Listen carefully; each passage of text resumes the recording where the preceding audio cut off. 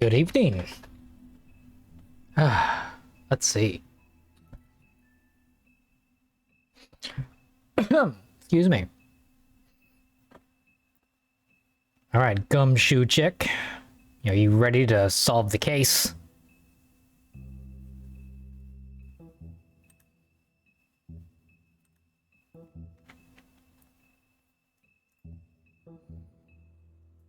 I have a warm Pepsi. It puts me in a sour mood. Bleh. Oh well.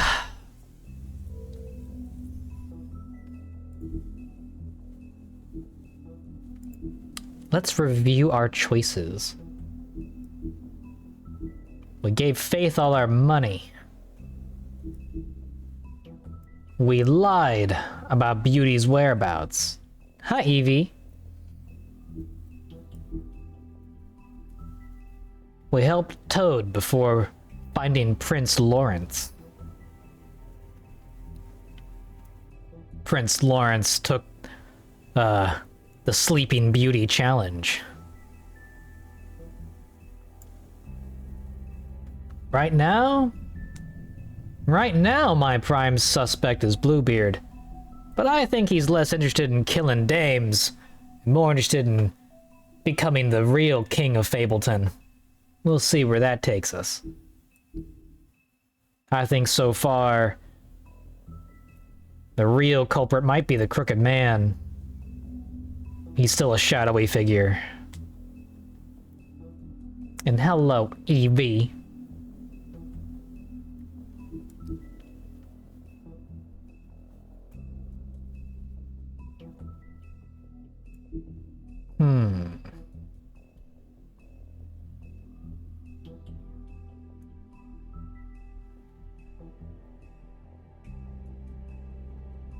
Very interesting. We didn't burn the tree. Ooh. I'm surprised more people killed him. To be fair, I was about to wolf out, but I held back.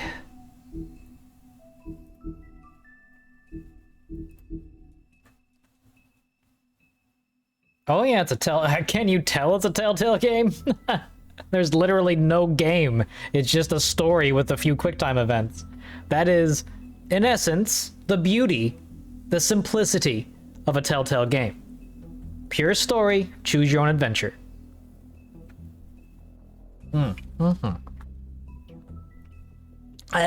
Warm Pepis. Bleh. Bleh. Give some people a little bit of time to pop in. We are kind of late. It is 8:30.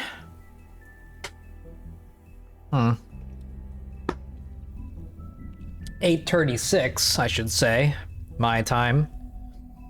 The Europeans are probably getting ready for bed. The East Coasters should be done with their dinner soon. The West Coasters should be getting off work.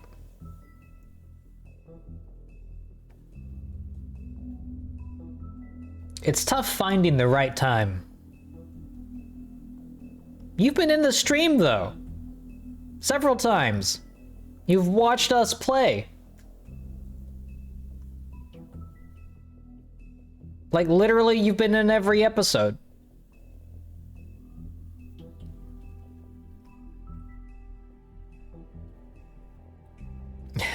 Hey, Baylor. Hey, Star. That would not be a productive use of my time. A 24/7 game and draw stream would be a terrible idea for me. You know full well I would be grumpy after like 4 hours. It would have to be a very compelling game, and streaming art is probably the worst feeling on the planet. I don't know how people do long art streams, I find it is very not conducive. Big enough for the two of us. I mean, it's a little. I mean, it's kind of big enough. Are you making a? Are you being hyperbolic, Goochick? That's right. You're doing your little thing. I fucking hate streaming, honestly. Streaming art, I mean. I love streaming games. Streaming art is all the gin awful. joints in all the towns and all the world. She walks into mine. The hyperbolic time chamber? Exactly. But yeah, you know, I have to get up and move around when I draw. I don't want my neck to hurt or my back to hurt or my hands to hurt. And if I'm drawing for like more than an hour straight, I get fucking cranky. You know, I have to move around. I have to get up. I have to take breaks to get a snack. It's not a streaming kind of thing. If I was ever to do art streams, it might be like really quick sketches, like an hour of simple sketches for people, freebies or something like that. You know, I might choose some random subscribers and draw headshots or icons for them, but nothing in any way that would be like a full-blown picture. That's why I record all my art instead and make time lapses, because I can pause the recordings easy enough. Now some people are madmen. They can stream for like 12 hours straight, and I envy that. I wish I had that ability. No, because then the point of the whole thing is waiting for people to get into the stream. You know, if I'm drawing, I want to focus on the drawing. I don't care about chat or interaction or social bullshit. No, when I'm drawing, the world disappears. And I could care less about what's going on outside or you know, it's not a good streaming mentality, right? When I'm streaming, you guys are the priority. Right? I want that social interaction. I want to have I want to have this cooperative adventure. But when I'm drawing, I want to be alone and left alone. So I mean, that's fine. But I don't want you watching over my shoulder. Like, not when I'm drawing. That is. I have decided that when it comes to art, that's me time. That's where my creative juices flow, and I cannot put any of that at risk. So, yeah.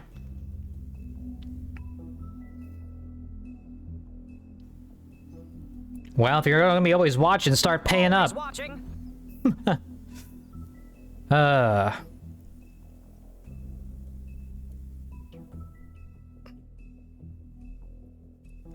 Damn. See, you know, and that's so dumb because, like, whether it's a game or art or anything that you take seriously, in your mind. No, you're just a Goochick. The only thing in my mind are tapeworms, which are related to you. So, yeah, no, like, there's a diminishing returns after about an hour. Your best in a competitive game or in a working environment, your best work is going to be done within an hour, and then you need to refresh your brain. The human brain's not really meant to, like, it's a sprinter, not a marathon runner, right? This squishy pile of goop that's in between your ears, that shit takes a lot of calories to burn at 100%. You know? So yeah, even less time. I get cranky in even less time, Ark. Cranky. If you can't afford to look human, you're going to the farm. It's as simple as that. Do you have any idea how much it costs to have an entire family in Glamour? I can't finish the mirror. It's missing a piece. Crane must have taken a shot. Yeah, Naname. The open arms. Enjoy your stay. Thanks, Bigby. And thanks for covering for me last time, too. Bigby? How could you do this to me? I guess I finally see you for who you are! Tell me who did it! Just tell me who did it! I know you know! I don't think he did it. What? Look at him. Do you really Violence. think this man murdered these women?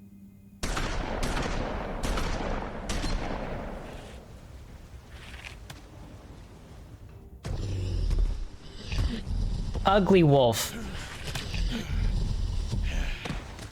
Meowdy, Zep. It was a good show, but, you know. Just take him, okay? Take Crane. Well, this is going to be a beautiful relationship we have with you. Ugh, God, that broken bone. You know, I'm starting to think something illegal is going on around here. I did spare D. Long live the queen. Very good judgment, Guchik. Very observant. That's why they pay you the big bucks. That's why you're the gumshoe.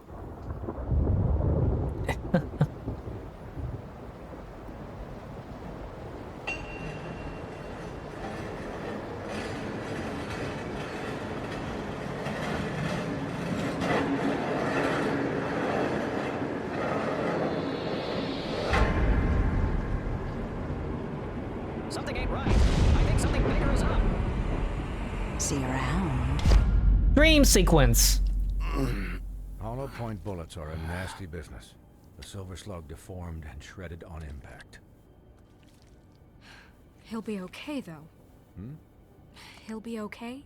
His internal organs are positively riddled. If I don't extract every single scrap of silver, he's liable to suffer some long-term toxicosis. Easy there. Try not to move. Well, you're the surgeon guy. Bigby. Ah! This way. Gross! I figured I'd be done before you were conscious. But there's little I can do for the pain. Just stay still and let me finish. My arm. Yes, very ugly. But not life-threatening. I can't say the same. My for these arm! bullets peppered throughout your vital organs. Ah, Bigby, fuck! don't move it. Doctor. Something ain't Look, right with I'm a that bit Blood Mary. engaged She saving seems his to not life at the reflect on her moment. actions But much. if the fractured extremity concerns him that Very much, observant, he Guchik. said it himself. Good job. We have to set it ourselves, bro. Ugh. Oh no. Ah!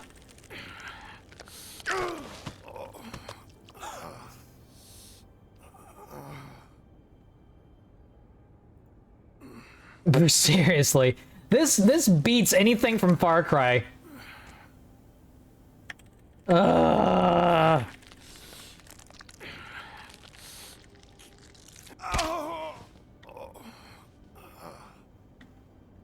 Swish and flick, with a delightful snap and crunch. Not bad. That'll do, I suppose. He's lucky to be alive. And he won't be next time if he keeps going like this. He didn't listen to me before. Maybe he'll listen to you. I don't know about that. Well, he should. You know, I can't hear you. Quiet. Just relax.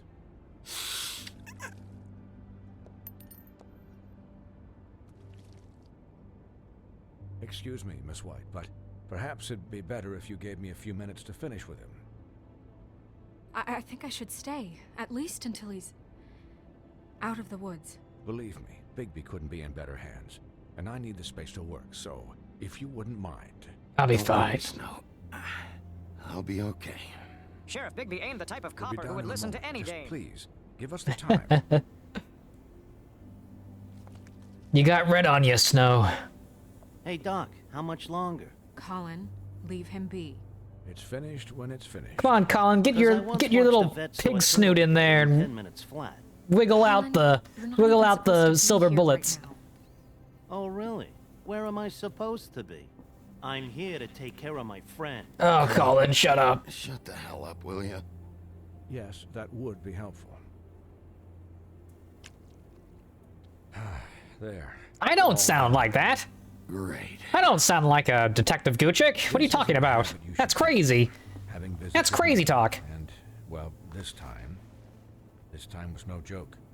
Eat as many metal shellings as you see fit, but take just one more silver round near your heart, and the only place I'll be visiting you is the morgue. You don't sound like me. I sound like me, buddy. Miss That's White, right. He'll be fine for light duty, if he can figure out what that means. Light He duty? knows what it means. That's It's when I just don't been eat very much, but still an have to go to the unusual couple bathroom. of days. I know, but please, don't give him the excuse. His body will eventually give out. Take care of him, please. I will.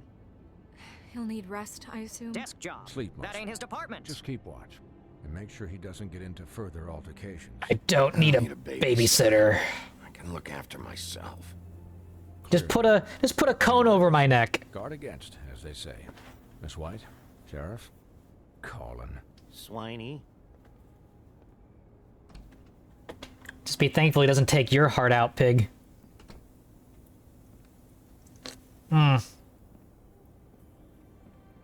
Warm Pepsi. Joel Hansen? So, No, I don't really Good care heavens, for what that happens to stuff. me when I eat fat-free babies. It's Bigby, Snow. He'll be okay. Hell, I seen him take worse. not much worse. How do you think I feel? Like shit. You should see how you look. I should summon Bloody Mary in the mirror and just shoot her in the face. You had us worried there for a while. I have seen some eating challenges. Maybe is that Joel Hansen guy a skinny guy with a big old beard? Because I've seen some guy like that do eating challenges every once in a while. Ugh, it's so gross. You stopped breathing, you know, when you passed out or died, I guess. It kind of scared the hell out of Oh, me. then different guy. I've never seen Yeah, we met Greenleaf already. you like that. And when Swinehart arrived, you know him, he's never worried. And even he thought you were...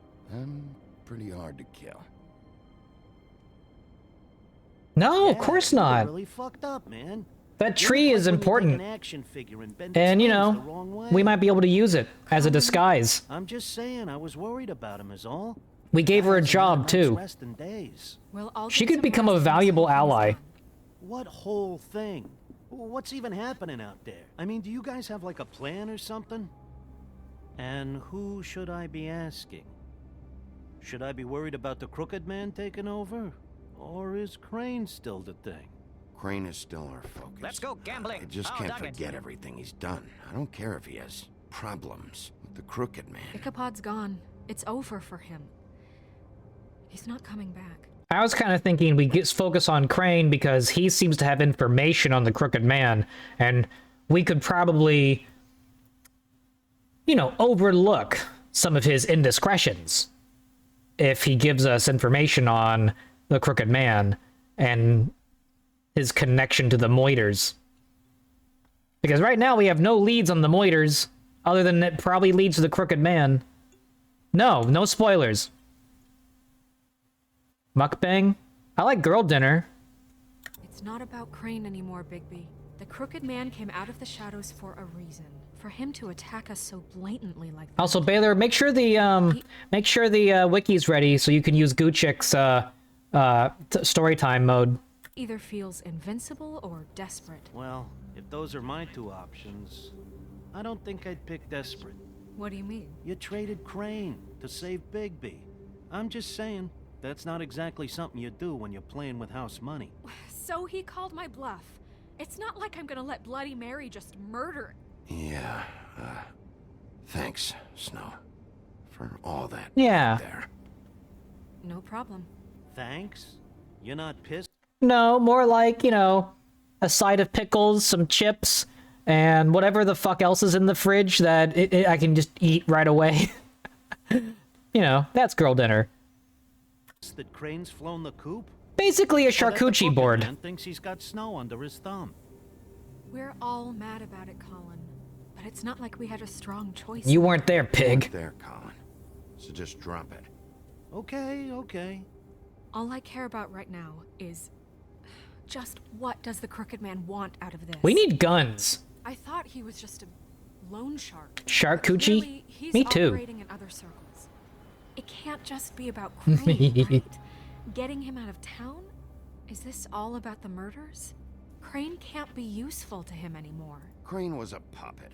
And the Crooked Man worked the strings. This is all about control of Fabletown.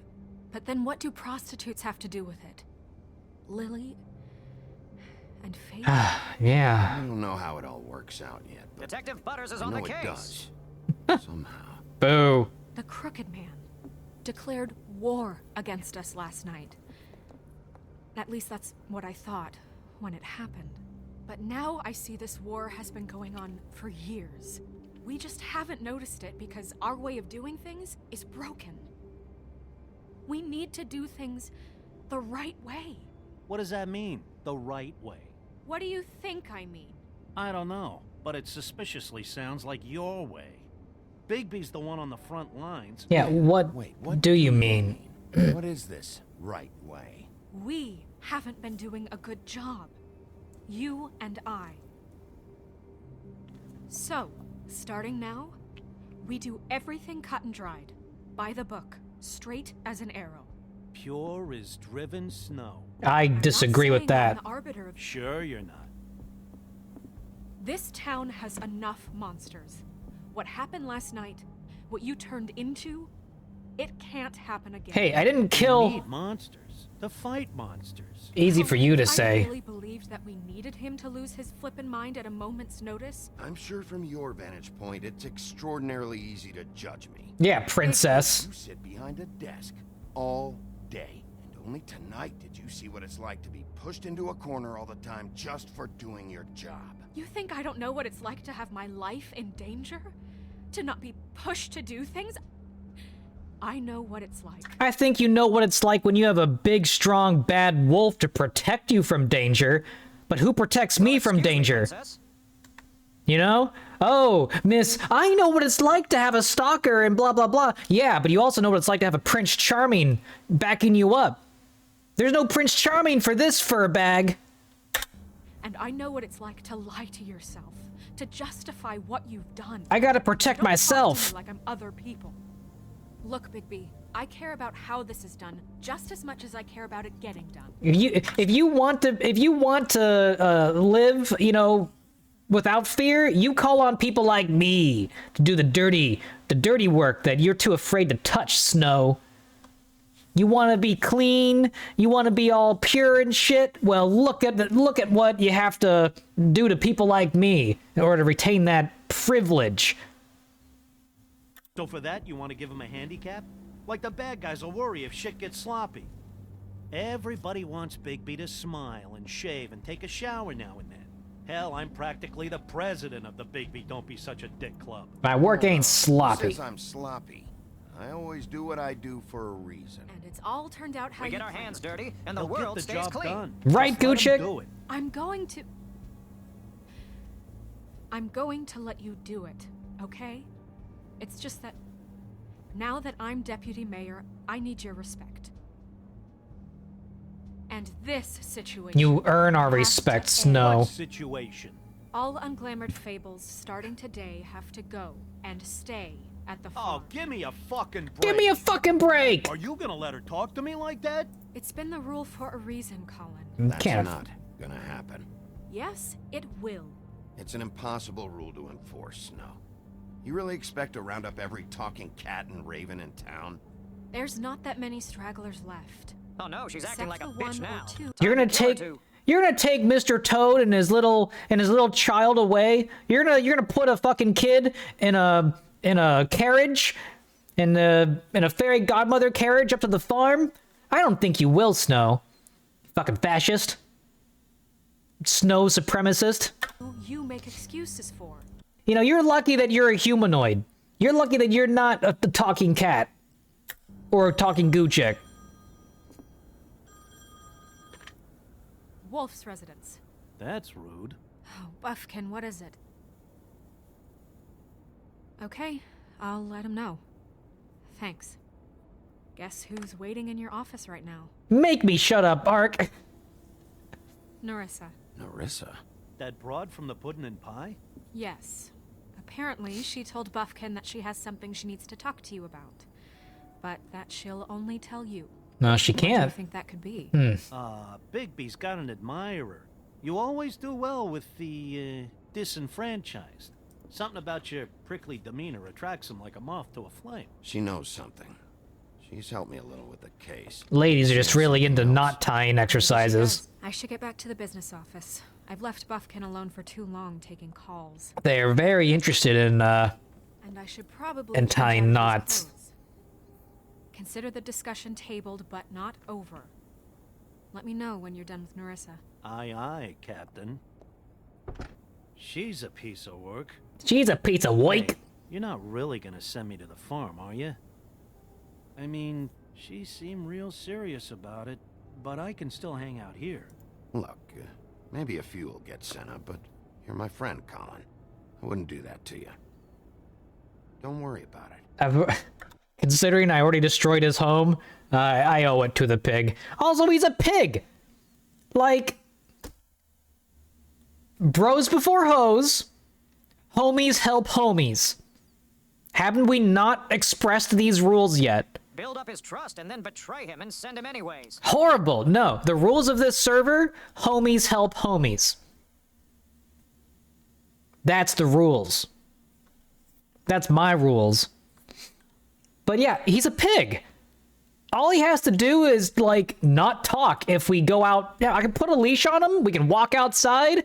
You know, I could, we could put him in pig races and stuff. He'd be fine. He doesn't have to talk. That's all. You know, it's weirder if you were a 3-foot toad. Sure. But, you know, pigs, cats, ravens, that kind of stuff, they can blend in just fine. They don't need glamours. Why does Colin need a glamour? He's a piggy pig. Thanks, Bigby. Just don't talk. Hey, PK. I'm not gonna eat him, Logic. Well, I mean, maybe. I'm past that. I'm reformed, okay? I'm reformed.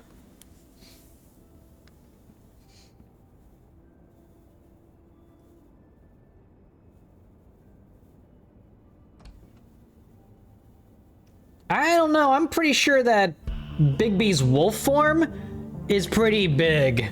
And, you know, humans don't really care much for wolves that much. People can take, you know, people can have pigs as pets.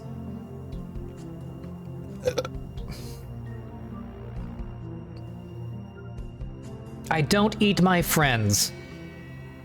Well, Which is stronger, bacon or reform? unless they want to.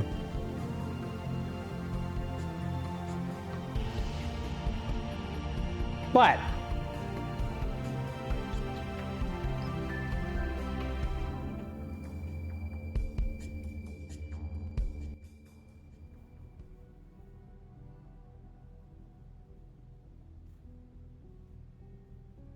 Hi, Sheriff. It's the fish lady. Hi, Narissa. Hey, Aaron.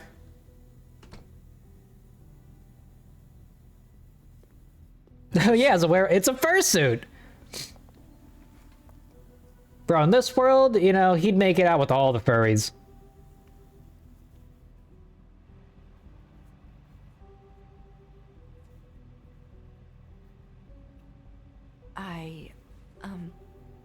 Are you okay?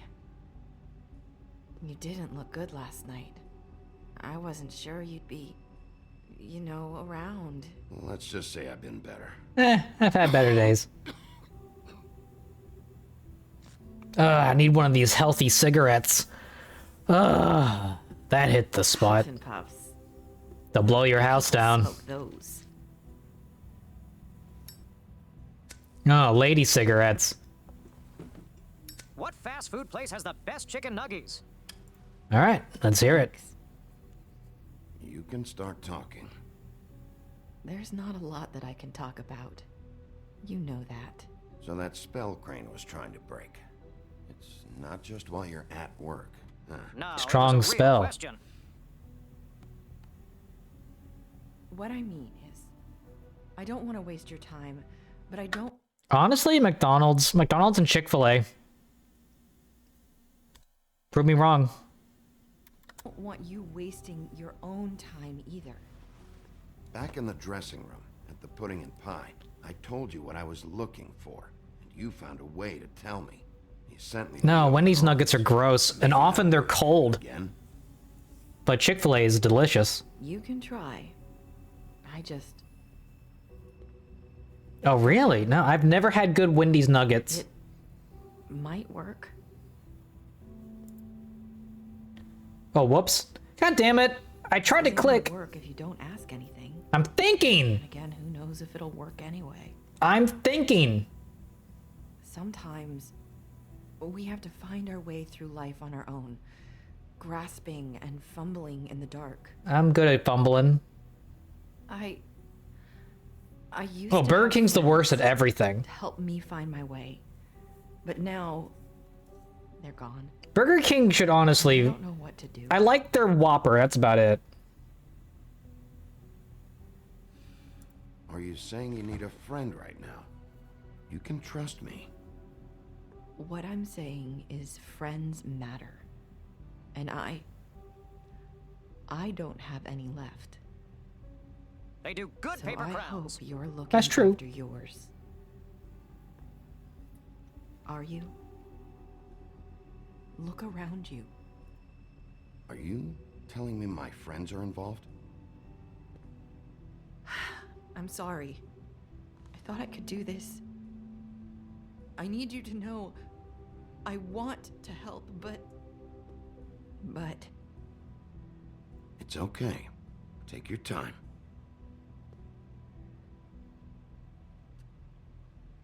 This is a very interesting interrogation. Sorry if I'm wasting your time. You're not. I thought I knew how to say it. Ribbons. Faith wore one too. Do you like it? Do you? It is beautiful. That's why you can't tell me anything. It's the ribbon, isn't it?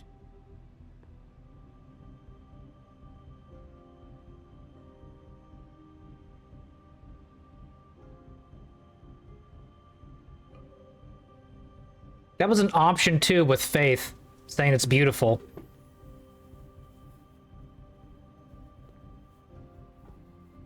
Can't we just take the ribbon off? No! These flips are sealed. What? You can't. Just stay back. You can't do that. That's what takes their head off. It's all right. I'm not gonna do anything. All right. We take that ribbon off, and off goes her head. That's pretty clear. People don't just, you know, recoil like that unless it's literally a pop goes the weasel scenario. So, Please, don't.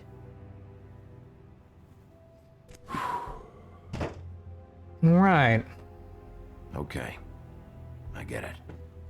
So the ribbons, if you take them off...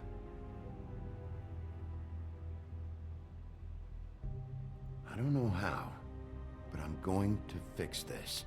If you could just point me in the right direction, I swear I will fix this.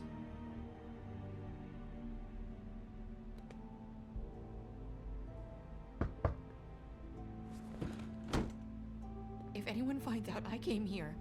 That was interesting, Aaron. That was very interesting. Listen, Sheriff. Can you keep this conversation between us? My lips are I could be sealed. in a lot of trouble. I won't tell anyone, don't worry. Thank you.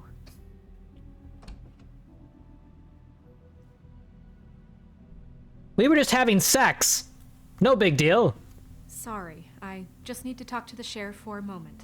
Please excuse us. 1 minute. Relax, Snow. Might have a new lead for you, but I don't know how solid it is. Beauty and Beast called the office just now. They said they wanted to talk to you about something. I wonder if they've heard about Crane. Thank you for listening, Sheriff. You should go on to your next business. I don't think you'll be wasting your time. Wait, you don't have to go.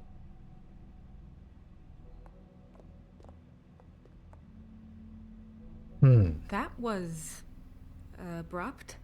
It's one Think way you're to so send a smart? message. Why don't you look in your shirt and spell attic? What did she tell you? I didn't mean to She's rush speaking her in out. code. What could go mean? Did you get anything from her? She told me enough. I think she told both of us with the way she just left. Okay then. Good work. So, about Beauty and Beast, do you think there's something to it? Is this their... Go. Pokemon go to the polls? It is an election year. right place to look? What could they know about the Crooked Man? Or do you think they just heard about last night, and they're scared about what's been going on? Beauty told me she had to take out a loan from the Crooked Man. Seems like a pretty bad deal. I can only imagine what they're thinking now. I like that I have a wolf calendar instead of a naked ladies calendar. I know what I like. We need to solve this before something else happens. Who knows what? I have other matters to attend to.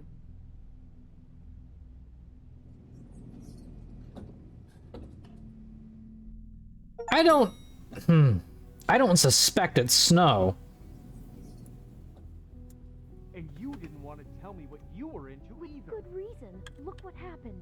So that's back on. Here we I go. thought we agreed that was settled. You said it was settled. Nyuk! That doesn't mean Nyuk! I have Nyuk! to agree to it. Nyuk. So, okay. I've known Snow White for a while. We've had our interactions, let's say. And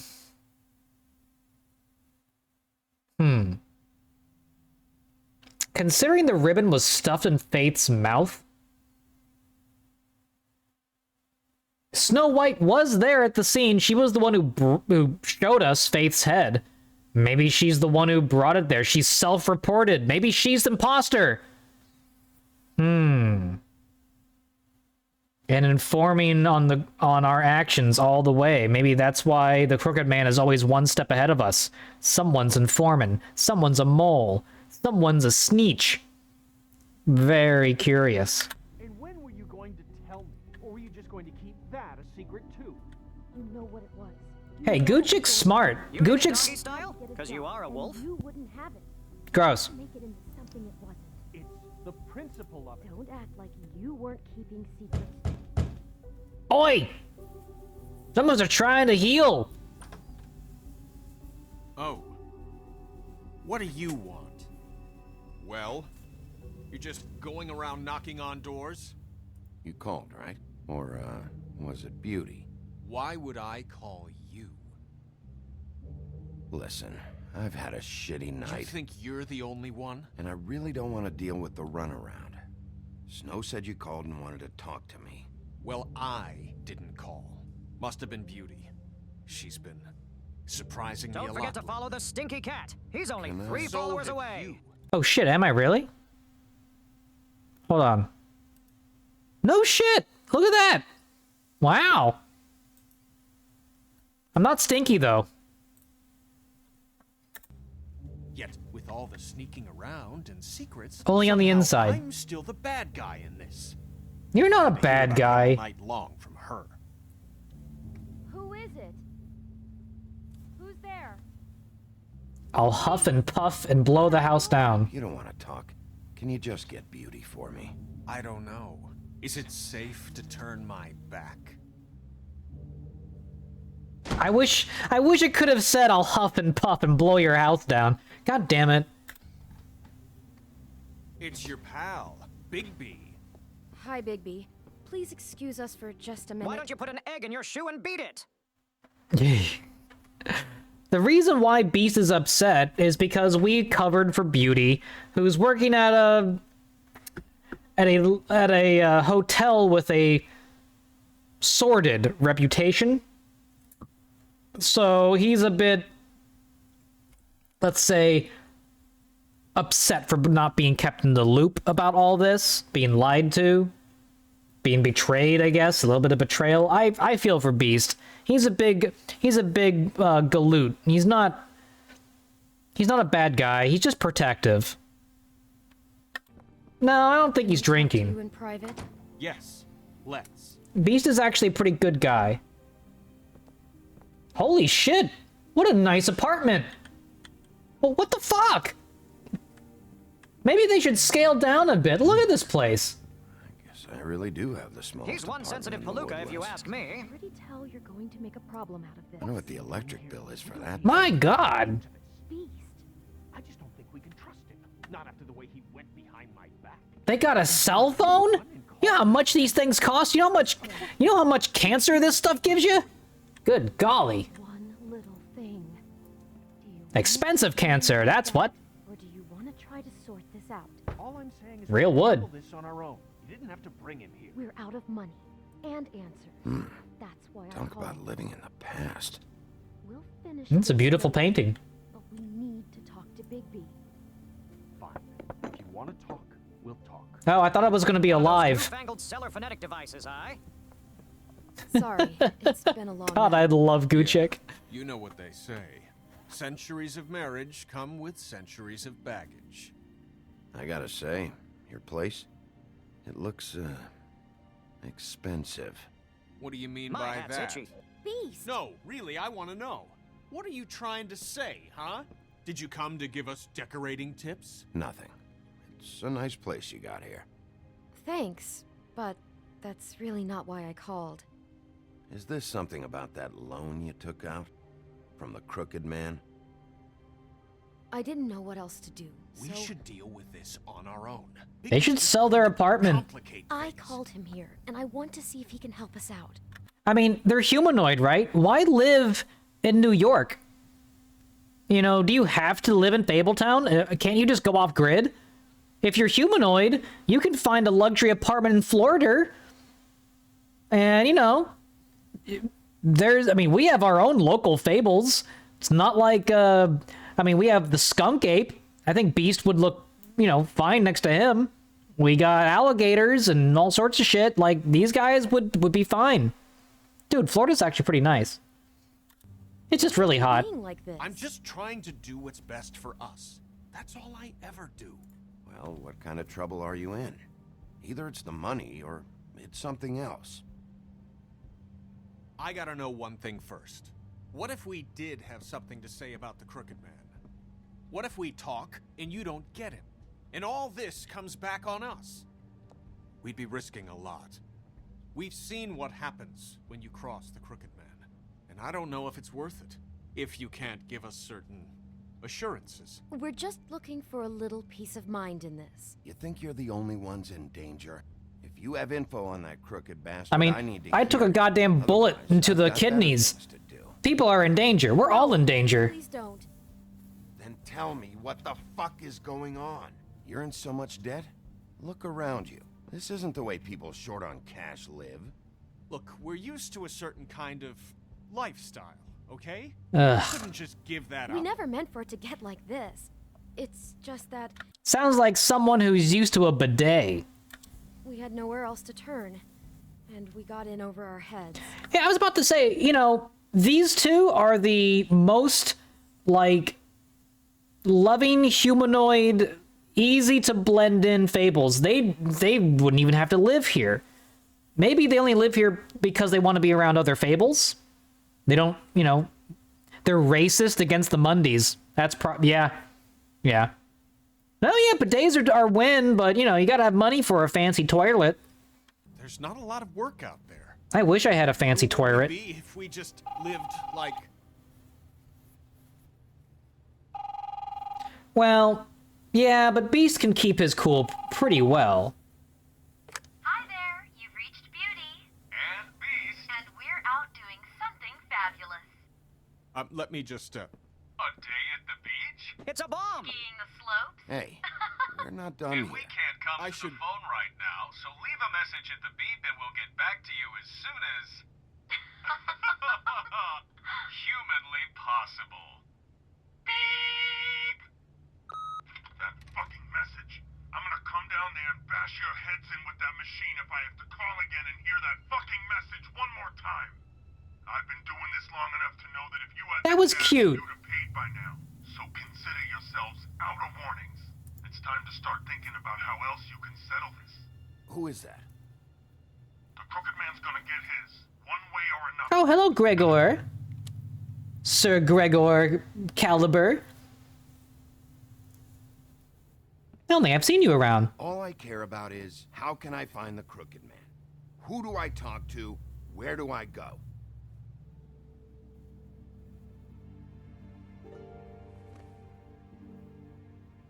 The Lucky Pawn. That's where I borrowed the money. All The right. Crooked Man's behind that place. I'd overheard people talking to Jersey about loans before. So, when I needed money, that's where I went. Wait. I didn't know what to do. Who's Jersey? Who do you deal with? Jersey. You know, the Jersey Devil. Oh, local fable. That slimy prick. I didn't realize he was back on this side of the river. And those Tweedles were always going in and out. Probably dropping off a loan payment they squeezed out of some poor fable. But never the Crooked Man. Mainly it's just regular fables. I can see now that it was a mistake, but I'm not the only one who goes there, you know. I saw the Woodsman's axe there just the other day. It was in a display case. I guess he's hit hard times too. I can't believe Goy is considered a slur by Twitch. Isn't that just a Jewish term for a non-Jewish person? Like a goyim? Dude, thank you, Twitch, for teaching us all the bad words that we've never heard of before, right? What the fuck? There's a lot of that going around. I can't imagine he has a lot of marketable skills. What the hell are you doing hanging out at a place like the Lucky Pawn anyway? Sometimes fables sell things they brought from the homelands. Things you can't find anywhere else. You do know there's a difference between pawning something and selling it, don't you? I know that. You're buying a piece of someone else's misery. With money you don't have. Well, that's over now. Maybe if you go there, you can sort some things out. I guess I'll go check out the Lucky Pawn.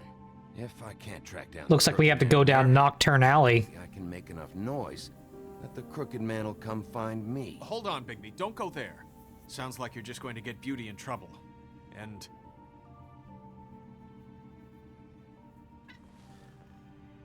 you know that butcher shop, the cut above?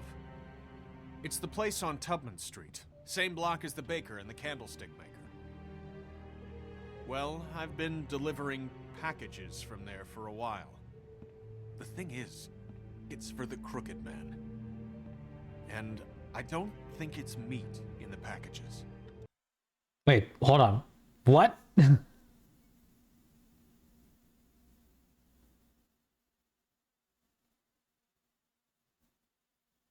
I have never heard that. You are in a whole different world, Star, because I have never heard the term goy refer to anything else other than a non-Jewish person. But whatever. I mean, people make up slurs all the fucking time. I'm not in on it. I don't pay attention to that. I'm not as terminally online as some tend to be. I only just learned what Ohio and Skibbity mean. You know, hello, fellow kids. You gotta understand, I needed work. You have to believe us. Well, what are you delivering? What's going on there? How does this fit into the Crooked Man's Clearly more than me. I couldn't Skibbity tell Riz. you, Phantom but tax this dude. Goochik, how dare you? I do know this. Hello, It's Quicks. the only meat market in town that doesn't carry filet. I'm not sure how much actual butchery goes on there. How did you get involved with this? Johann the butcher called. He had a problem with the refrigeration unit one night. But when I finished, it was your pal Mary who showed up to pay me. She said I was reliable. She liked that. And it's the only thing I've been able to pick up. And it's still not enough. Bigby got that I don't guy want at for Beauty to have to real, work, no cap. Especially not where she was. It's Mary you deal with? Bloody Mary is there? No, Johann is the one who hands over the packages, you know, day to day. But I've seen her around there. She, gets under my skin. I'm thinking about austere. I try to avoid her. But I don't need to tell you what she You're damn right you don't. I don't need a rundown on her reputation. If Mary works out of there, I need to look into it. I just wanted to provide for Beauty. Give her the kind of life she deserves. We shouldn't have to live like this. Scraping to get by. None of us should. We were royalty once. We were accustomed to a certain lifestyle. All we want is to make this place feel a little bit like home. You wouldn't understand, Bigby. I don't need to understand. It's not my fucking job to understand. My job is to keep Fabletown safe. So, where are you going? If this all goes sideways, I'd like to I wish there was a way to tell him, well, you're not royalty anymore. You know? So deal with it. We live in a new world, and it sucks. And you guys are lucky to have what you have. where it's coming from.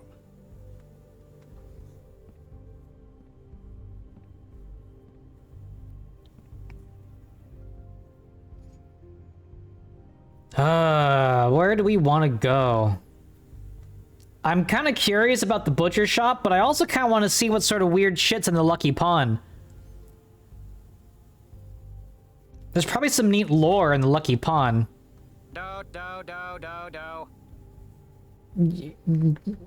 Pawn Stars? Yeah, okay. That's what I was thinking. I was leaning towards Pawn Stars.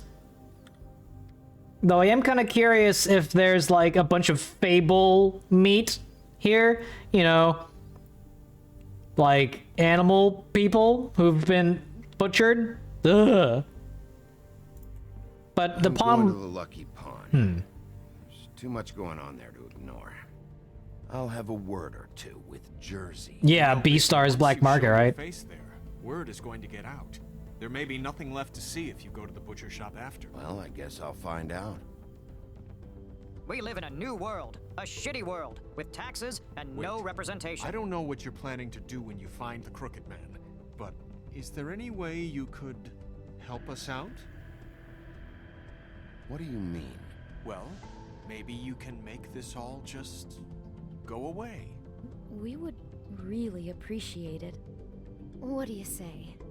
Can you help us out? You're asking me to kill him, aren't you? Is that what you think I do? No, of course not. I don't know how you'd get that idea. We know that the Crooked Man is dangerous to all of Fabletown. I'm gonna do my job. Lucky for you, that might just solve your What will you problems do? anyway. Remember, it's your choice. You have to live with it. Thank you, Bigby.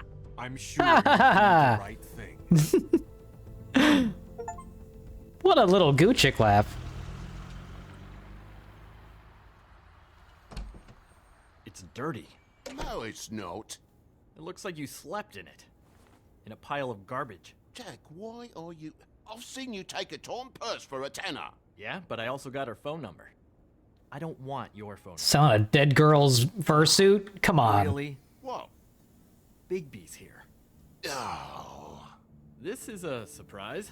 Come back later, Toad. I have stuff to do. Wait. Another second, all right? I'm just trying to do a bit of business. I'm not taking the coat. But it's magic. So? And it'd be covering a check I already wrote. Okay, well, that sounds like a your problem to me. Maybe I didn't make myself clear just now. Get the fuck out, Toad. Now. Before I confiscate that coat. Whoa, if it's even on the business office's radar, I want no part of it. No sale. Good night, Irene. You blasted coward. Thanks for nothing, Sheriff. Posing on the common man he is. Wouldn't be so tough if he wasn't a sheriff, and he didn't have the teeth or the claws or the... Oh, bollocks. If you're gonna be out like this, can't you at least wear a bigger hat? Have a good day. Oh. Oh. Grumpy Toad. Yeah, fuck you too. It really grows on you.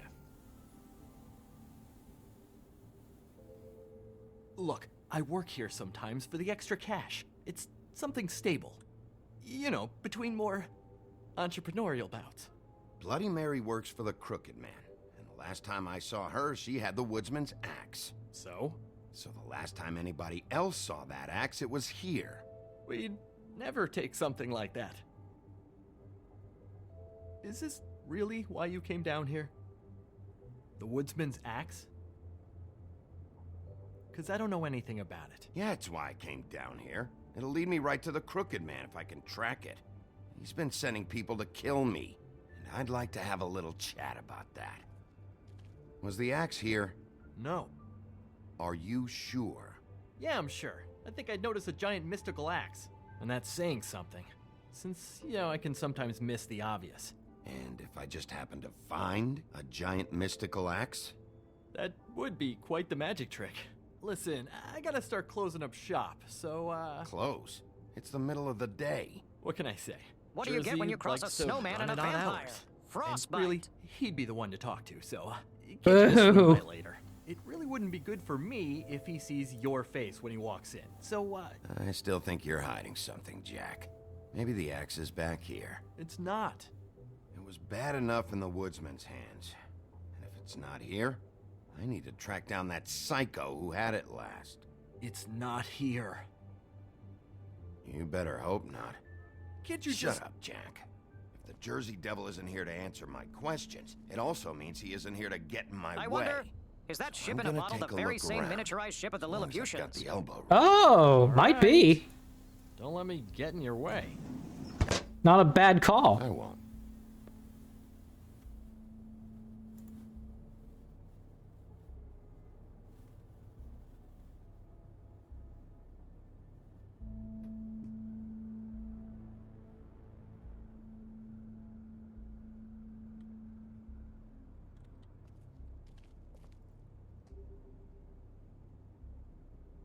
Oh, it's the dagger that, what's-his-face used to kill himself.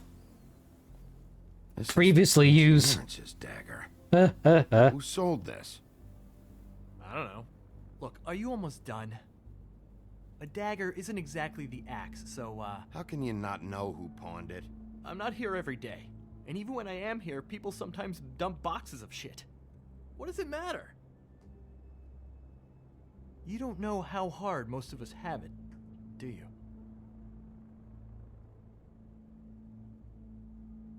No. I know how it is. It was a rhetorical question, but sure, fine. The Headless Horseman. Isn't this Crane's? Maybe? I don't know.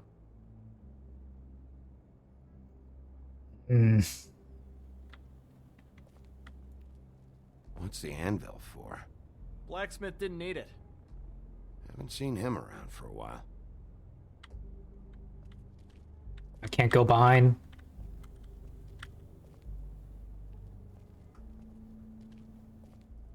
Recent acquisitions, eh? That looks like an axe used to be there.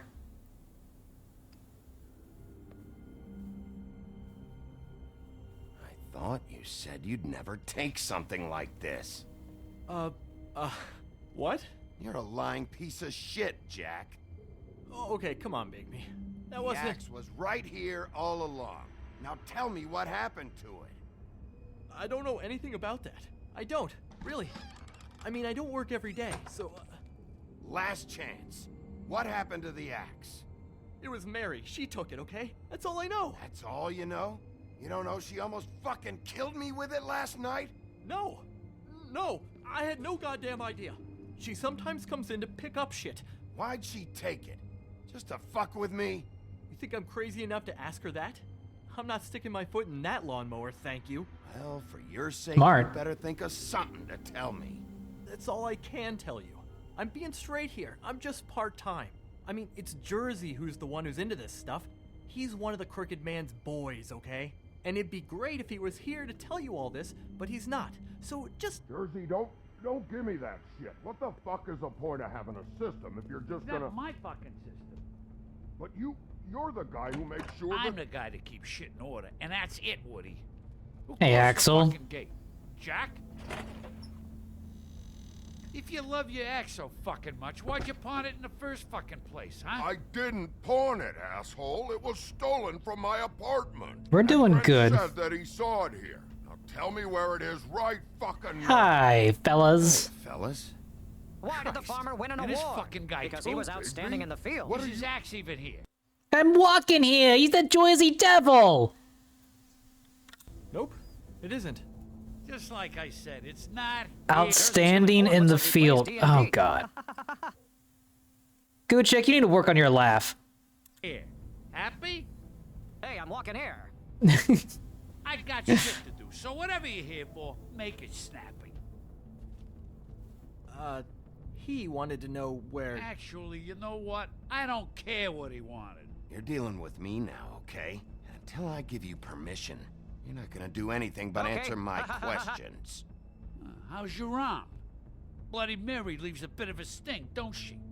Jack, did you know that as of this very morning, Bigby's joined the Crooked Man's obedience school for wayward fucking creatures? He's already passed his first class. You see, the sheriff had who he stupidly thought was the murderer. Been chasing him for fucking days, right? But the Crooked Man snapped his bony fingers, and Bigby handed him over, just like that. I'm, just gonna, let you two, you know. Go fuck yourself, Jersey. Are you kidding me? It was here. It was right fucking here. What did you do with it? How the fuck do I know? Listen, you bald little dipshit. You're gonna... You piece of shit. Back it up, Jersey. You're dealing with me now. I didn't expect to see you upright. Still looking for whoever killed them hookers? Or are you done chasing your tail? Where's my axe? Who'd you give it to? You follow me here all the way from Battery fucking Park just so I can prove to you that Trying to your be axe is good. here. Hey, back off and settle down. Oh, what the fuck are you gonna do? You talk big, but I don't think you got the stones to back it up.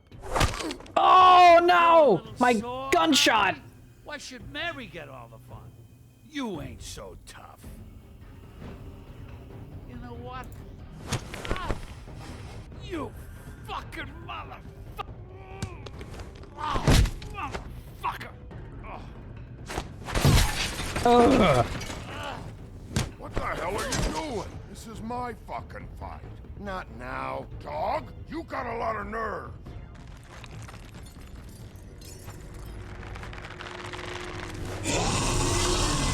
Wood. This is a much better form.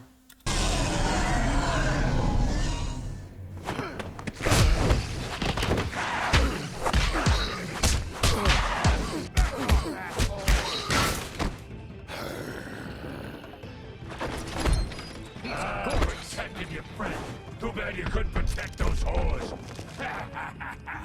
Go on, try to stop me. Fucking stay down. There she is.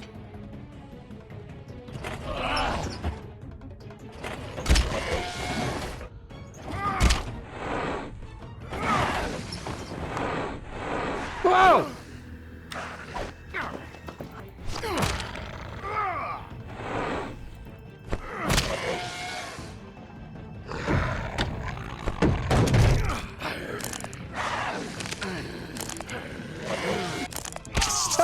Oh!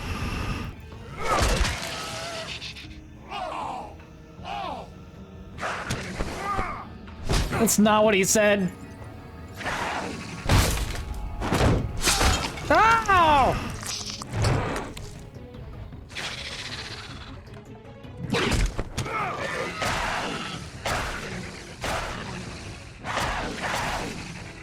Hey, assholes. I found her.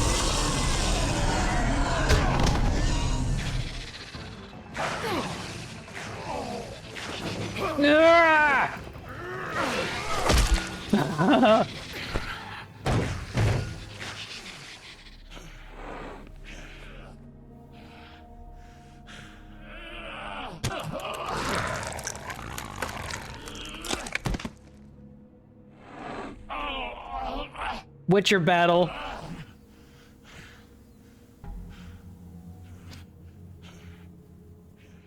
Nice job, woodsman. Wanna try again? You can't find a crooked man. No one can. There's no address, no place. He lives in the bends and forks of tree roots, behind the sun, in the shadows. That's not good enough. Oh, Thank you, Dora. the door to his house. It bounces around, never in one spot. You'll never find it. Even Crane had to use the magic mirror. That fucking guy. Oh, mirror, mirror. Okay, that's Crane's way. How do you contact him? Oh, I don't. He uses couriers for everything. Ravens, oh, goblins, the fucking Tweedles. Whatever. I go in when I'm taken there. You don't know anything about anything, do you? What do you have? Nothing. Had useless bitch Snow White and a broken fucking mirror. No fucking friends. How did you know it's broken? Oh, that. Gossip flies fast. We're like a sewing circle. It doesn't matter what you fucking do. You're not gonna get him. You wanna knock on his fucking door and see what happens? Fine. Crane had the mirror. Bloody Mary had Crane. So take your fucking wrecking crew act to the butcher shop. The cut above. And if I can find the mirror piece there, I can find the Crooked Man. That's her spot. That's where all the magic happens. Now leave me, so I can find some aspirin. Oh. Will Mary be there? You want me to draw you a picture? I don't fucking know. They're so... You got what you want. Now get the fuck out of here. Get the fuck out of here! Just a Joyzy thing. Sheriff, those girls are still dead. Oh, and there's nothing you can do to bring them back. And I don't know what they We leave did, when I say, let's go. but I do know this. Oh, if they're dead, it's because the Crooked Man wanted them dead. That's all it takes. So you can roar smash the place up. Shit. You can wail on me all you want. But what good is it gonna do you?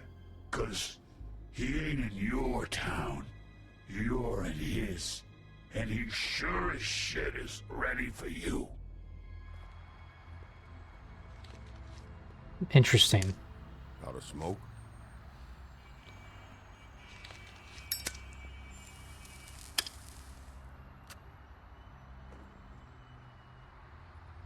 He had my back.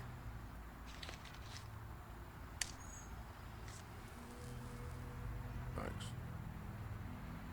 Shitty brand. It'll blow your house down. You're welcome. I'm not gonna lie. I was having trouble deciding which one of you to hit with this thing.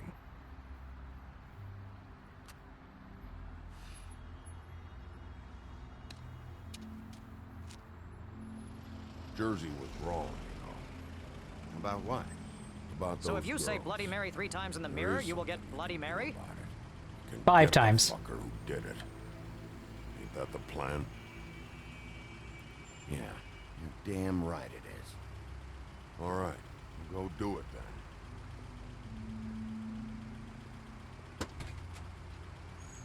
Bigby and Woodsman, we've made our peace.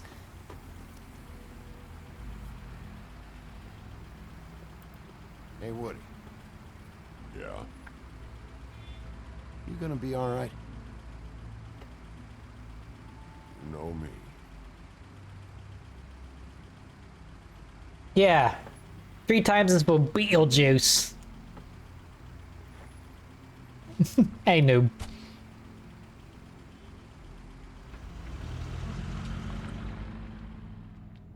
Is that the blood on your shirt, sir?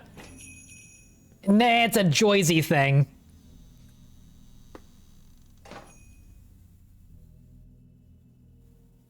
It's New York! They're fine with it, yeah. Yeah, fuck you. Fuck you, no smoking sign.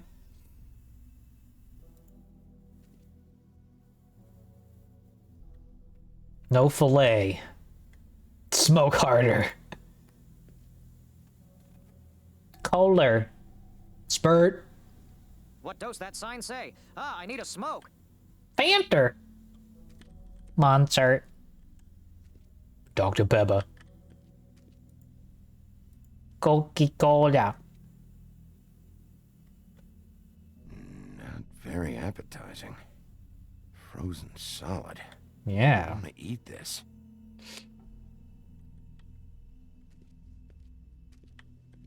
I can't read, so the sign can't stop me. Ruby. Brew beer.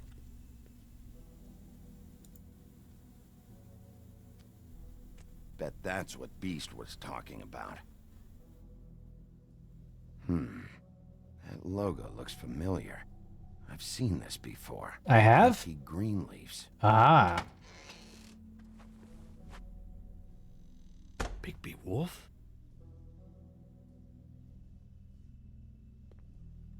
What happened to you? I'm looking for a piece of the magic mirror. What? The magic mirror's missing shard. Where is it? Bloody Mary brought it here, didn't she? What? Bloody Mary? Magic mirror shard?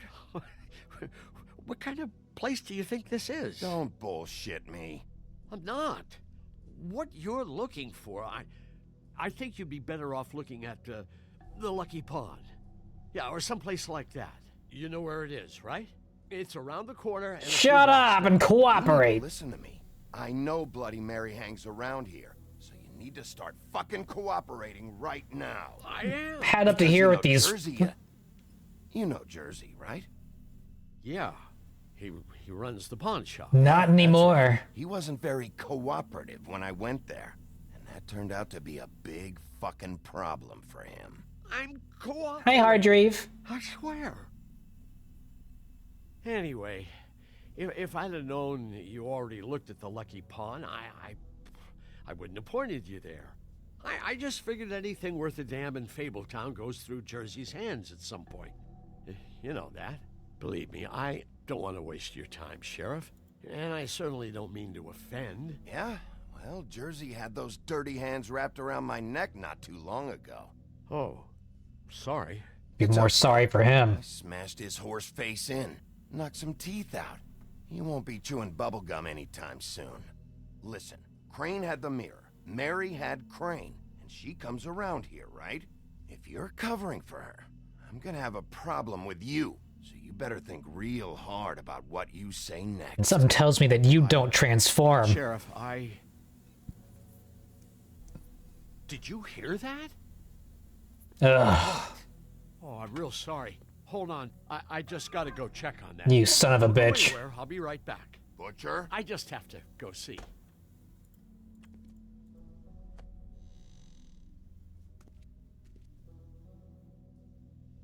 Shit.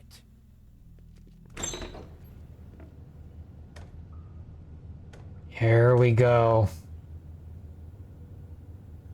I got it covered back here, Sheriff. I'll be right out. Of course you will.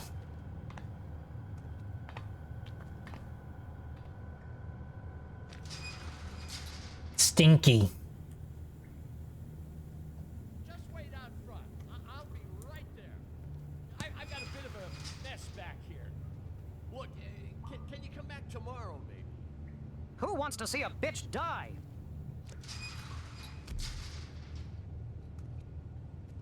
Hey, Bayo. I'm sorry, Sheriff, but you're not supposed to be back here for safety purposes.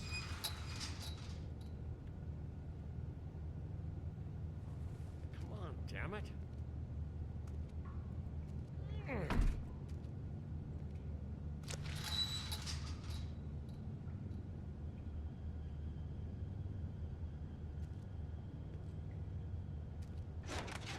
Oh, you gotta be kidding me.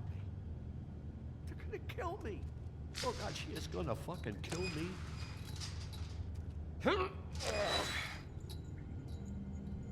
He's gonna get me killed. Things I do. Huh? How you doing? Please, Bigby. Please don't. Bigby? What happened to Sheriff? Please don't kill me, Sheriff. I don't want to die. Please don't kill me. If you don't talk, I might have to do just that. Is that what you want, Johan? No, please. You don't have to do that. I'm dead. Either way. They said to me, Johan, you can keep your life and lose your shop, or lose both. What would you do? It was a simple choice to make in the moment. They? Do you mean Mary? Or are we using neo pronouns here? Are we using is the singular they, or are we using a plural they? Bloody Mary? This isn't my shop anymore. That crew took it from What me a long crew? time ago. Crew? Fuck. The Crooked Man's people. Jersey Devil, D and Dumb, and that mental case, Bloody Mary. You want to talk about the real butcher? It's her, not me. This is her place. I'm telling you, they muscled in on me, took over my storage and delivery a long time ago. All cause of that heat wave. That summer was even hotter than this one. Oh, I let Mary and those poor... Global warming killed those women. Nailed it. Check, please. Workers stay cool in the meat. I'm locker one hungry. day, playing cards, having a great time. I guess they were Goochik sizing the hungry place too. up. Shows what I get for being nice. Case closed. I'm Global just a warming. victim in this. I don't know what they do back there. I swear. And I don't want to know. I'm not allowed to know. You're lying. Check, please. Why the fuck should I believe you now? That doesn't matter. Because it's the truth. I knew this would happen. Didn't know when. But there would be the... Shh.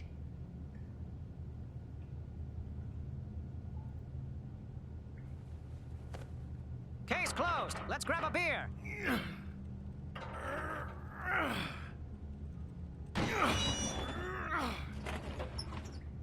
Yo, what? Magic meth lab?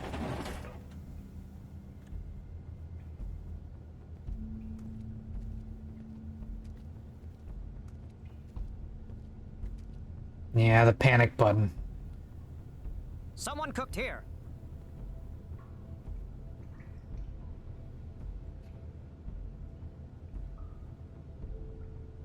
Fuck. What is this place? I told you, Bigby. I don't know. They muscled me out. I swear, I don't know anything more. I haven't been back here when it was like this. Warning lights. It's business. It's all I've ever had. Damn it. You can't act like you're forced into this and then turn around and help them. They'd still be here if you hadn't flipped that switch out there. The shit they're making, Dragonwort, Dew of the Sea, Star of the North. That all sounds like weed. They're making weed strains. They're hybridizing their own weed. Illegal. Unless I get some. Come in here making trouble for me. These are probably like how they're brewing their magic potions to poison those ribbons. But you only Tongue of dog? because the Crooked Man stepped on your toes or something. Where were you when they took this place? It's like regular weed, but it'll... It hasn't been easy for me. Given those shackles, were they harvesting a living being on top of everything All right, else? Johan, do me a favor. Just shut the fuck up and stay out of the way. Right? Can you manage That's that? what I'm thinking. They were probably harvesting particular part. If you're gonna make strong magic that can kill, you probably need to harvest some parts from living fables.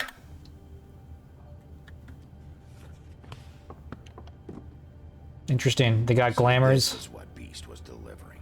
Glamours. Other kinds of magic. We call it glass slipper on the street. Maybe just don't touch anything back here, please? Didn't I tell you to sit down and shut up?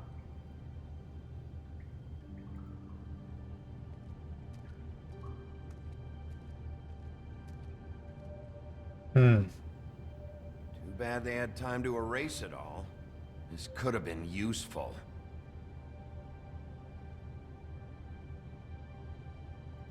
Oh? Damn. I wonder what... there must have been a lot of information there. Matchsticks. That symbol. It's on all the packages. What is it? Matchbooks. It's the Crooked Man's brand. It's on everything that goes in and out of here. So you do know something, huh? Is that a wheel or what? I guess they never used that thing on wolves, huh? What's that supposed to mean? It's from back in the homelands. A torture device. It came over here with the rest of our stories. Not that Mondays need any help coming up with that kind of thing. It makes people crooked. By breaking their bones and... Do I really need to explain this?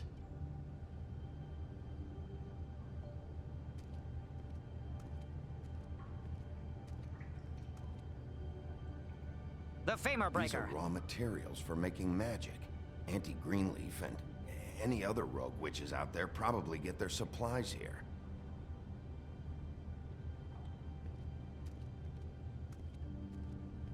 Yeah, what's up with that? James, who's getting chained up here?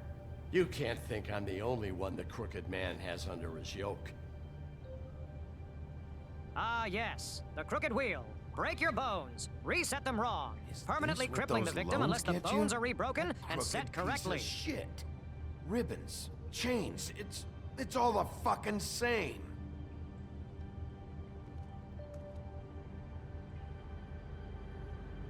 They're making some spicy magic. What the hell is that?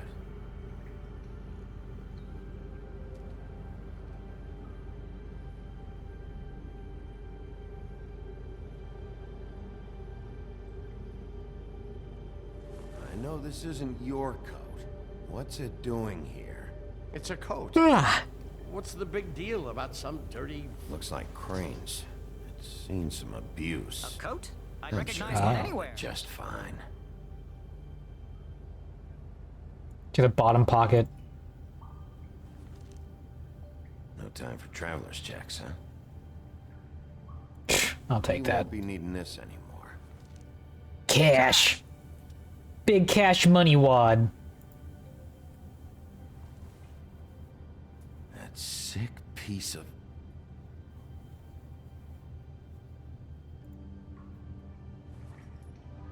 The shard. It's the shard. Finally. Hey, hold on. Well, I'm real happy you found what you're looking for, Bigby. But what about me? Huh? What the hell am I supposed to do now? I'm gonna have to spend the rest of my short life looking over my shoulder for Bloody Mary. Report to the business office. Tell Snow I sent you there, and we'll figure something out. Some kind of protection. You're going to protect me. We can use Auntie Greenleaf to glamour him for a bit, put him in witness protection.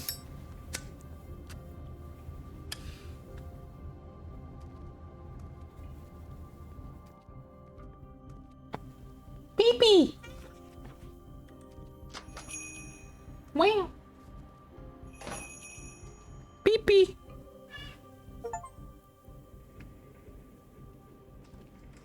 Hey, Scram. I don't care who killed the prostitutes. If Crane was helping himself to the community coffers, it means his hand was in my pocket, and you just let him go. I don't know what you heard, but it didn't happen. Puffkin did it. The sort of justice demands we do. And take the leash off our dog of war and put these monstrous fables out to pasture. Ah, there's the old Bigby. wrecking bowl himself. Bigby, where have you been? I'm not finished here, Miss White. You will have to wait. Just one moment, please. Look what I found. Seems your dog wants a biscuit. Biscuit? Give me a tweet. Buffkin, get this piece in the mirror right away. With pleasure, Miss White. Hi, Finally, Peepee. things are swinging back in the right direction. Good work, Bigby. You've been gone all day. What did you uncover? I thought you were going to report back to me. I mean, it's fine. I gotta say, this thing reaches a lot further than we thought. The Crooked Man has something on everybody. It wasn't just Beauty and the Loan. Beast was working for him. His goon, the Jersey Devil, is putting the squeeze on all kinds of fables down at the Lucky Pawn. He was even running black market magic out of the butcher's shop. But that's over now, because we got the mirror. And once it's fixed, So basically, because the system of government in Fabletown is so fucking corrupt that a mafioso type has taken power from in the underworld. He's basically like a yakuza or something. He's like, well, you know, the local government and their restrictions make getting glamours too difficult. You know, what if they restrict your ability to be the fable you want to be. You know, Beauty and the Beast, they want to live like they used to live, so the Crooked Man's being like, look, I can return you back to the kind of life you remember. But we just need a little bit of money, if you know what I mean. Just grease his palm. You just wear this ribbon, become part of his collective. So if you rat on me, off with your fucking head. Hey, Loop. We got him. The Crooked Man was the That's how friends we Crane made did it. all along. That's how we're gonna... No, he's just taking a... What? No, Crooked Man's literally taking advantage of poor people. Because the Fables live in our existing system. They've never had to regulate themselves the same way we had to. They have literally no experience with governance. We do. And even we're bad at it. Well, they had experience with, like, kings and queens and knights, and, like, their form of... Their world has disappeared. So, yeah, they're in a different world where now the Crooked are the ones who are on the very top. The royalty, the princes and princesses, they're no longer in charge here. In this world, it's the Crooked Man who's in charge. Excellent work. Really. Sheriff. No problem. Lurk away. Would you join me at the mirror? Don't go far, Sheriff. I'd like to have a few words of my own with you. Unbelievable. Take a number. To quote a certain funny eyeballed man from an Arnold movie, I don't in this understand. world, the This bad piece guys just can doesn't win. want to join the rest. Do you have any idea why?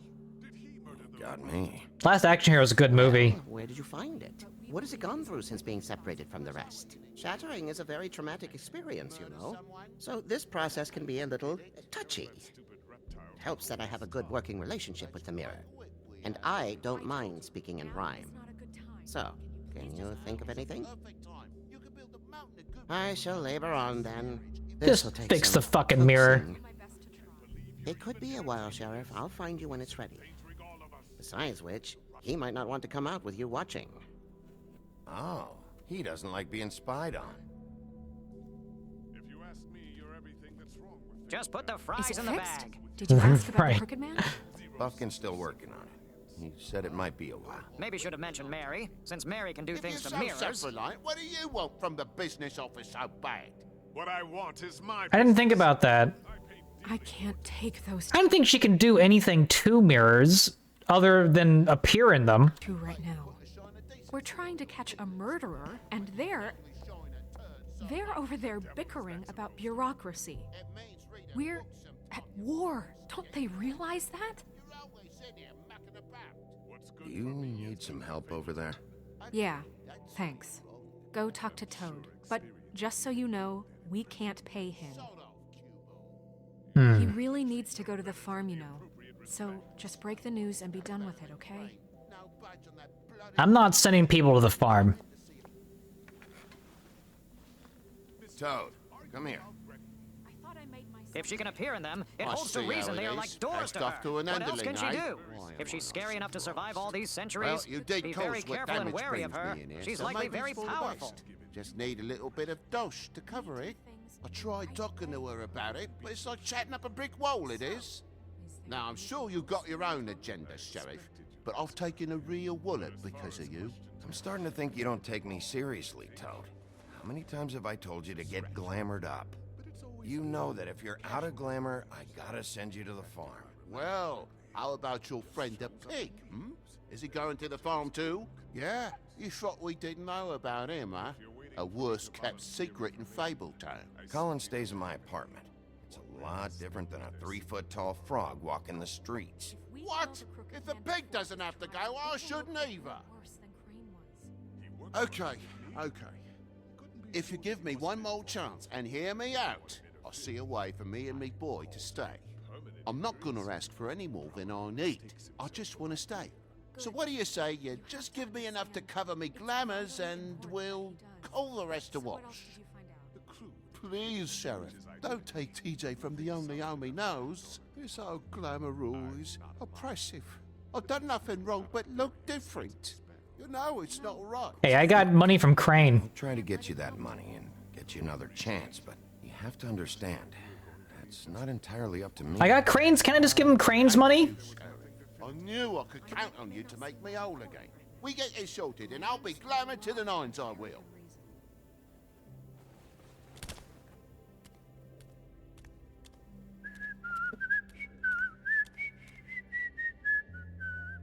Bluebeard, you want to talk? Now's your chance.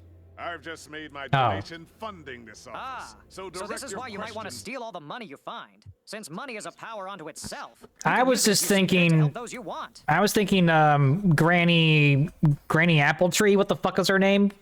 Granny Tea Leaf. Was that it? Greenleaf. Yeah. Yeah. We have her.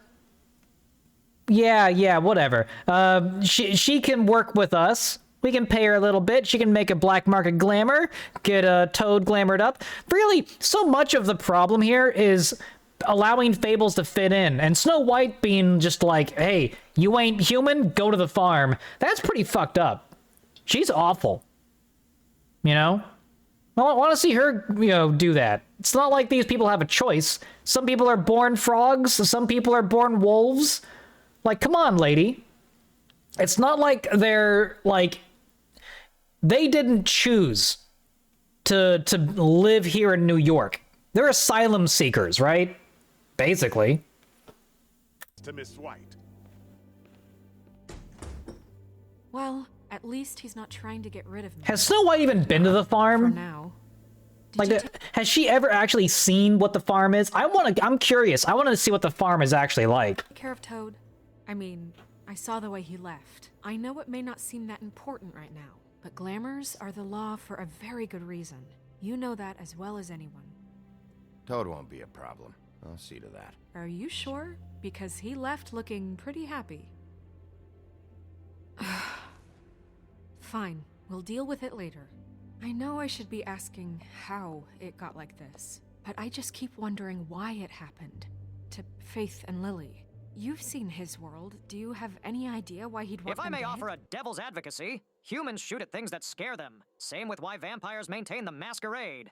It's not for no reason. It's to preserve everything in the face of the overwhelming power of humanity, and our fear of difference, something like the Jersey Devil, would warrant almost a military response. Well, yeah. That's why glamours shouldn't be so fucking expensive. Murders, so Like, glamours need to be something that every non-human fable gets, like, in order to blend in and function in society. So when you create a system that prevents the majority of non-humanoid fables the ability to blend in, they're gonna go to black market means. They're gonna go and do the illegal thing. It's like, restricting alcohol or marijuana or whatever. If you keep Oh my god. PK, it's always you. and get tourist money from it. Do you have like a Japanese keyboard or something? Or Mexican keyboard? It always doesn't matter, like, whatever. Even if you spell stuff right, Gucci always speaks in, like, tongues when you type. Do you have, like, different keys or something? Because it seems to, like, always recognize what you're doing as different. Like a different language. But yeah, no, like when it comes to glamour stuff, that should be like a kind of a Fable's rights kind of thing. If you're a non-humanoid, it's like upping the price of insulin, right? Piracy. Like, It's not so much the cost, but the accessibility and cost. well, it's more like, yeah, insulin.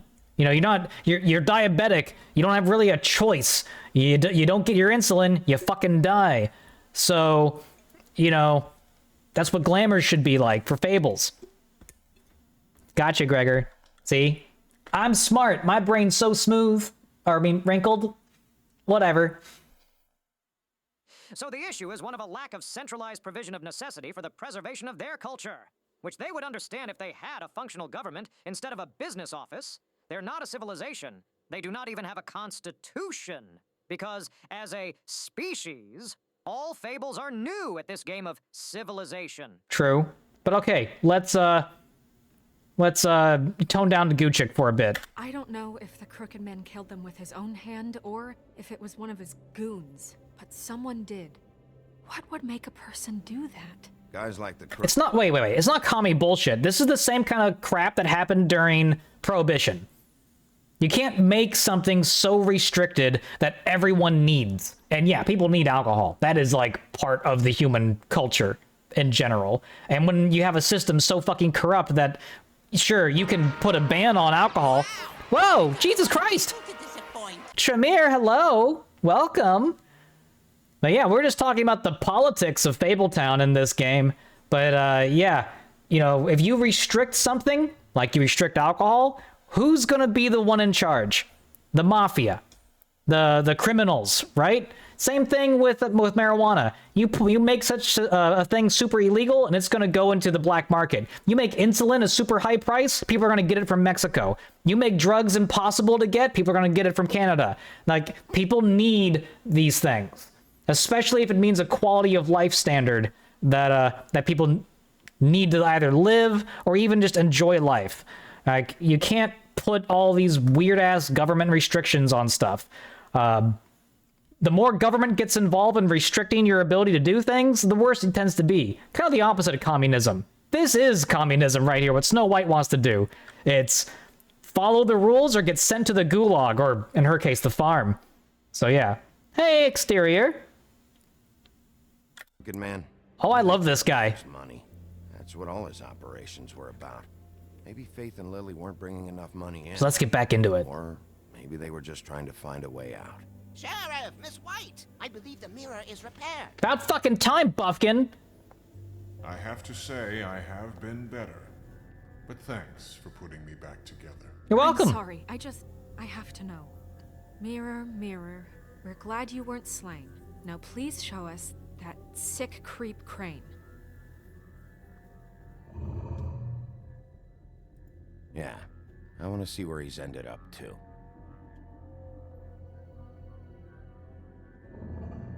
You will get on that plane to Paris, and you will wait for the day the Crooked Man needs you. Until then, not a peep.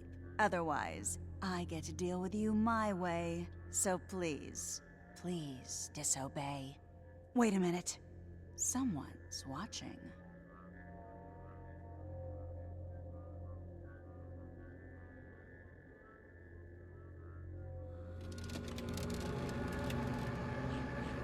What just happened? We pointed you in the wrong direction and looked at Bloody Mary's reflection. Oh, her. That explains the sting. I'd rather not have to feel the pain. Interesting. Yeah. So, let's not do that again, okay? Looks like we'll have to track him down later. You're right. We need to focus on the immediate threat, and that's the Crooked Man. Wait. Commies get bread? That's some propaganda. I don't know a single communist country where you get bread. That's like, yeah, no. They get famine instead. Bigby, we don't have a lot of time. Are you having trouble with the rhyme, Sheriff? Mirror, mirror. No time to pout. So, where does Crooked Man hang out?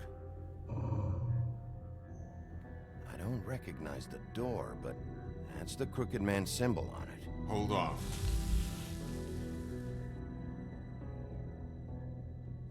Interesting. The door.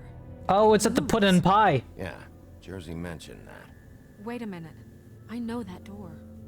That's Oh, wait. Park. Oh. I don't know when it's gonna move again, but I'm gonna get there before it does. Bigby, wait. When you get the Crooked Man, make sure you bring him back alive. He has to stand trial. We can't just dispense street justice. I know that emotions can run high, and you have your reasons to handle this a certain way. I can't make that promise. Qualified immunity. Qualified immunity. This could turn sour, just depending on how the wind blows. I have to be able to handle it how I see fit. If people are going to have faith in the Fabletown government again, we need to be fair. Show them that we're doing things the right way. I have enough to worry about here while I prepare the case against him. What government So I'm going to trust you to exactly? handle this properly. Right? What government? That is, if you think you're ready. There's barely a government. I got no other choice. You're a government that sends poor little frog children to the farm for the crime of being frogs. I know you are wary. Show me that bitch, Bloody Mary. Nice one.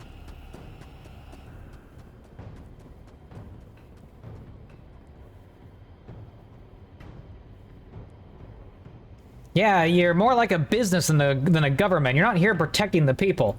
Oh, huff and puff and I'll kick your door down!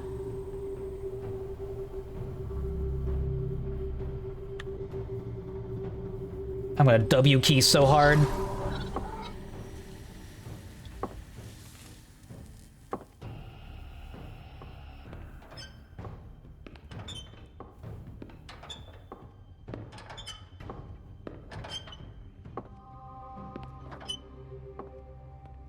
Tim, what the hell are you doing? Punch him! Good evening, Sheriff. I'm here to take you to the boss. Thanks, by the way, for leaving off Tiny. What?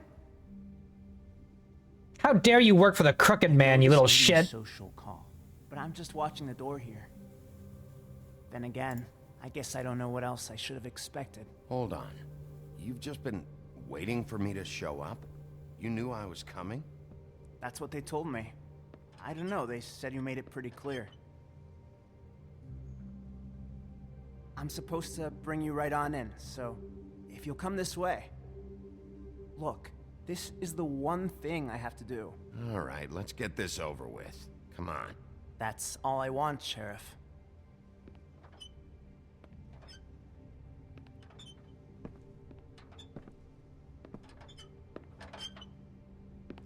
Yeah, Logic, I don't know what kind of corporations you were thinking of, but normally they're headed by a board of directors and they are not voted in. They're selected. And in this case, the board of directors is more like a mafia. Thanks for understanding. This is all I'm here to do. Exactly, Hardreeve's right. Mess it up. I know I'm... This is a mafia business. What we're dealing with here is Godfather level shit. Because that's what the Godfather did. You know, you can't go to the police. One, the police are corrupt too. They're on the take. You can't go to your government. They won't listen to you if you have problems. If something's happening to you, you go to the Godfather. They take care of it. You're on their turf. But then you owe them a favor that you can't refuse. Or else you end up with a horse head in your bed. And not the good kind of horse head, if you know what I mean. The bad kind. The severed kind. Probably the last person you'd expect to be a guard. Or an escort, for that matter. I was a little surprised myself when they asked me to do it. You shouldn't be here, Tim. This place is dangerous. Especially for someone like you. It's not like that.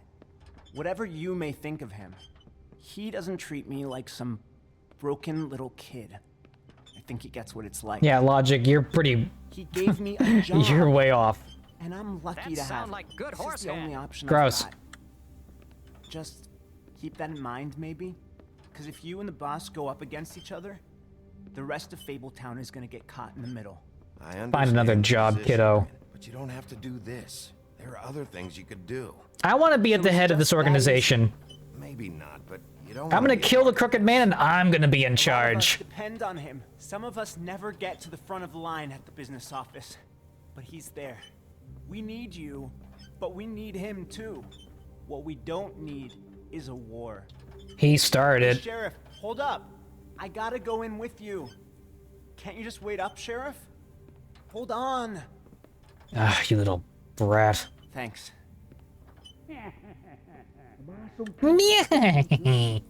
What did I tell you, Eddie? Stop laughing at me. Go ahead. You got a job to do. I ain't scared of you. Sheriff Wolf, sir.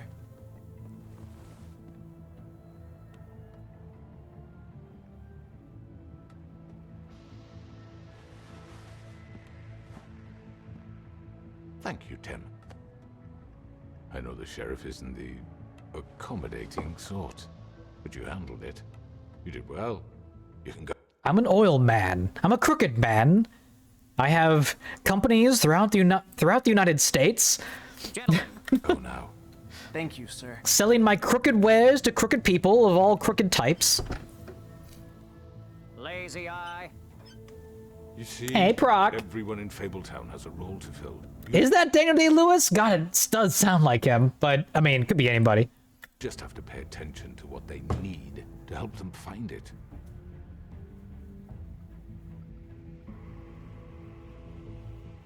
Why don't you have a seat, Sheriff? We have a great deal to discuss.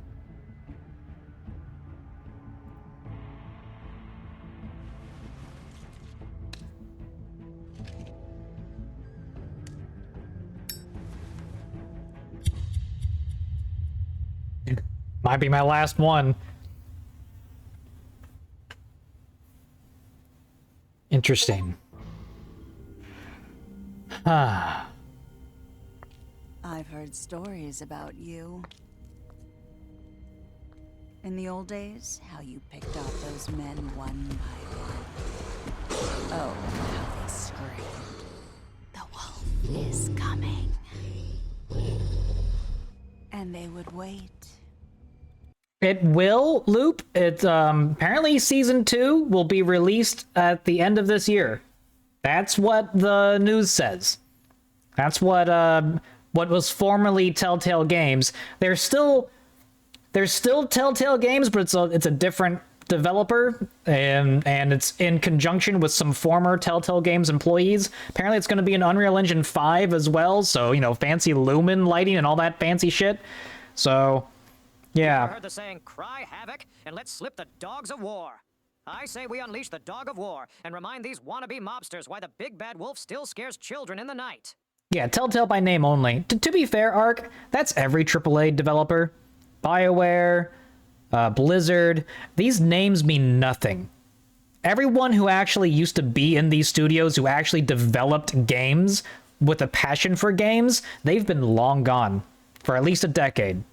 What we have now, it's, yeah, there's no longer... They keep the name Disney. You know, the Disney you and I grew up with, that told stories that everyone could appreciate, they don't exist anymore. You know? That's just the way it goes. Hiding anywhere. Oh man, Back 4 Blood's fucking awful. Absolutely awful. And, you know, was it the original dev team of Left 4 Dead? Because it's a terrible game. Like, it does not... Would be skinwalkers. They wear the face of your loved one. Yeah, there you go. Inside. Yeah, see, they'll say, oh, from the developers of Left 4 Dead, and it's like 2 people from the QA department or something, right? The same thing with that one game. It was like, from the developers of Dead Space, Calypso, that was it. And it was just sort of a clunky game. It's like, no, you need the full team. A game is not developed by the game director, right? The game director is like a movie director. And a movie director also requires good writers, requires good sound design. It's a... The what you produce is greater than the sum of its parts. And you can't just be like, oh, from the creators of Left 4 Dead, because that doesn't mean shit if you don't have the full vision, right? So... They could squeeze their pathetic... Look at the Star Wars prequels, right? Lucas wasn't challenged at all by people who really should have challenged him, and that's why the Star Wars prequels ended up being so poorly executed. Because Lucas, great director, terrible writer. Good world builder, terrible writer. Shivering corpses. Anyway. Some would just drop to their knees where they stood, close their eyes, and wait for death. The director is often given way too much credit when it comes to both games and movies. It's an important job, one of the most important jobs, but it means nothing if you don't have the writers and the cinematographers and the music directors, the art direction. If you don't have all of those things working together and challenging each other, you don't have a movie, you don't have a game, you know? And you can write and direct and produce and do all that stuff together, but like, look how rare that is, right? You know, it's pretty hard to do. A director's vision can steer the ship, like a captain can steer a ship. Like you said, he's the captain, right? But the captain is nothing without his chief engineer, without his science officer, without, you know, the cook. Did you send Colin to the farm? Yeah, what? The 15% of people who sent Colin to the farm? I hate you. You're terrible people. What kind of monsters sends... Like, we literally blew this guy's house down, and then we're gonna send him to the fucking gulag? What? Oh my god. Do you attempt to remove the nurse's ribbon? Nope. I mean, her head's gonna pop off. But, like, what sick fuck does that? If the Crooked Man is going to try and convince us, like, you know, what I do is for the greater good of Fabletown, then why the exploding head ribbons, huh? Do you really need to scare the shit out of people to keep them in line with the threat of decapitation and death? Like, what the fuck? Which crooked operation did you investigate first? Oh, really? More people went to the butcher shop, eh?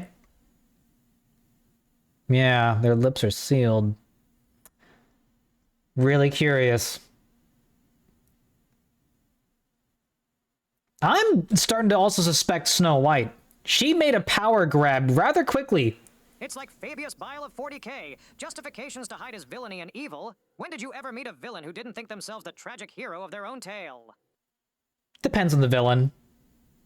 Honestly, it truly depends on the villain. Which, Hardreeve, you know we're going to be talking about that the next Acid Trips. Yeah. That is true. Though interesting that part of the magic seems to be, do you like my ribbon, and acknowledging whether it's beautiful or not. So there's a, if you mention the ribbon, then if you engage with it by saying it's beautiful, I'm starting to piece together, there's a puzzle to this spell. All spells have a counter spell. If we're going by curses and fable, like curses all have counter spells. Ideally, like The Witcher says, the ideal counter spell is love. True Love's First Kiss is a pretty powerful counterspell, but, you know, doesn't mean that you're not going to be left with some scars. I remember the Oriole lady in Blood and Wine. She only has like 7 years to live after you break her curse, because you literally give her the lifespan of an Oriole in exchange to return her to a human form. And I'm like, bitch, you know, you look pretty hot as an avian. There's plenty of people who would fuck a bird monster. I mean, would, but she wanted to be human. The sacrifice meant instead of looking like an Oriole, she'd live like one. Every counter curse comes with a bit of ironic justice, I guess. Curses are strong. Did you send Toad to the farm? I mean, Toad is kind of an asshole. So it's mimetic hazard magic. But he has a kid. All magic can be countered to a certain extent. Divine magic, however, if you can get your hands on it, depending on franchise, cannot be dispelled. What makes that stuff scary is that it's biblically devastating. That's like the power of love kind of shit, Hardreeve. The Harry Potter magic, right? Old magic. This ain't the Leviosa kind of shit. This is sacrifice and love. Horcruxes. Old magic. The kind of shit that you don't touch. You can't really fuck with because it's nature magic kind of stuff. It ain't abracadabra. 43%. Yeah. Lit a cigarette.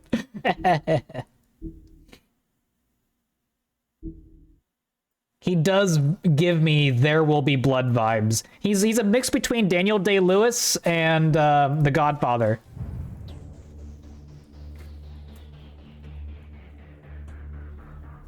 We got a badass over here. Oh, I'm excited. I can't wait to finish this season. Are you guys excited? Episode 5, here we fucking go. Before we do that, hold on. Baylor, are you there?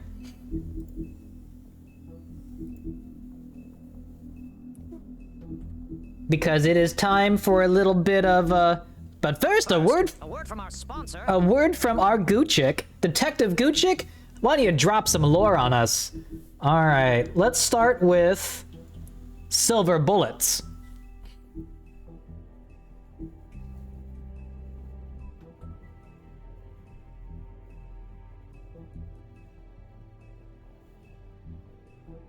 The legends of great and magical wolves often make mention of their weakness against weapons made of silver, and those tales bear out to be true. The silver bullet Mary shot Bigby with was not the first, but any of them could be his last. Any silver left in Bigby's body weakens his system, slows his healing, and can cause long-term damage. Yeah, silver is a magical property metal. I mean, that's why Geralt uses silver. Hold on, Baylor. With Ichabod Crane firmly out of the picture, and King Cole still absent, the task of leading Fabletown falls squarely on Snow's shoulders. She has performed many of the job's duties for a long time, picking up the slack for Crane. But now that she is fully in charge of the business office, she has had to deal with a new level of politicking she had not previously been exposed to. Hey, Zeta. Oh god, this is so good. Donkey skin coat. Donkey fursuit.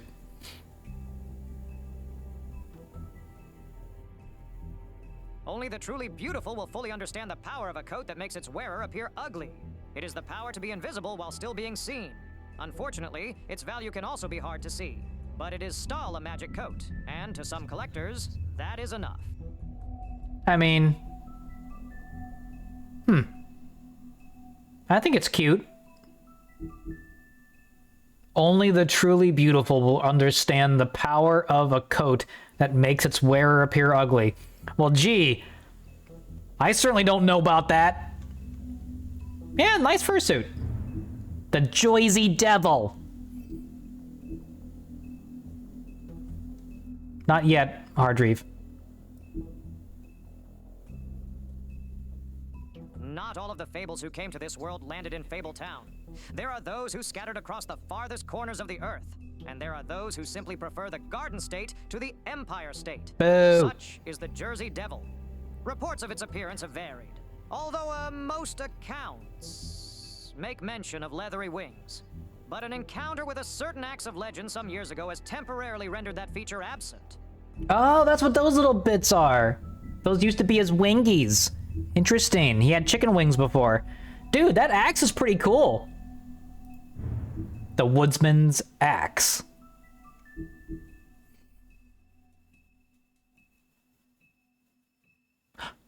Really? I guess I'll read this one. Once just a simple tool for felling trees, the axe became much more when it was ensorcelled. Is that how you say that? Fuck, I wish I had Gucci here. The axe became much more when it was ensorcelled by druids and marked with their runes. But it truly became an object of legend when the woodsman used it to slice the big bad wolf from nave to neck in protection of Little Red Riding Hood. It may carry old world charm. Okay. It may carry old world charm, but its simplicity of design and quality of workmanship make it an effective tool or weapon, even today. God of War axe. I get it. Johann the Butcher.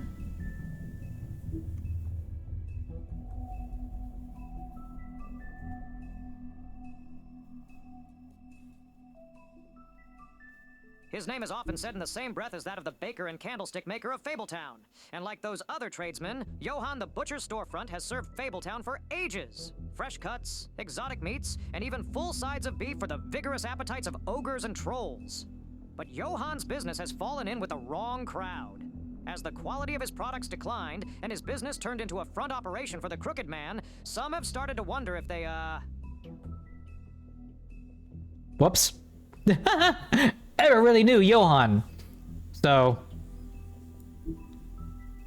I mean, hey, can't you blame the wolf? I mean, come on. That was a previous life. So, interesting. See, this is why the Crooked Man's a piece of shit. Like, people like Johann, the butcher, baker, candlestick maker, they function well in this new world. So who does the Crooked Man go to first? Who does he corrupt first? The ones who actually can make it in this world. The royalty in this world, or the royalty of Fableton, like, they're now the low class. They can't do anything. They've never been able to do anything. They were royalty. Now they're in a world that doesn't respect their level of affluence, so now they're at the whims of the mercantile class. This is exactly what happened to samurai after Japan unified. When there was no more feudal war to be fought, who gained power amongst Japan's culture? It was the mercantile class, the merchants. People who used to be on the bottom level of society became the top level society. A simple merchant could make more money than a samurai. But yet the samurai were still expected to live a certain type of lifestyle, a certain, you know, honorable, high-class life. So when there was no, I mean, all they could really do was teach their trade. They all became teachers, senseis, but they weren't going to belittle themselves to become merchants. When you're trained in a specific art of death, of war, and there's no wars to fight, what do you become? And so that's kind of what happened, I think, to Fabletown, is such a major upheaval of their culture left the ones like the Crooked Man able to gain power and influence. Bluebeard's money. Money.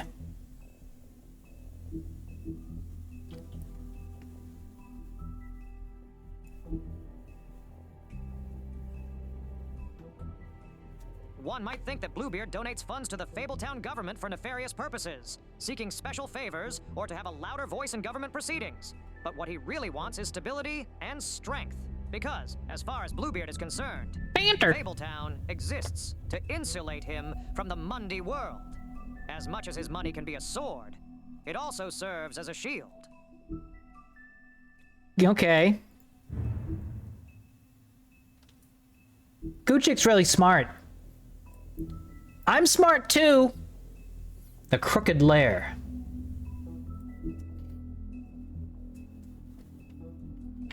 Occupying a desanctified church. This is just one of the many locations the Crooked Man's operation uses to run the Fabletown underworld. Its lounge atmosphere makes for a comfortable meeting place, unless you are an unwelcome guest. It is completely boarded up to the outside world, and the only way in is through one of the many portals marked by a door with the Crooked Man's Catherine Wheel icon scattered throughout the city and elsewhere. It's not a bird, it's a goo chick. It's a baby Sinks. You know, one of those things. The Crooked Man.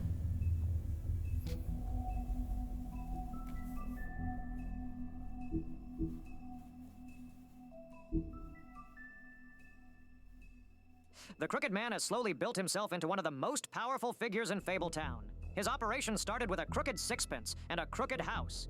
Two things he cared about more than his wife or children, whom he killed rather than let them stand in his way. Wow! In his rise, the Crooked Man has ensnared many fables in his criminal web, providing them with what they need, but always at a high cost.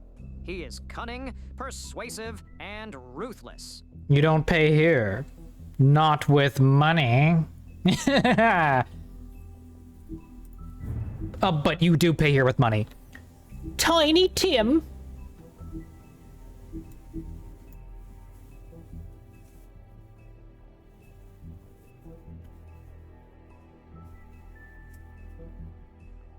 While most fables theorize that their longevity and overall well-being is improved by the Mundy world's knowledge of them, for a select few, that does not seem to apply. When a malady or injury is an integral part of a fable's story, that notoriety can make recovery nearly impossible. That's what Tiny Tim thinks, at least.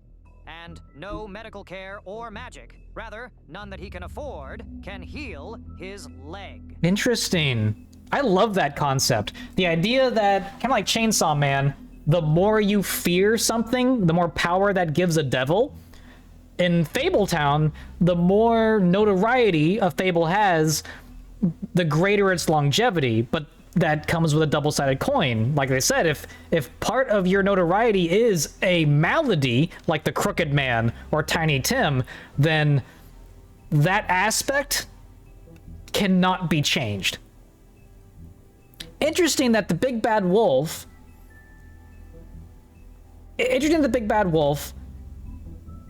can heal because he's in every story. You know, he is a villain, but also kind of a lesson to learn. Like the Big Bad Wolf in the story of the Three Little Pigs, he's not necessarily bad, he's just a wolf. He's doing what he wants to do to get his bacon, right? And it's the two lazy pigs who are proving the moral of the story. Don't build your house out of straw or sticks. And not literally a house. You know, when the storm comes, you want a robust foundation. That storm can be an emotional storm. That storm can be the death of a parent. Do you want your foundation to be built on straw? No. You need bricks. You need something that can last. You need a foundation, a moral foundation that will keep you through the hardest times. Because straw and sticks can work when times are good, when times are comfortable. But when the storm comes, when the big bad wolf comes a-knocking, and your life is on the line, you need a house. House with a capital H, built out of bricks.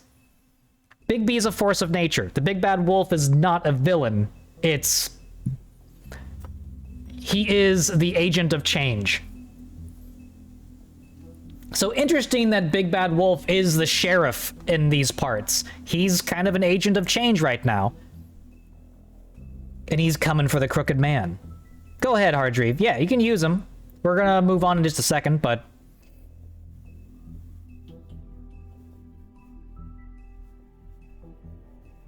Red Hood and Three Pigs. There's also... Oh yeah, the 7 little goats. I remember that one. I'm sure it's all the same wolf. I think Big Bad Wolf is just the same wolf across all fables. Maybe not Fenris. Fun fact about the wares, silver, argentium, is only one of the metals to be associated with the moon, along with any gray or silvery ones like lead, mercury, or quicksilver, or selenium, and the goddess Selene. Okay. Its association with the moon seems to have been, because it was one of the only 7 metals found in antiquity, and they made them correspond to the planets. That is likely why it works. Okay. That makes sense. At least from a... coincidental thing, which all fables tend to have irony spread throughout. Oh, you turn into the wolf during a full moon, therefore only something of the moon can kill you. That's clever. Like in The Witcher, where like the devil says, oh, I'll take your soul when you're found dancing on the moon or standing on the moon. And it's like, well, if you stand on a mural of the moon, you didn't specify the actual moon, right? So irony has a role to play in fables and curses and myths and stuff like that. Also, yeah, I think it is. There is a antibacterial property to certain metals, and I think silver is one of them. Life on the farm. This is the last one. Life on the farm.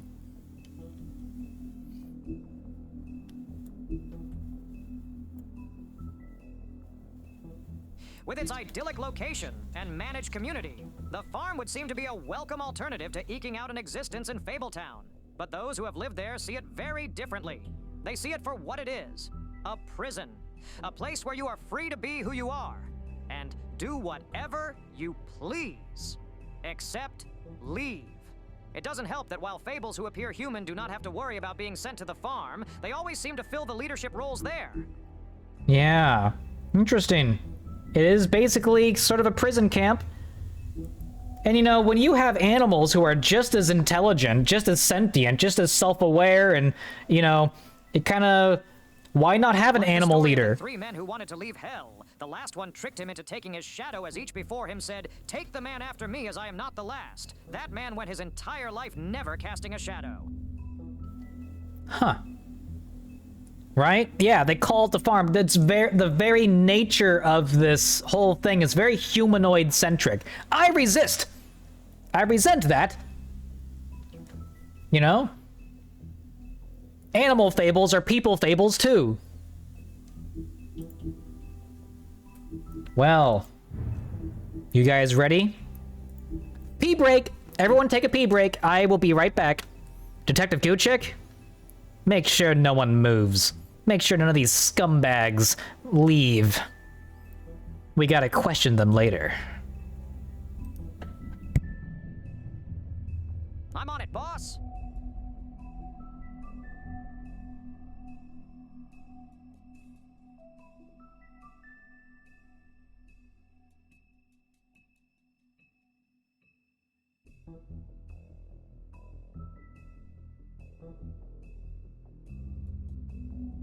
You! Sit right there!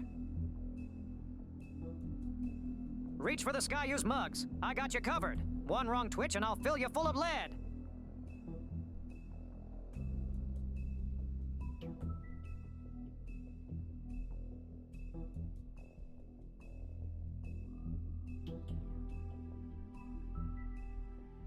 Wacky-do, fellas.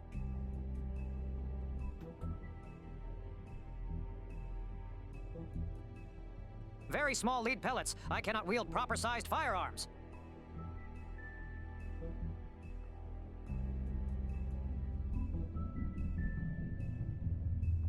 You're not leaving unless it's a body bag.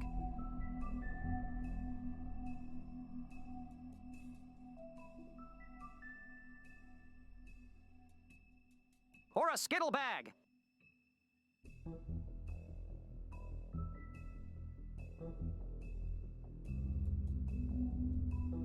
In a body bag, my brain has no wrinkles tonight. Now I want Skittles.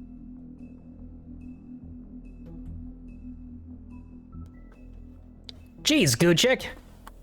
I said keep them here, not beat them up. You're a loose cannon, Goochik.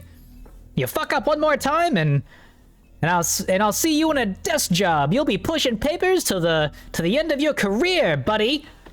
Ah, you give me indigestion. I'm a damn good cop. It's a Tums festival over here. Every day feels like a Tums festival. All right. It's this kind of action that got your partner killed, Goochik.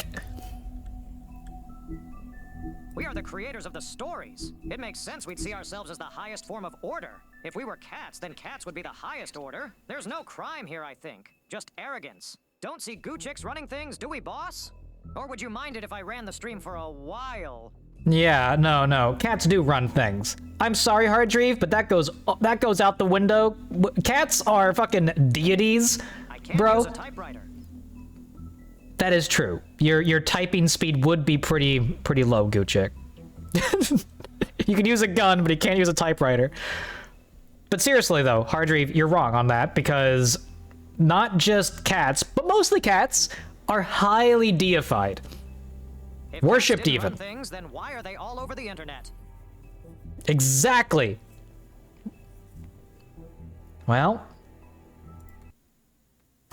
let's get this party started. Your eyes and the teeth. You're not really supposed to do that, are you? Yeah, foxes too. Not if I can avoid it.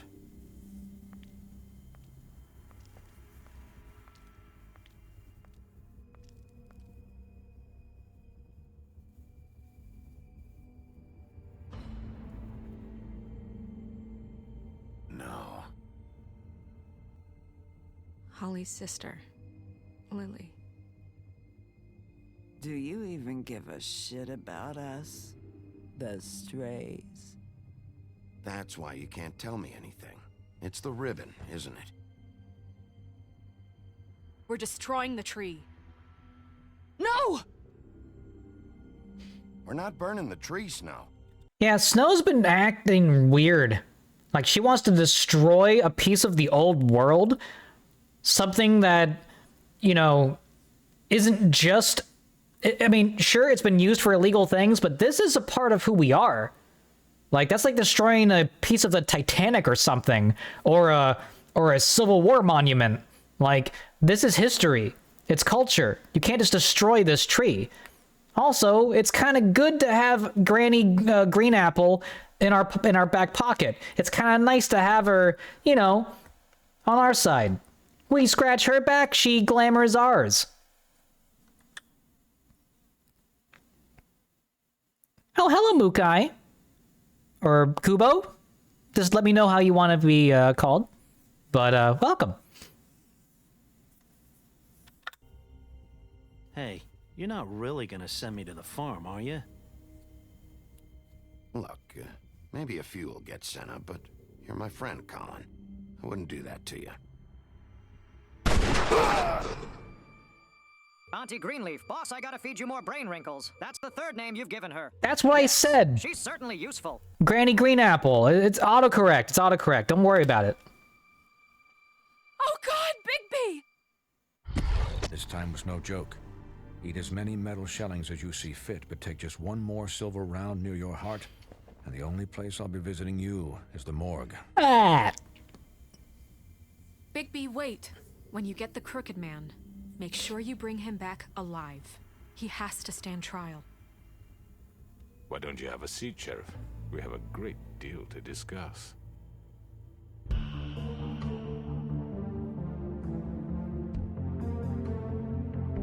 Hey, Pocket. Pockets.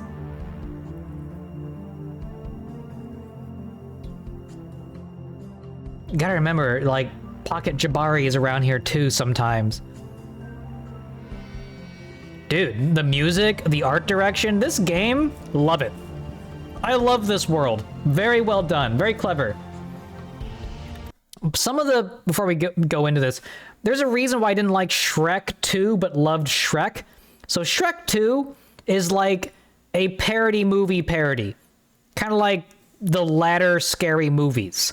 Whereas Shrek 1 was more like Airplane.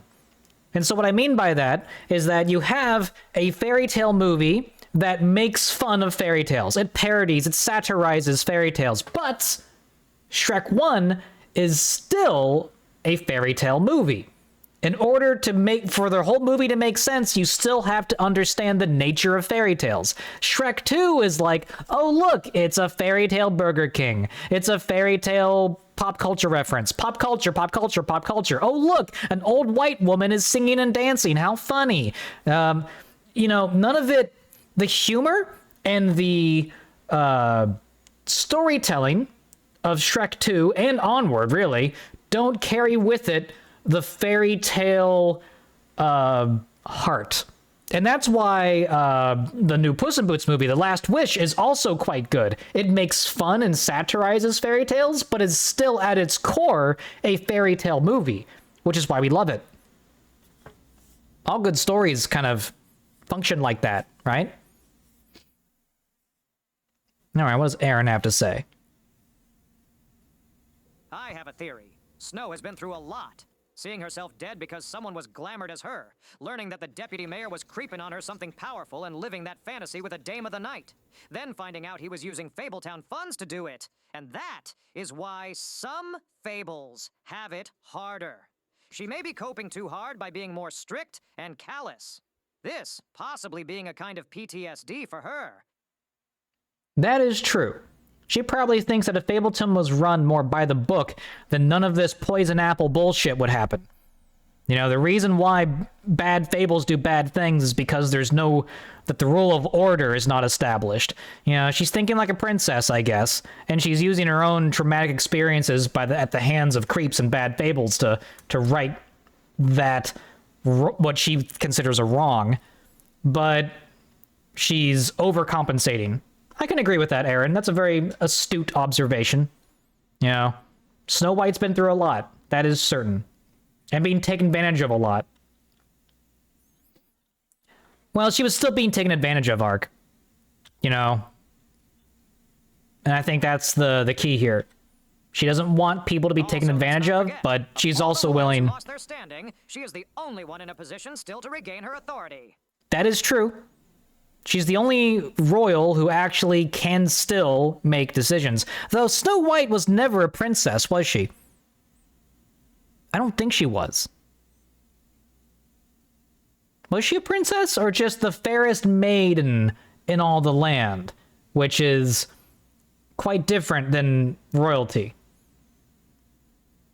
Again, Beauty, Belle, is not royalty, from what I understand. She's a... Well, again, this is the Disney version. She's just a, you know, quirky lady.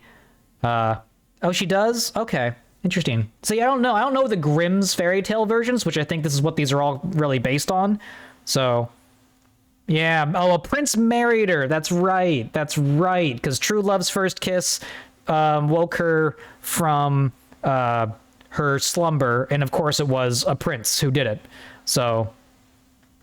There's a lot of metaphor in the Sleeping Beauty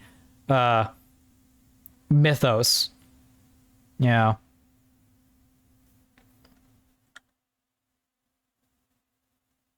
Well, in this story, I guess the prince cheated on her. I don't know about the original story, but yeah.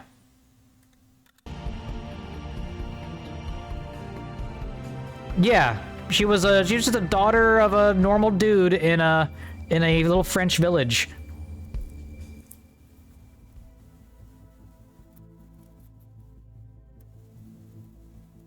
You've come on. Hear the original idea with the game with keeping the Mundies out of the loop while solving a murder? There's a tale where Snow White is the dragon. What a catch! Legs for literal days. That'd be cool. No, he wasn't. Gaston was the real villain. At least in the Disney version. I don't know about the Grimm's version, but wasn't Gaston still a pompous jerk no matter what? Like the idea of the Beast, he was a prince that needed taming. I mean, that's why the whole Beauty and the Beast trope is literally like what females want the most. That's why monster fucking is a... That is what he was meant to symbolize. Well, no, I disagree with that. Gaston was meant to symbolize exactly what he was. Someone who appears handsome, but has a tainted soul. And the Beast appears tainted, but has a princely soul. And that it's what's inside that counts. And that a prince is defined not by how they look, but how they act. And of course, also, it's the whole monster fucker narrative, right? Women want a tame monster. In general, generally speaking. Any ladies out there, please prove me wrong. But if you feel that I'm wrong. But generally speaking, and hey, men are certainly into this as well, but a strong, powerful, dangerous male that can be tamed, that can be domesticated, that can become your protector. That's hot. You don't want a vapid, selfish, self-centered, pathetic cuck of a male like Gaston, who's so concerned with how he looks and how people perceive him that he actually has nothing to offer you. All that he has really is his image. Gaston and the Beast are parallels, but the Beast is the good version of Gaston, the one who learned and grow up as a person. No, PK, completely wrong. He's not the good version of Gaston. They're not even versions of each other. You know, the Beast was someone who was punished by... I mean, they're literally the same character. They're not the good version. Beast is a redeemable character. Gaston is not. So I wouldn't call them versions. They're just both men. One is a man who is completely self-centered, and the other is one that, with true love, can be redeemed into a prince. Yes. Bring on the werewolf fantasies. This makes a lot of sense. Probably why in Cyberpunk 2020, the Dragon Men are quite highly rated. The danger and thrill of tons of muscle and teeth. Humans be the freaky deaky sorts, right, boss? Well, it's more of a, true, but it's a, well, like Noob said, an icon fixer kind of thing. It's like, who doesn't want a tame dragon? Who doesn't want a domesticated wolf? We want someone who's dangerous. Especially women, because they have more to protect. They have kids to protect. So you want a partner, you want a prince who is, you know, of course, charming and dashing, but also capable of causing harm, capable of being dangerous under the right circumstances.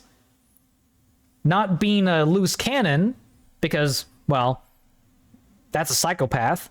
That's a child, a grown child, but not a, you know, you want someone who can carry a sword but keep it sheathed. Big bad Wold.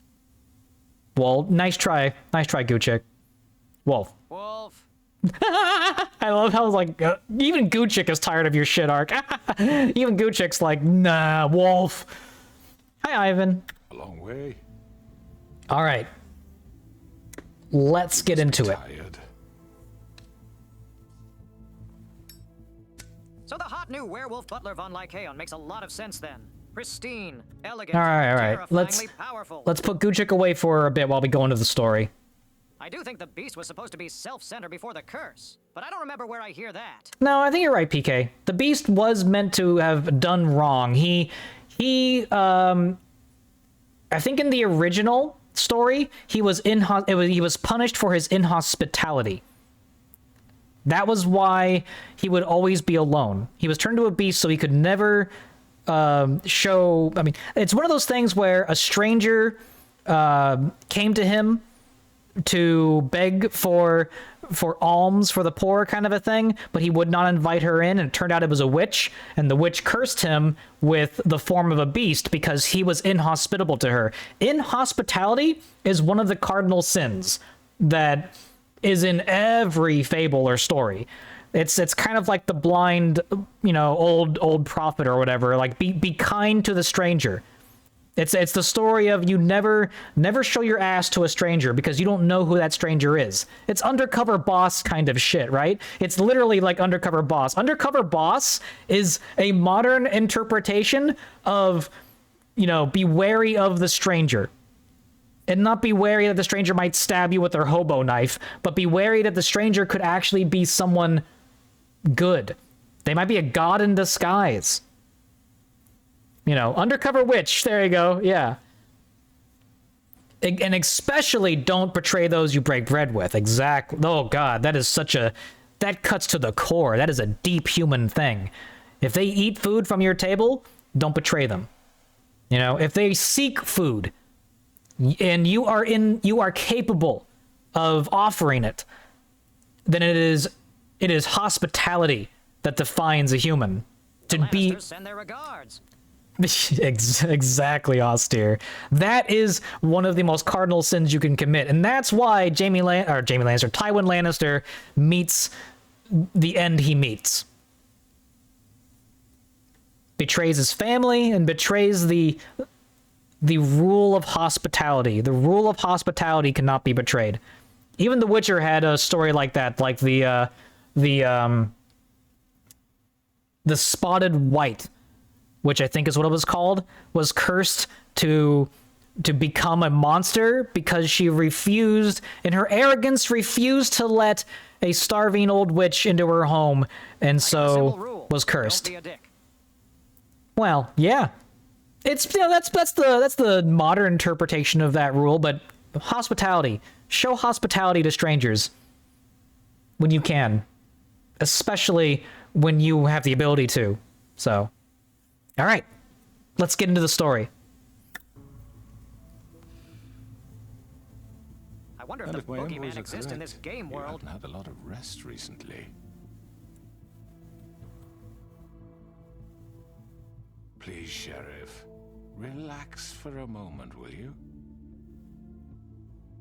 Do you want a drink? Something to eat? Vivian makes a very nice, it's elegant. Really a carpaccio. It's lobster, sirloin. Don't misunderstand the situation here. We are not friends, and you're in no position to offer me anything. On the contrary, Sheriff. And I don't wish to contradict you here, but your initiative and mine have been friendly for a long while now. Ever since I came aboard these shores. You know, Fabletown's been very accommodating of my humble ventures. That was Crane who let you do whatever you wanted. I'm not Crane. No, you're not.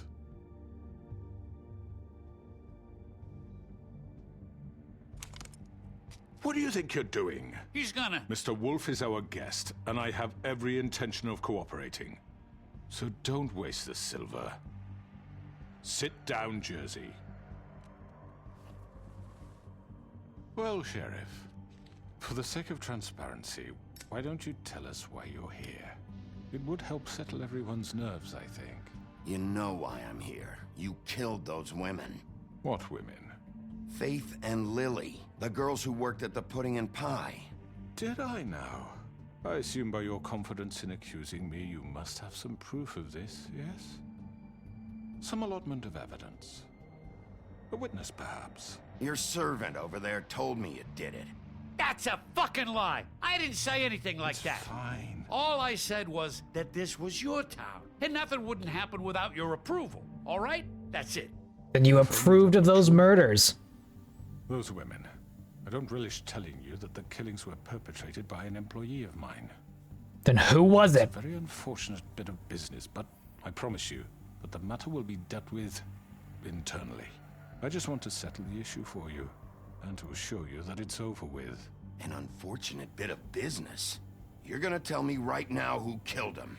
Sheriff, I have complete respect for you and your job. I hope you know that. But I simply can't divulge that information. Why not? You have a ribbon around your neck You too? shouldn't worry yourself. As I said, I've got this under control. No. Hey, Cryo. I'm gonna deal with it right now. Yeah, right. What do you think this is? Some kind of negotiation? The man said he'd take care of it. I hate that guy. Who did it. Now tell me. Fuck you, Bigby. The reason why I didn't kill him is because I love hitting him so much.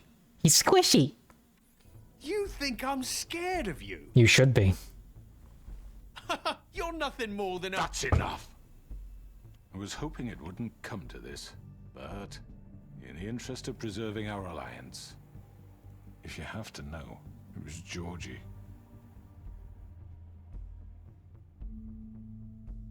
However, like I said, I'll be handling the matter if you don't mind. No, you won't be. You got what you wanted, so just... Sit down. Now.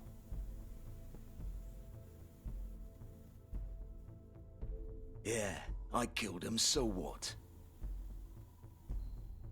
You should have just kept your nose Take where him it fucking downtown. belonged. Why'd Why? you do it? Why kill them? Does it matter? Look. It does, actually. George here misinterpreted one of my instructions. Misinterpreted? And I want to make things right. So, let's work something out. What's there to work out? I'm protected, aren't I? You're protected. The real killer is author of the story. God damn it. Why is it always you, PK? Every time. It's always you. Do you have your keyboard set to Spanish or something? Like, are there any symbols or keys on your keyboard? Or, like... It's even when you write normal sentences, it's always... Guccic always freaks out. Or you're just unlucky. Action has limits, and I think you far exceeded yours. But you... Okay, it also happens to Ark, too. Are you using a foreign keyboard? Maybe Gucic's just wacky, who knows? Anyway. Could murder someone in cold blood like that. You fucking asked me to do this. And then you told me attempt to to kill blame him. me for it. You will be silent when we Yeah, discuss what to do with you. maybe it's just certain This is words. right, Maybe it's not bollocks. you, PK. You're just gonna let him do this? So what do you say, Sheriff? Can we discuss terms? You can have Georgie. Consider it a gift, ensuring our continued cooperation. What the hell? Take this fucker. Take all of them. I didn't fucking Don't start make this. any trouble, Georgie. Are you seriously throwing me under the fucking carriage after everything I've done for you? I think I'll be taking both of you. You're not taking me, you fucking ponce. What the fuck is this shit? You said you'd cover for us. For minor infractions, not murder. Just go with him, Georgie. You're gonna sink us all. What's wrong with you people? You're really gonna sell him out just like You that? think I give a fuck if I'm the one? Who the shit do you think you fuckers surrender. are? Get the fuck out of here. I do apologize, Sheriff, but I think it's best if you leave now. There's no way I'm going with him. Are you kidding me? Things are about to get unpleasant, and I would rather you weren't here to watch. You can go join that whore at the bottom of the lake for all I give a shit. But he's not taking me anywhere. I'll roll over on the lot of you before I let that shit happen. What are you saying? Yeah, what the fuck? You're gonna make sure we all go down this shitter with you?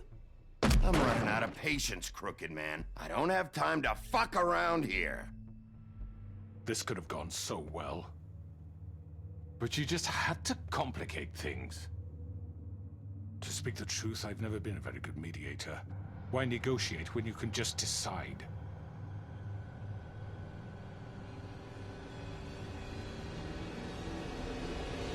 It's Mary, the money one. We're gonna kill her. Did I miss anything good? Well, look at you, all fixed up.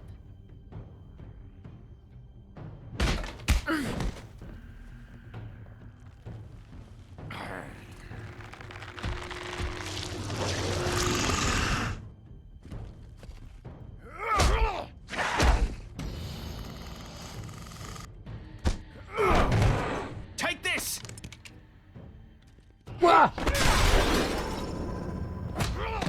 You're done, Wolf. Come on, we're pretty much done here.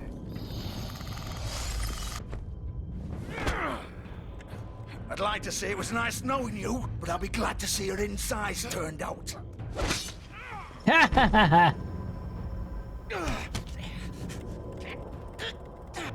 Alright, Weenie, you are fucking done. Oh god.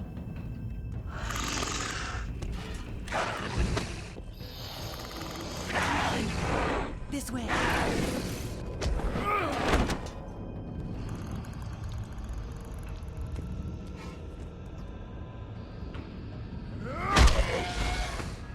Gotta kill at least one of them.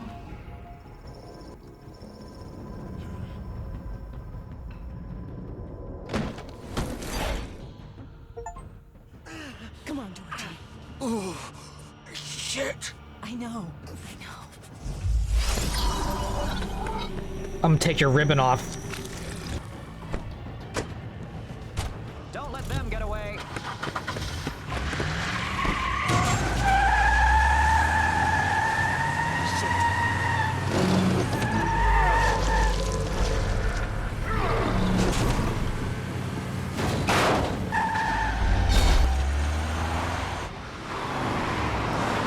Oh boy, what's this?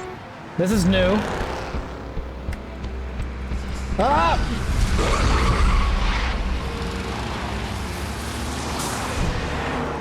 Oh man. This is gonna make the Mundies feel kind of weird. It's just a furry convention. A furry convention got a little weird.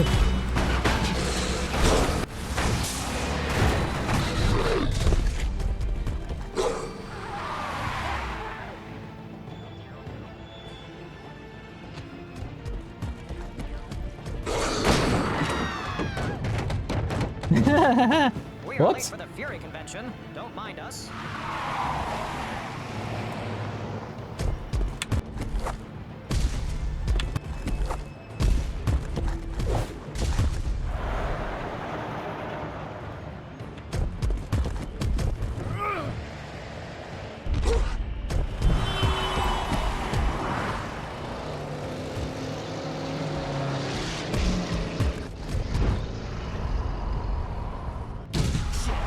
Fuck! What was that?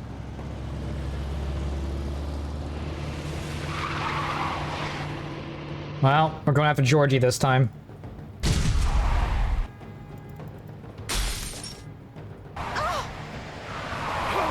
Take him off! I can't. Take her ribbon off!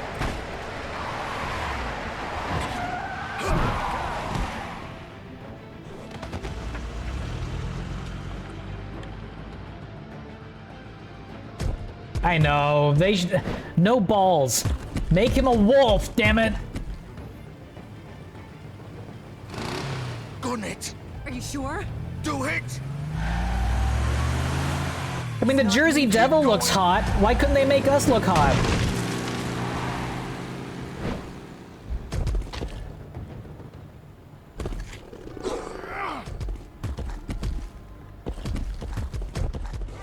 Right, Mukai? Exactly.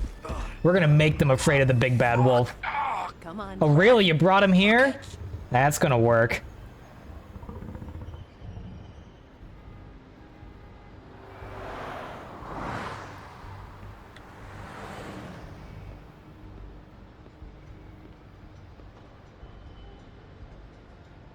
Why not just wolf out? 'Cause the full moon ain't out yet.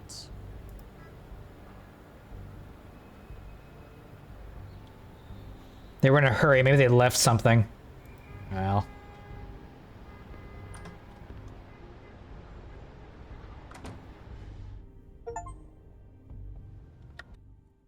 You know, the creator of the game had issues with the publisher and got so bad the creator said fucking releases copyright of all characters just to... I mean, these are fables. There's no real copyright on Georgie, Porgy, and Wolf, and, you know, the big bad wolf, right? These are public domain. That's why you can have stuff like this in the first place. Or you're talking about the comic itself, because that's still...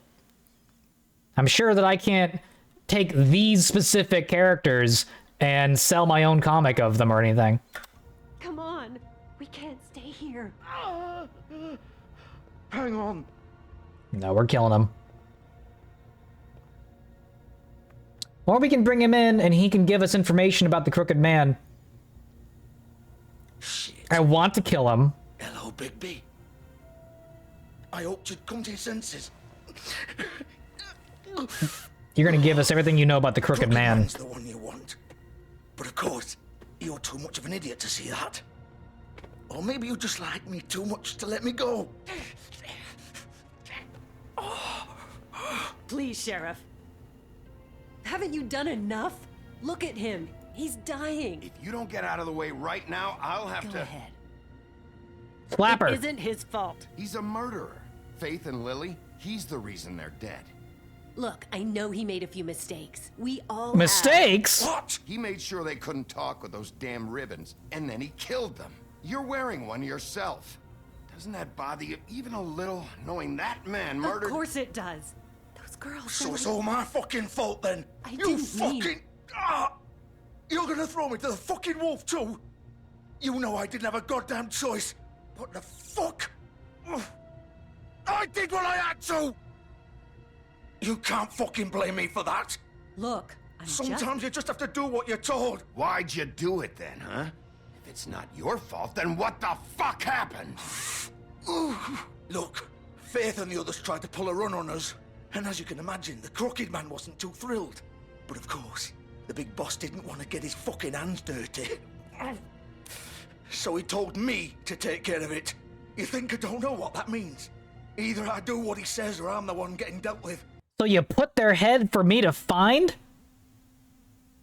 Why was that head on the Woodlands lawn? So I fucking killed him. And I'd do it again. 'Cause it's not my fault. The Crooked Man gave the order. He told me to kill them. And then he fucking sold me out. You're still the one who pulled the trigger. Nobody held your hand and made you go through with it. Fine. Believe what you want. I can tell you've made up your mind. Doesn't matter if it's fucking true or not. Go ahead and kill me then. But it won't bring back Lily or Faith. It won't free your friend Nerissa. And I'm just the sap taking the fall for the whole thing. It must be so easy being you. Just come in here and blame me for all this shit. Job's done, right? George is the bad guy. It's all his fucking fault. Got some. But what was I supposed to do? Got some sausage poking out. How could you know? At the end of the day, you're just like him. You could have done anything else. You could have let them go. You could have freed Faith and Lily from those fucking ribbons instead of murdering them. You don't know what the fuck you're talking about. If I freed them, what would you have me do? Kill her? Georgie, don't. It was them or Vivian. So you tell me, if freeing Lily meant she had to die, do you still think I had a fucking choice? What do you mean? Talking about? This is the original. The girl with the ribbon. I'm sure you've heard the stories. Couldn't take it off, couldn't talk about it. She used her little purple ribbon to make more of them.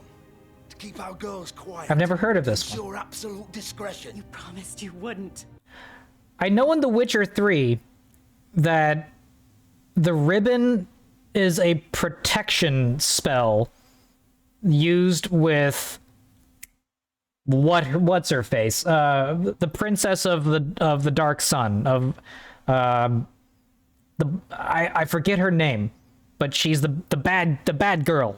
You know, if you give her a ribbon, a specific ribbon like this, it protects her from harm. Yeah. Yes, yeah. If you take the ribbon off, off with her head. All that magic is connected to this little thing. You remove hers, and the spell's broken. They're all free. But you know what happens to her? The same thing that happened to Faith. So don't you come in here and tell me. Counter curses. Told you counter curses have a monkey's paw ironic twist. The Girl with the Green Ribbon is a title many cite as a story which has never, ever left them. In it, we get a love story between Jenny and Alfred. Jenny always wears a green ribbon around her neck, and every time Alfred inquires about it, she tells him that she will let him know when the day is right. The couple eventually marries, and Alfred never once sees Jenny without the ribbon around her neck. When she's finally on her deathbed, Jenny reveals the secret of the green ribbon. Yeah, don't. I know what. Oh my God, here we go. When she's finally on her deathbed, Jenny reveals the secret of the green ribbon. She invites Alfred to untie the ribbon, and immediately her head falls off her neck and rolls to the ground. All right, that's enough. I want to kind of keep the story going here. I fucked up. What the hell, Georgie? We were supposed to look out for each other. I trusted you. You can't fucking blame me. You're not innocent here either. How could you do this? I thought you cared about them. I do. Of course I do. You have to understand. Nobody was supposed to die. When we built this place, it was just a stupid idea. A gimmick. Discretion is our guarantee. That's how it started, anyway. This was supposed to be our place. We were gonna be in charge for once, and nobody would try to control us or use us. That was the point. Then the Crooked Man showed up, and everything just turned to shit. So, do you get it now? Why I couldn't just... If you still think it's so fucking simple, then you do it. Go right ahead. Kill her then. What are you doing? Break the spell. Save the fucking day. Stop it. I told you, sometimes all your options are shit. I'm not playing this game, Georgie. I won't kill her. Don't talk about me like I'm not even here, please. You think this is hard for you? My life is such a fucking burden. I should have pulled the fucking ribbon. I should have just been like, all right, motherfucker. You want to see how dedicated I am? Yoink! On your conscience. Don't I get a say? It's my life. Like it was either of yours to give up in the first place. You're right. It's your life. I know what I've done. Wait. I'm sick of everyone thinking that they can just do what they want with my life. I thought it would be different here. But it's all the fucking same. Vivian, I didn't mean... Do you think I wanted to be this person? What I did to Faith and Lily? To all of them? Vivian, wait. Every day I have to look Gwen and Hans in the eye and pretend I don't care. I have to forget what I've done to them. What I took away from them. I look at Nerissa and I hate myself. Vivian. I can't pretend anymore. What are you doing? Vivian, don't. Vivian, no! Fuck! No, no, no, no! Why'd you have to do that, Vivian? Vivian! Shit! Just... Jesus. Now's not the time to be sassy. Like, Jesus Christ. I didn't fucking mean it. I was just... Oh. Honestly, here's the thing, Luke. Why not? Fables are arguably more real than any of us are. We reenact them. We become them. So yeah, sure, he's a fable. You could probably say there's Jesus the fable and Jesus the man, and the fable outlives the man. I think that was actually the point of Life of Pi, right? What is more important? A story about 5 random people in a lifeboat all killing each other, or the story of a boy and a tiger in a lifeboat? What resonates? What tells the story of survival and endurance more? It's a book, actually, but whatever. The movie, book doesn't matter. The point of the story is that the story is more important than reality. Because reality, our reality, is shaped by stories. That's what makes us human. As far as I know, no other animal creates stories. Maybe they do. Maybe an oral tradition, but we'll never know. But humans view reality. Our universe is shaped with meaning, and meaning is derived from stories. Hey, Draco.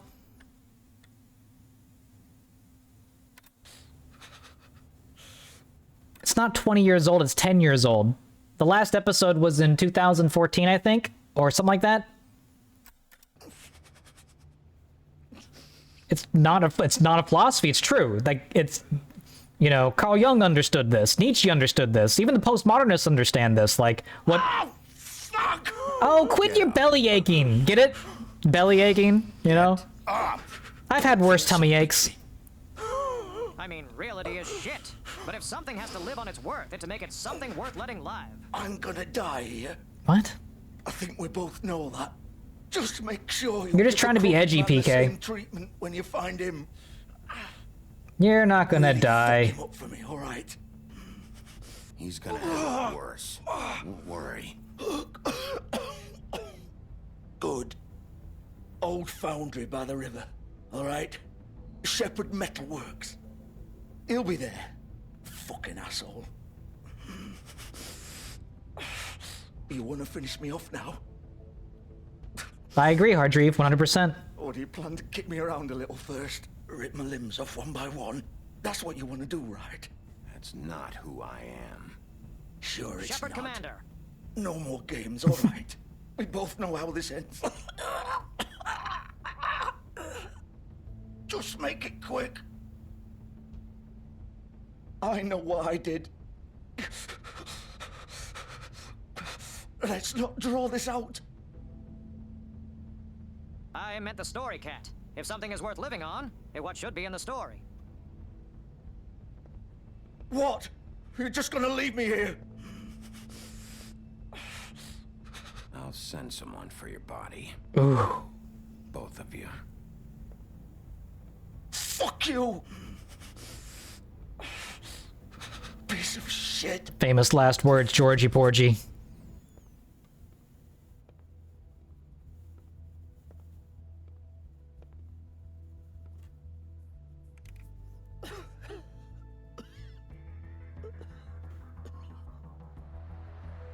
That's a centaur? It looked like a normal dude. I wasn't, yeah.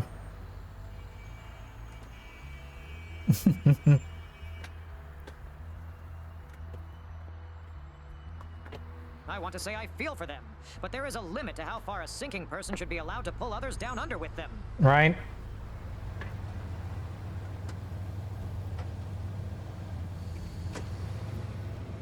Interesting. I bet there's a lot of silver around here. It's Detective Gucci. Still warm. He's here, all right. He's 3 days till retirement. And I'm the chief of police. And Gucci here, he's a loose cannon. With nothing to lose. Of course.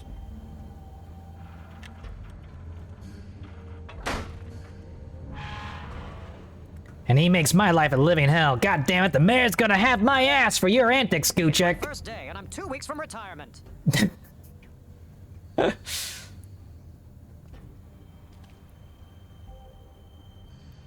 What? No! I don't even have a retirement fund. Now I gotta go raid the So drug money this is stashes. where they've been Boss, I need a sending bigger these. paycheck. No, they don't pay me enough to deal with your antics, Gucci. You bust up all of downtown and I'm stuck here with all the paperwork.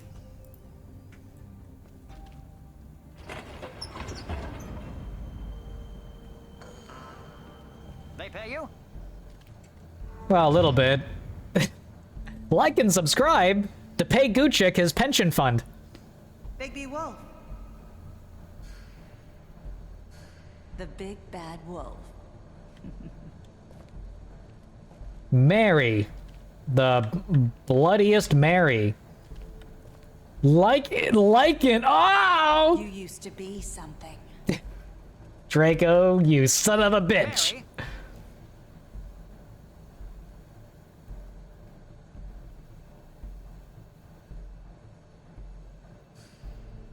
Yo.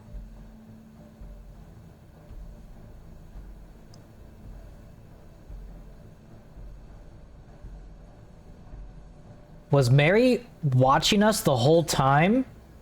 Who's that? Oh, that's Snow White's sister, I think? Or no, that's... Who is that? That's Faith?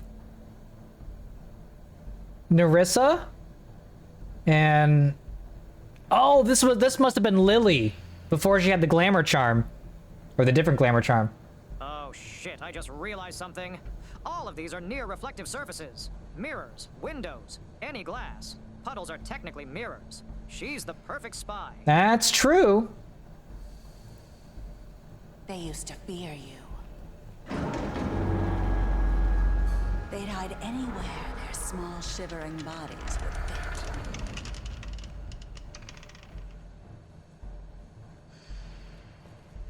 Ooh, They had the delicious magic mirror. bleach. She has Mary.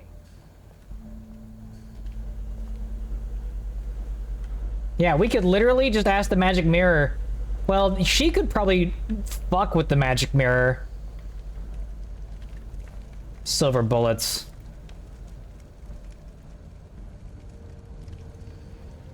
Silver. The big bad wolf.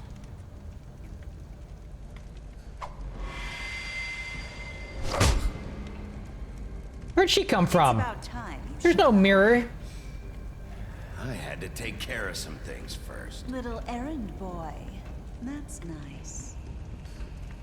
Ah, Bigby. I see you made it here in one piece. I do apologize, but I have some business to attend to. I leave you in the capable hands of my associate. Come find me when you've finished, dear. Don't worry. This won't take long. No, it won't. Get out of my way now. Don't make this worse. Aw, he doesn't want to play. I'm sure you'll persuade him.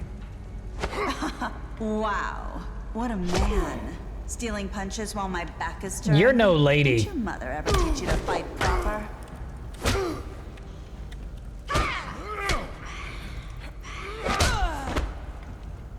Bish, please. You're a mirror. And the big bad wolf ain't afraid of 7 years back luck when you're immortal. Yeah, what's 7 years?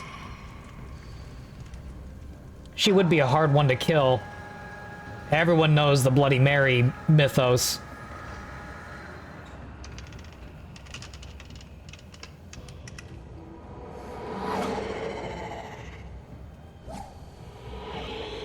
Yeah, that's right, you gotta turn the lights off. Yeah, this is Bloody Mary. One of the more vile, what would you call them? Fables? Myths? Legends? Want that high ground.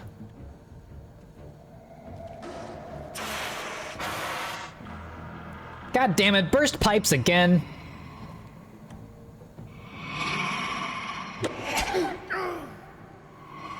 I hit D fast enough, I think. I think if I didn't, she'd knock me off.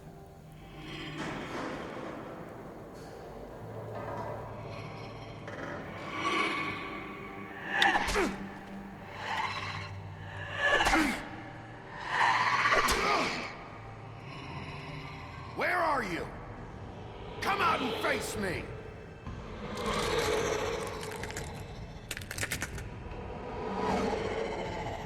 Ooh. Fun. Imagine waking up next to that. Yeah, she's more like a demon than anything else.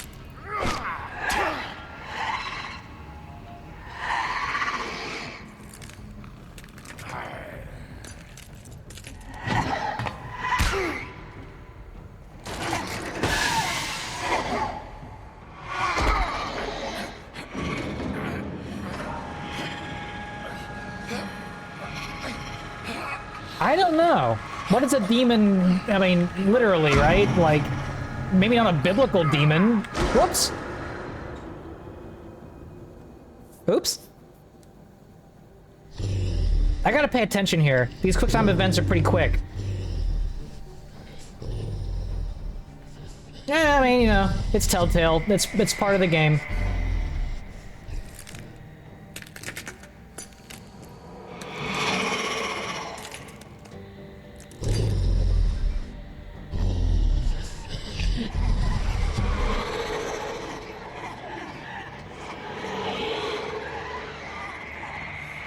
Oh, here we go, right?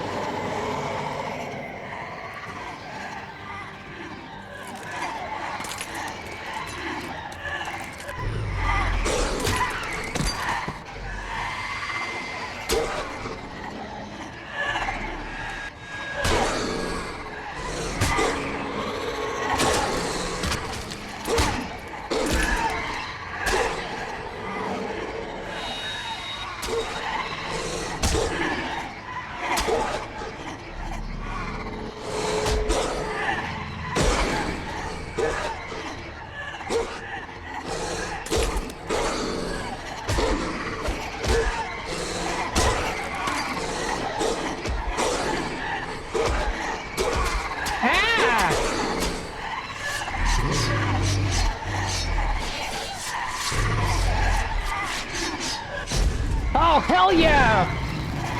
Wolf mode! Okay. Wood.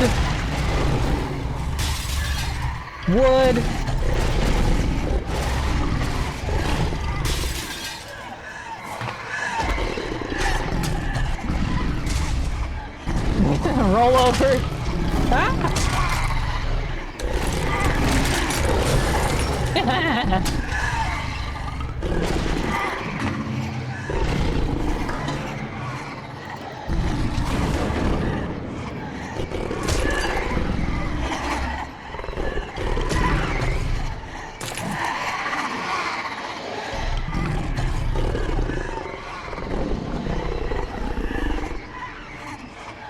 I'll huff and puff and burp.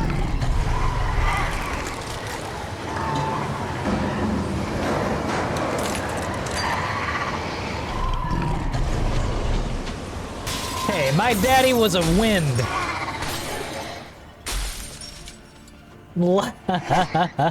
That's so good. Dog breath. Nothing beats the stank of dog breath.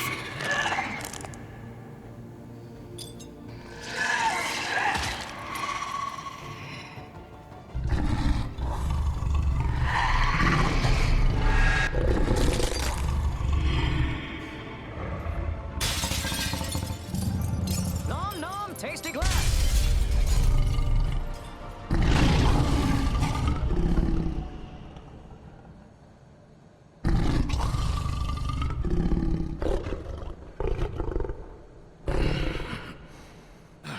I picked a hell of a day to stop smoking.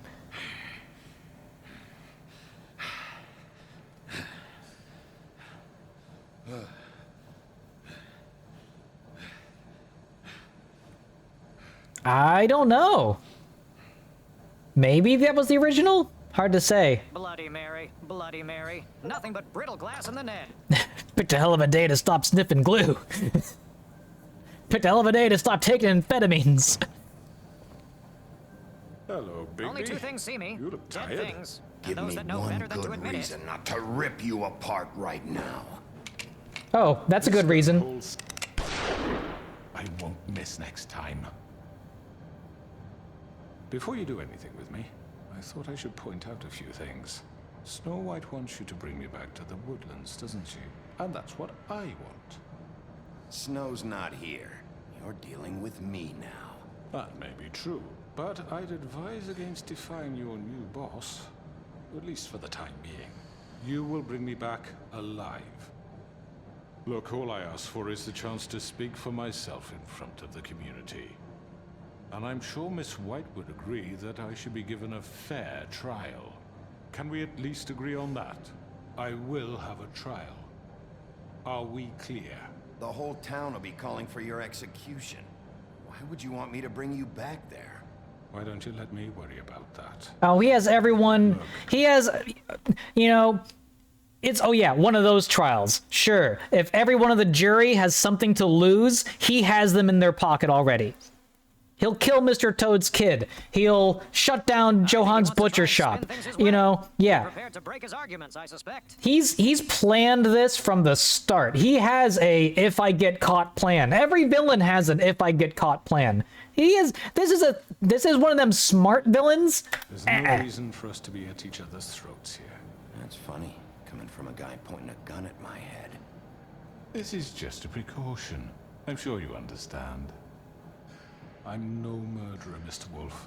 I didn't kill those women. Oh, you're worse. And I think you know that. All I'm asking for is a chance to explain my side of the story. Maybe you didn't No carry trigger it safety out. on that guy either. I don't think Georgie was lying when he said you ordered their deaths. Georgie would have said anything to save himself. We both know He that. was already dead. I'm a businessman. Dead people are pretty There's honest. still a lot you have to answer for. And I will, as long as you agree to my terms. Because See, if I agree to his terms, there's probably a witch's spell involved that says once I agree to something, I have to, like, I can't agree because this guy would have had some kind of magic curse based on what I say. I'm not saying another word until I'm brought before the community. And I don't think I'm being unreasonable. If you decide to do something stupid, like murder me, you won't get your answers. But you will have a difficult time explaining yourself to Miss White and the rest of this miserable town. You're often reckless, and I worry you're not thinking of... You still think you hold all the cards. What do you really care about here? Where this case is concerned, I mean. Do you really want the truth? Or do you just want to look like the hero? Because those are two very different things. I'm doing this for Faith, because she and Lily died, and someone is gonna answer for that. Then why are you here? You know who murdered them. Georgie. And? He's dead, isn't he? My point being, the killer has been dealt with. You've won. You really think I'm that stupid? I understand you have an obligation to bring me in, but you can brighten up a little. It's over. So, shall we get going? Oh, you're not going anywhere. We're not doing this your way. How unfortunate. I was hoping we could make the... Get the gun! What are you gonna do now? Rip me apart like some kind of animal? Killing me here would achieve nothing. And what would Miss White think? This is it for you. You said enough.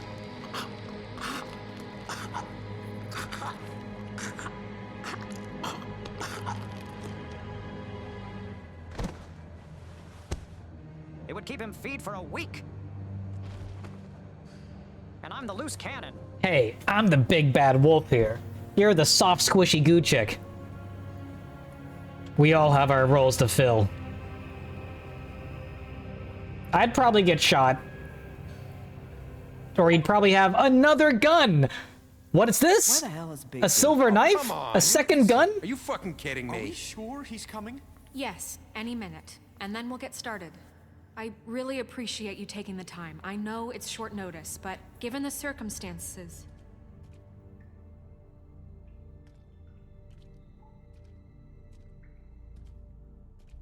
I wanted to bite his throat out.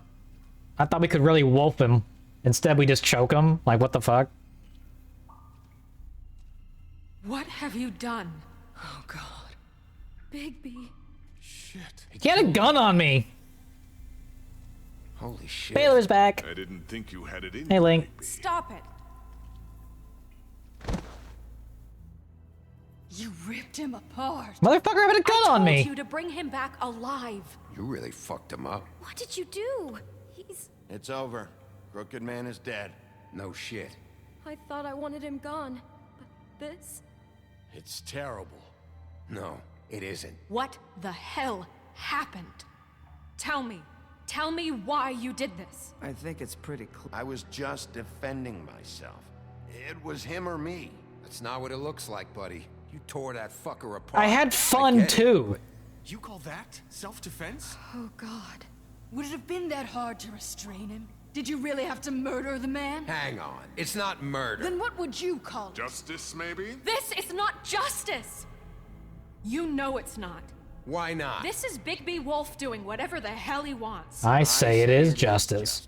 And that's the end of it. Are you serious? That is not the end of it. What are you getting on his case about? He did the right thing here. If this fucker killed Lily... And Faith. How can we be sure of that? Without a trial, what evidence do we have? We never had anything concrete. That's why we needed him here. The Crooked Man ordered their deaths. He's behind it. He ordered it? Well, then who the fuck did it? Georgie did. Georgie? Where's Georgie now? If we bring him in for questioning... He's also dead. Where is he? Bigby? Is he still out there? I sincerely hope not. Georgie paid for what he did. In the end, there was a fight, and he bled out from his wounds. It's over. I don't even know what to say to you right now. Thank you would be That's not nice. such a bad thing. You're on board with this? I don't know. I mean, it's not like the Crooked Man didn't deserve it. And if Georgie killed them. You think anyone deserves this? Your job is to keep Fabletown safe. The minute you start abusing your position by attacking people, we betray the trust of this community. I did the right thing. And killing those people out there, on your own, without due process, it makes us look like killers? How could you do this? It's just one thing after another. Look, I'm glad he's fucking dead. But like You should be thanking me. Thanking me. I took care of the Crooked Man and Georgie. It's all over because of what I did. I can't believe this. I made myself very clear. This is not okay. Snow's right. This is disgusting. Oh, it's much worse than that. What, are you guys buddy-buddy with the Crooked Man all of a sudden? What the fuck is wrong with you? Grand. Everyone, that's enough! Bigby, I can't protect you without the support of this community. The minute you kill another suspect, or rip someone's arm off, Hey, Gren deserved to that. stop them from calling for your resignation. Right? And yours. Oh, Bluebeard being the Manchurian candidate over here. Get these two infighting so he can weasel his way into power. I see what you're doing. Ooh, you clever little pirate. If that happens, I can't defend you. Do you understand? He's not gonna listen to you. I thought you had my back, Snow. I do. But that only goes so far. Listen, maybe you were right this time about the Crooked Man, but what happens when you're wrong? Ugh. The second you make a mistake about someone, I was pretty goddamn thorough, I would say. Maybe the Crooked Man hiring Bloody Mary to go fucking Bloody Mary on me was proof enough. The silver bullet revolver, that's one thing. That was easy. But, you know, the whole I'm gonna kill you with my evil henchman, that was the self-defense part. So really, you know what, Snow? You can shove it up your ass. Eat any poison apples, lady, you dumb broad, you dumb dame. You're all legs, but you're no brains, sweetheart. You don't know what it's like on these mean streets. I won't watch you become a murderer. I think it's too late for that. I'm not a murderer. Good. So how do you explain that? Also, That's I wanna not- point this out because you won't be able to unsee Having it. some The Crooked Man is in the personnel issues, Family Miss Guy White. fall pose on the Can't slab control there. your mutt. Bluebeard, this is hardly the It time. looks like as long as the wolf thinks you're guilty, he has free reign to murder you. Granny Appletree, I saved your tree. That's not Is this how. what we can expect from now on? Yeah, you make one mistake and Bigby's gonna rip your head off? Hey, that's not fair. Maybe a few... Whoa, whoa, whoa, whoa, wait a second. These guys did not make one mistake. Committing 2 acts of murder, like embezzling money from the government, fucking extorting the local population, putting like the poor and the sick and the weak under their thumb, cursing women, cursing, no. This ain't one mistake that got these people killed. Limbs, too? That's not going to happen. Don't be ridiculous, Beast. I'm not about to... You think I'm being ridiculous? We all know what you're capable of. I'm capable of a lot, yeah. Don't worry. I didn't murder them. Please, I the tripped and my sheriff fangs isn't fell onto going- his neck. I didn't gouge his eyes out. Notice that he has both of his eyes. Proof proven. See? The wolf does whatever the hell he wants, and the princess is no better. Now, hang on a minute. You don't believe me? They came to my apartment, and then for no earthly reason, she wanted my tree destroyed. And I saved your tree. She was helping people glamour themselves as other fables. We couldn't let that continue. I can't say I'm fucking surprised. I am. Snow, how could you do that? You tried to ruin my life for no reason at... None of this matters. We're not here to talk about your damn tree. It doesn't matter. Bigby just means It matters to me. I saved your tree and gave you a job. You were working with Crane and the Crooked Man So to... that makes me a villain? You can pretend it's about law and order, but it's time you stopped lying to yourself. You wanted to get back at me for what Crane did. But that doesn't justify it. You both just act out of your own selfish desires. It doesn't matter what's right. Says the lady, like, pushing her fucking black magic to make money. At this point, I'd rather have Crane. You don't mean that. You don't mean Crane that. didn't rip people to pieces. Or destroy what's ours. Whoa, Gren. What happened to being on my side all of a sudden? Also earned the position. Don't start. He left us alone. Things will only get worse The now. fuck is wrong with What the hell you? is wrong with you? You fucked up your own lives, dealing with criminals, making your own bad fucking choices. And now you want to blame us for your screwed up situation. I've been trying to fix the mess you made. How dare you? Is this how it's gonna be? You're gonna blame us. Bigby's right. You people don't know what the fuck you're talking about. Do you seriously think you want Crane back? He was an asshole, and he didn't do shit for any of you. Damn straight. Snow and Bigby found my sister, when Crane wouldn't even look. Yeah, but they only came around when they thought it was Snow White who ate it. No, they cared about Lily. They care about all of us. Even if they've got a funny way of showing it sometimes. Thank you, Holly. Oh, come on, Holly. Maybe Snow gives a fuck, but Bigby? I mean, this I get. But I didn't do shit wrong, and I got my fucking arm ripped off. You attacked me first. Holly's right. Crooked Man took over my shop, but Bigby tried to help me out. Everyone, please, just calm down. We have a right to be heard. Are you afraid of what we have to say? This isn't helping. I'm not finished. Like we give a shit. Bigby. Don't.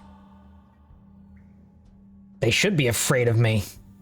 Please, do not blame the sheriff for his outburst. It isn't Bigby's fault. He can't control his nature. And frankly, I wouldn't dare ask him to try. But with a sheriff so impulsive, shouldn't the new deputy mayor have at least some command over her office? Bluebeard? Are either of them fit to run this town? Can I say something? Excuse me? Nerissa. You can take the ribbon off. My name is Nerissa. Well, Nerissa, please step aside. Let her speak, Bluebeard. But let her speak.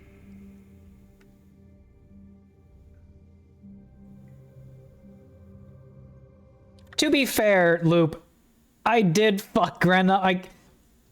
I made difficult choices between who I stood for and who I didn't. So they are a little schizo, yeah. You can never know with me. I haven't been able to speak my mind for a long time. We were prisoners at that club. We had nowhere to go. No one cared enough. Certainly not Crane. He was under their You're thumb. acting like they haven't done anything good in the last few days, but you know that's not true. Because of the sheriff and Snow, I can finally talk about what happened to me. To all of us. We're free now.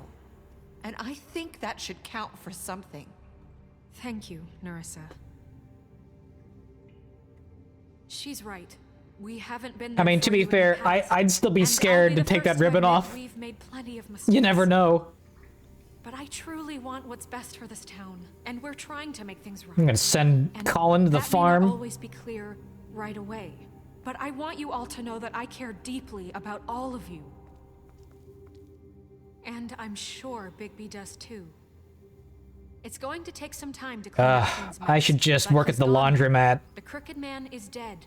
The killer has been found, and you can all rest easy knowing we're here to look out for you. I'll make sure of it. while that's all very touching, is it enough? I'm still not convinced Miss White has what it takes to control the sheriff or run this town. I am. We haven't really given them a chance. Crane just left. Let's see what Snow and Bigby can do on their own.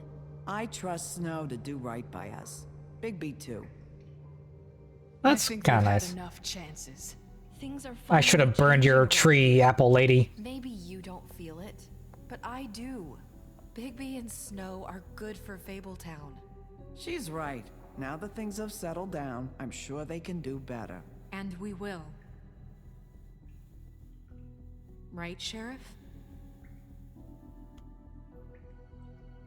We'll do what's Bluebeard, right. you damn pot-stirring Baldo. As best we can. We'll see. You see that? It's finally over. See, I honestly think this is the right call. I bet if you bring him in, something tells me Bluebeard and the Crooked Man were probably working together, and that he would find a way to... I mean, the Crooked Man is a master manipulator. You could say that he would bait everyone into believing his lies, you know, masterfully. And I don't think that's what we wanted. If we gave him the opportunity to speak, these dumb motherfuckers would fall hook, line, and sinker. Good riddance, at least. This won't end well. Shit. It's over now. I feel the best way to write a moralistic story is to write it so good and bad endings can work. And I believe if you brought him in, you'd have to debate and defeat him, which you could only do via making consistent good choices. Right? Yeah. And I think he would have been able to absolutely manipulate this dumb crowd.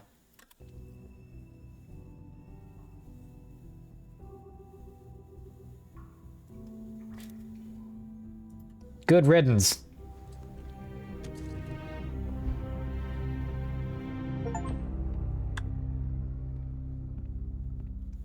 The choice is blank. What?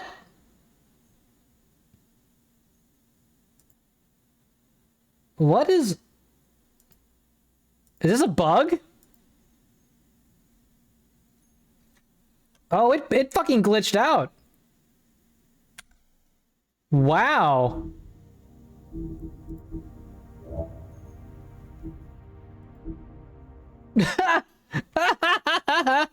The end. Your choices matter. I think not. All right, let's God, if we have to restart. I made so many good choices. The game didn't know how to treat me.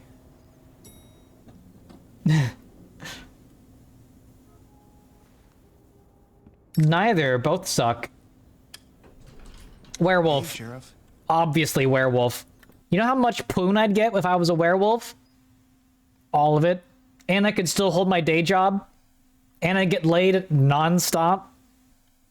And I'd be a fucking wolf for like 3 days out of the month. That's pretty... Where's the bad part about being a werewolf? Okay. If I couldn't control my blood bus, if I had to just absolutely like eat everyone's asshole all night for 3 nights, that would suck. All right? Hell, how many people have silver bullets?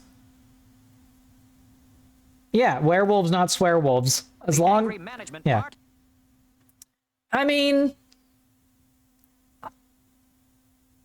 That's fine. I don't wear silver. Why would I wear silver? That's silly. Although I probably wouldn't have to touch thermal paste. I couldn't use Arctic Silver 5 thermal paste if I'm if I'm building a computer. But beyond that, I mean, so long as I can control my hunger, blood bus, and all that kind of stuff, then I should be fine. See, I think it'd be more difficult to be a vampire. Living forever is not a luxury. Eternal life's a fucking curse, man. Because everyone you know and love dies. But you don't. Come see the truck off? We're leaving for the farm in a few. All the fur left in the furniture and around the house. I'll be down in a minute. Okay, great. This fucking line. Vampire, you can't eat garlic bread. Truly worse than death. Depends on if you make them join you in immortality and then go on to Mr. run Wolf, the world. Flycatcher left his keys. Why doesn't Gren grow his arm back? Right. Thanks. I'm sorry, Sheriff. I have to take care of this. This is a day later. This is 1 day later.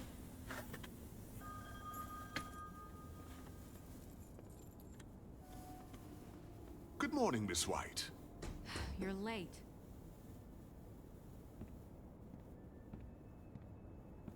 She's just gonna be a fucking, like, hill dog Clinton. Someone's gonna see you, Colin. He's my trained seeing eye pig. He's my emotional support pig.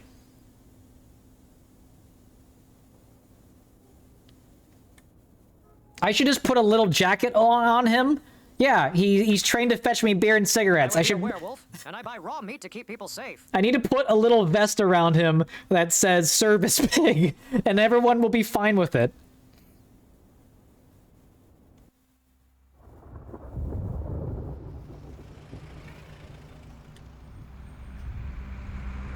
PP. It's Colin. What? The frog's going to the farm? I thought we'd protect him. Jesus. I did my best to give him. We only have like 5 minutes. Carry me for fuck's sake. I don't give a shit. You forgot these. Oh, thank you. It's been pretty busy around here. I thought we. Morning, Sheriff. Nice fucking day. What the fuck? Shit. Just go grab that, would you? Sorry about all this. I tried to help. Just why the hell did she have to send me and me boy away, You must give him money, I believe. You promised Nothing else me matters. I'll get another chance. But Miss White said I had to go up to the damn farm anyway. Wait, Sheriff Bigby, I have something. You know, he was up crying all night, poor kid. Can you give this to Miss White, please? Dad says there's no time to say goodbye, so if you could bring it to her. What is it? I couldn't take them all with me, and she said she liked that one the best. It's a willow beetle. That's a big one. They're cool, because when they're little, they have these pouches that squirt juice at you if you touch them. That's awesome. I'm sure she'll love it. She said it was pretty. We're about ready to head out. What's it like at the farm? I've heard ogres live there, and they eat people in their sleep sometimes. God, I hope not. Do we have to go? I want to stay here. Well, we don't have a choice anymore. I'm sorry, TJ, but look on the bright side, okay? There's plenty of space to run around, and a nice river nearby, so you can swim all you want. Even in daytime? Yeah, you don't have to worry about the Mundy seeing you. It'll be nice. Come on, it won't be so bad. Have you been there before? No, some of the animals aren't comfortable around wolves, so you wouldn't know. Racism! We're all set. Bye, Mr. Wolf. Goodbye, TJ. Hey, Bigby! Where's your friend, Colin? Where's the fucking pig? How should I know?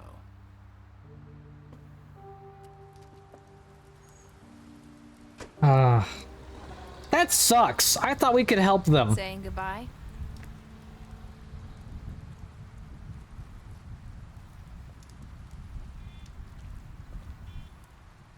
By the way, that What? guy with the orange hair that keeps popping up everywhere, his name is Crier. He was meant to be Bigby's deputy in a scrapped idea for the game. Supposed to have been the boy who cried wolf. But when the deputy idea was scrapped to give Bigby a more lone wolf bit, he was demoted to a background character. Oh, okay, it makes sense. Hi. Hi. But like, Still wearing that thing. Oh. Yeah. I guess I am. It's not easy to forget. I know it seems like I should be able to. It's just... You need to let that go. How are you gonna move on if... Bigby, I know you're trying to help, but this is just something I need to do on my own. yeah. Listen, I came here because I have to tell you something. What is it? It's about what happened to Faith and Lily. I'm not sure where to start. Faith, Lily, and I, we had this plan. We were gonna find a way out. Leave the pudding and pie for good. But then Faith decided to get some leverage. She stole a picture of Crane and Lily together. The minute Faith stole that photo, we had dirt on one of the Crooked Man's allies. If he found out, I had no choice. You have to understand. You've seen how they kept us quiet in that place. Can you imagine the lengths they go just to silence someone who had physical evidence? Nerissa, what did you do? I freaked out, okay? She sold Thought her if out. I came clean to Georgie, Yeah. he'd get the Crooked Man to leave us alone. We could just forget the whole thing. Maybe try again in a few years. You what? So I told him everything. And I begged for mercy for all of us. I didn't want anyone to die over a picture. Georgie didn't do mercy. You know that. He could have been reasoned with. I was counting on that. Oh, Georgie you poor promised to dumb smooth girl. things over with the Crooked Man. You stupid mermaid. Oh God. Here. Thank you. It'll make you feel better. They're good for you. They're doctor recommended. I don't know what happened, but that night at the club, Georgie came Give her back and give told her me a, things had here's a changed. Pepsi. He had to make an example of us. We had committed treason. And while the two of us were sitting there, as he was telling me Her this, sin was being Faith naive. walked in, and I had to watch while Georgie... It was my fault. I sold them out. And Lily? That night, after Faith, I tried to warn Lily, but she wasn't with her scheduled appointment. So I did the only thing I could do. I left Faith's head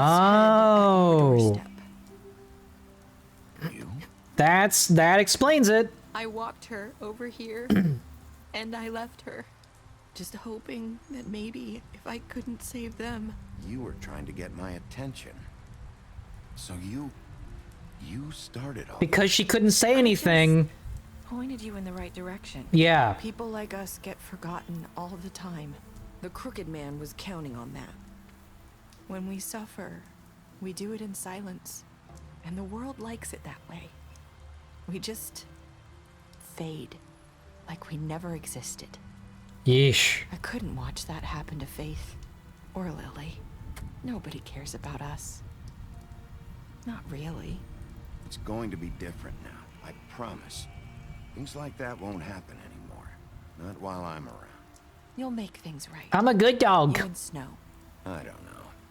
Seems like no matter what I do, it's just not enough for her or anyone. She's a princess. What do you expect? These people. I know it might feel that way, but they need you, Bigby. Both of you. You two make a good team. The way you look out for each other and look out for us. You don't see that a lot these days. I go out there and I do my job. I put my life on the line. I get shot at. I do what has to be done for them. But at the end of the day, I'm still the bad guy. I know, but they'll come around. You'll see. After everything you've done for us, maybe they don't want to admit it, but without you, none of this would have happened. You listened when no one else would. You knew when to show mercy, and you brought justice to this town. Finally. Yeah. If you hadn't killed the Crooked Man back there, he would have just talked his way out of it like he always does. So from where I'm standing, you did the right thing. You've been given this job for a reason. And I left Faith at your doorstep because I knew if anyone stood a chance against the Crooked Man, it was you. I hope I've at least done some good here. You've changed this place. For better or worse, Fabletown wouldn't be the same without you. Big G boy. Yeah, I think. You're not as bad as everyone says you are.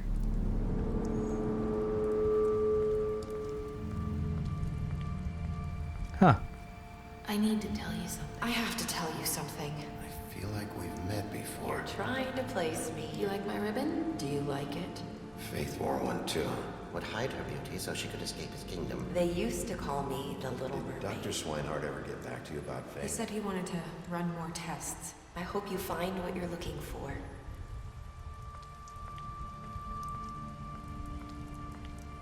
In a world of glamours, is she really who she says she is? I'll see you around, Wolf. See you around, Wolf.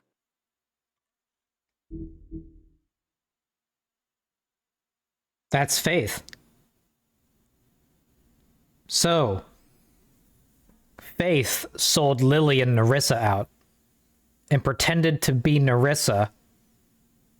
That's how it ends. Interesting.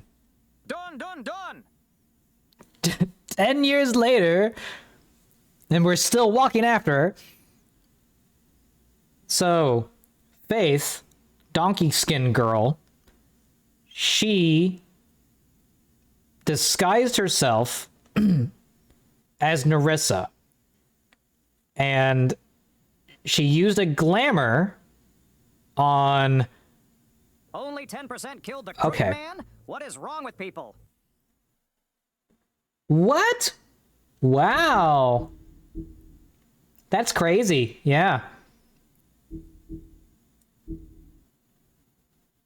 Kind of curious.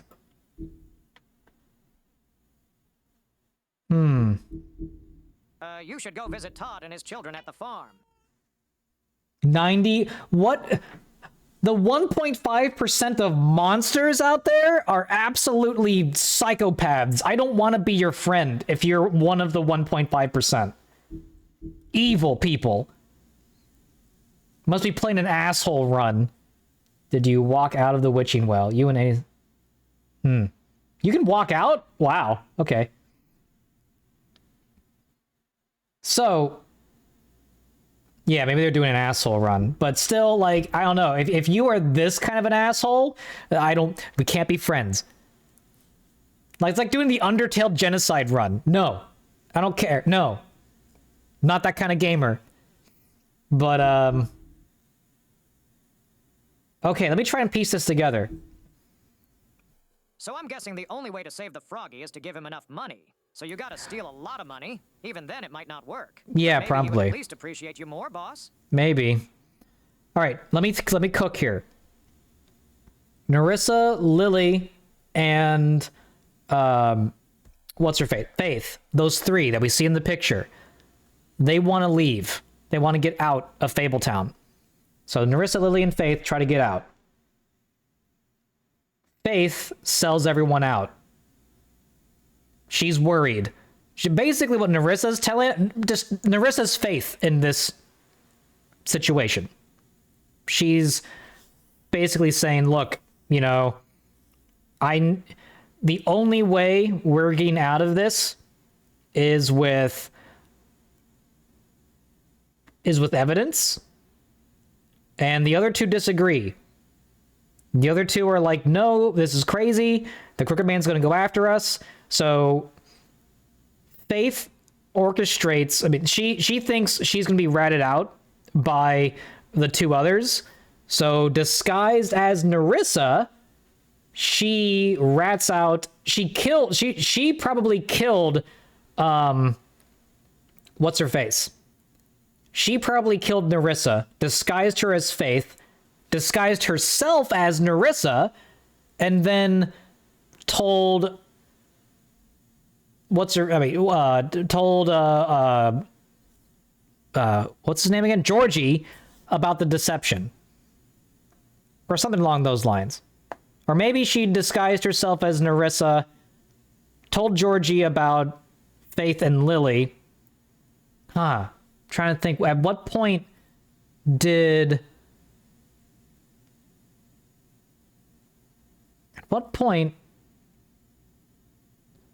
did Faith use a glamour on the corpse of Nerissa?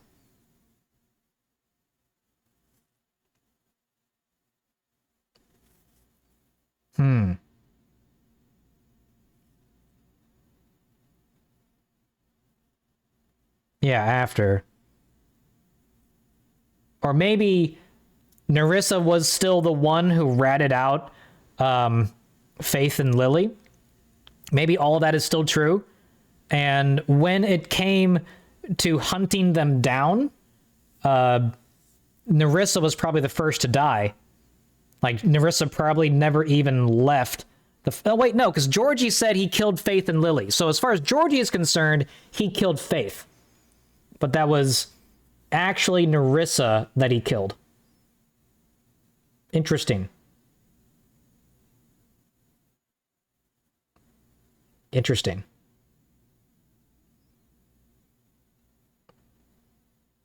No, I don't like really doing other runs like that. Personally, I kind of like sticking with these choices. I've tried this with other games like Mass Effect. I can never choose the asshole choices, even though some of them are great story-wise. Like killing Mordin in Mass Effect is so fucking hard for me to do. I can't do it. I've never done a run as a true asshole because I love these characters so much. The impact of a story-based game to me is that once I set it in stone, or once I play through it, it's set in stone, and I don't go back and change my choices.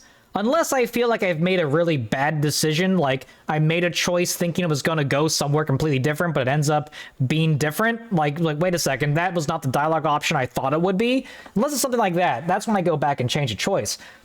But these games have the largest effect on me when I play through them once. The moment I do a second playthrough, it does not have the same effect.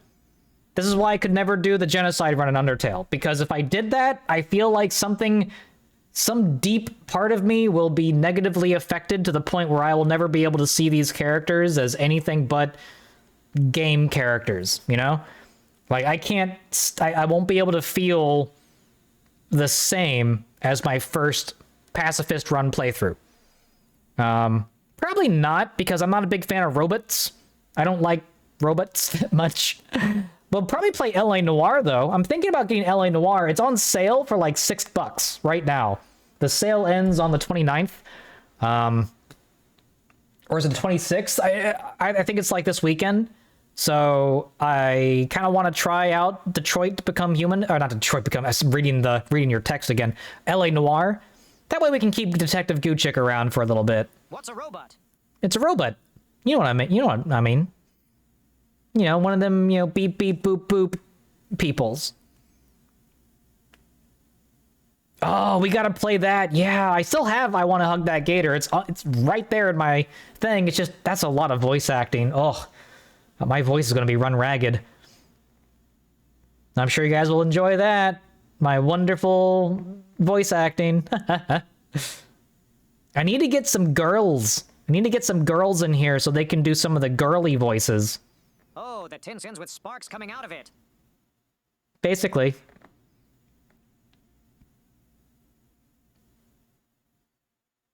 Do you? Because I just started calling them robots, but I'm not too sure what you're referring to, Loop, because I don't know if there was any sort of... Who calls them robots?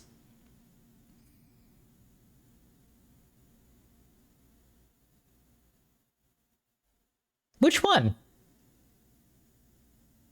Roger didn't call them robots, did he? I don't remember. Yeah, Borelli? No. I don't remember that. I never remember him, Huh.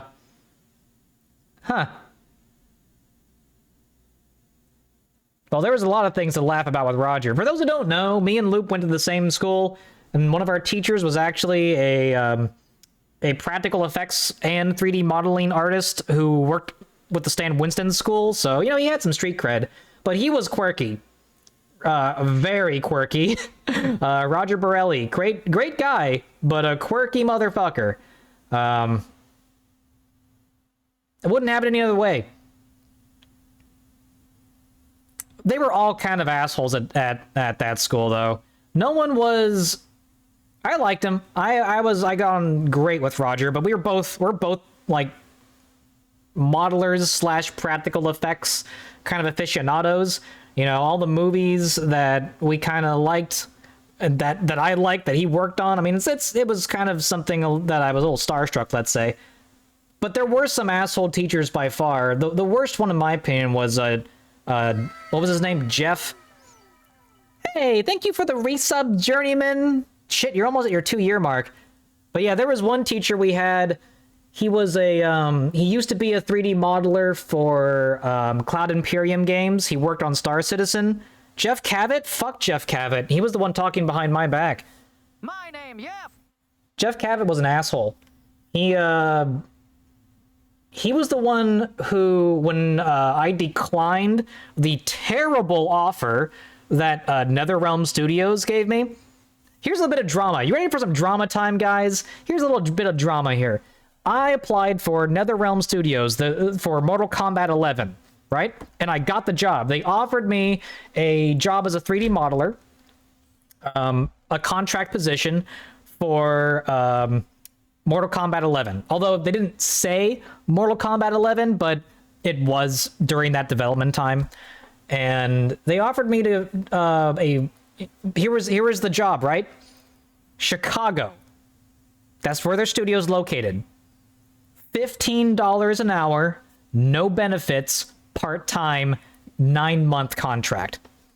Good luck finding a fucking apartment that has a 9-month lease on it without benefits in the heart of Chicago for $15 an hour. I told him to take that offer and fucking shove it.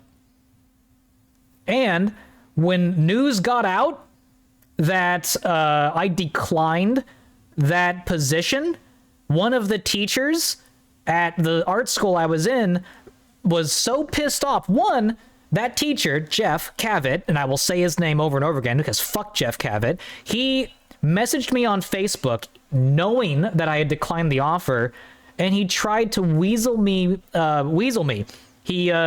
He acted as if he didn't know that I applied at all. And he said, "Hey, look at this, position at NetherRealm Studios. You should apply for it." And he already knew I applied and declined it. He was just trying to weasel me back into reapplying or some shit. And I told him no. I applied, they offered, and I declined the job offer because it wasn't enough. $15 is not minimum wage. In Canada. Sorry, I didn't read your full thing. Yeah, maybe in Canada. In the United States, minimum wage is like $7 an hour, $7.25. But yeah, work in the fucking 3D mines. Be a goddamn art slave, a contract art slave. So though this isn't even the story yet. We're still getting there. So after he tried to weasel me into begging for that job for NetherRealm, and I told him no. I was not going to accept $15 an hour. I wasn't going to move halfway across the country, abandon all my friends and family, leave them. I mean, the idea was if I actually got a full-time job with benefits, with a decent salary, that would be something that I could support myself with. But $15 on a 9-month contract, which is very likely that you'll be laid off after your contract's over, because that's what this industry is like. It's a brutal fucking industry. Sure, I'd get my name in the credits on Mortal fucking Kombat, but like, is it worth the misery of being basically an art slave? Company store man? Fuck no. I have my dignity. There's better jobs out there, and I'll find it. And I did, eventually. But he started talking behind my back in his classes.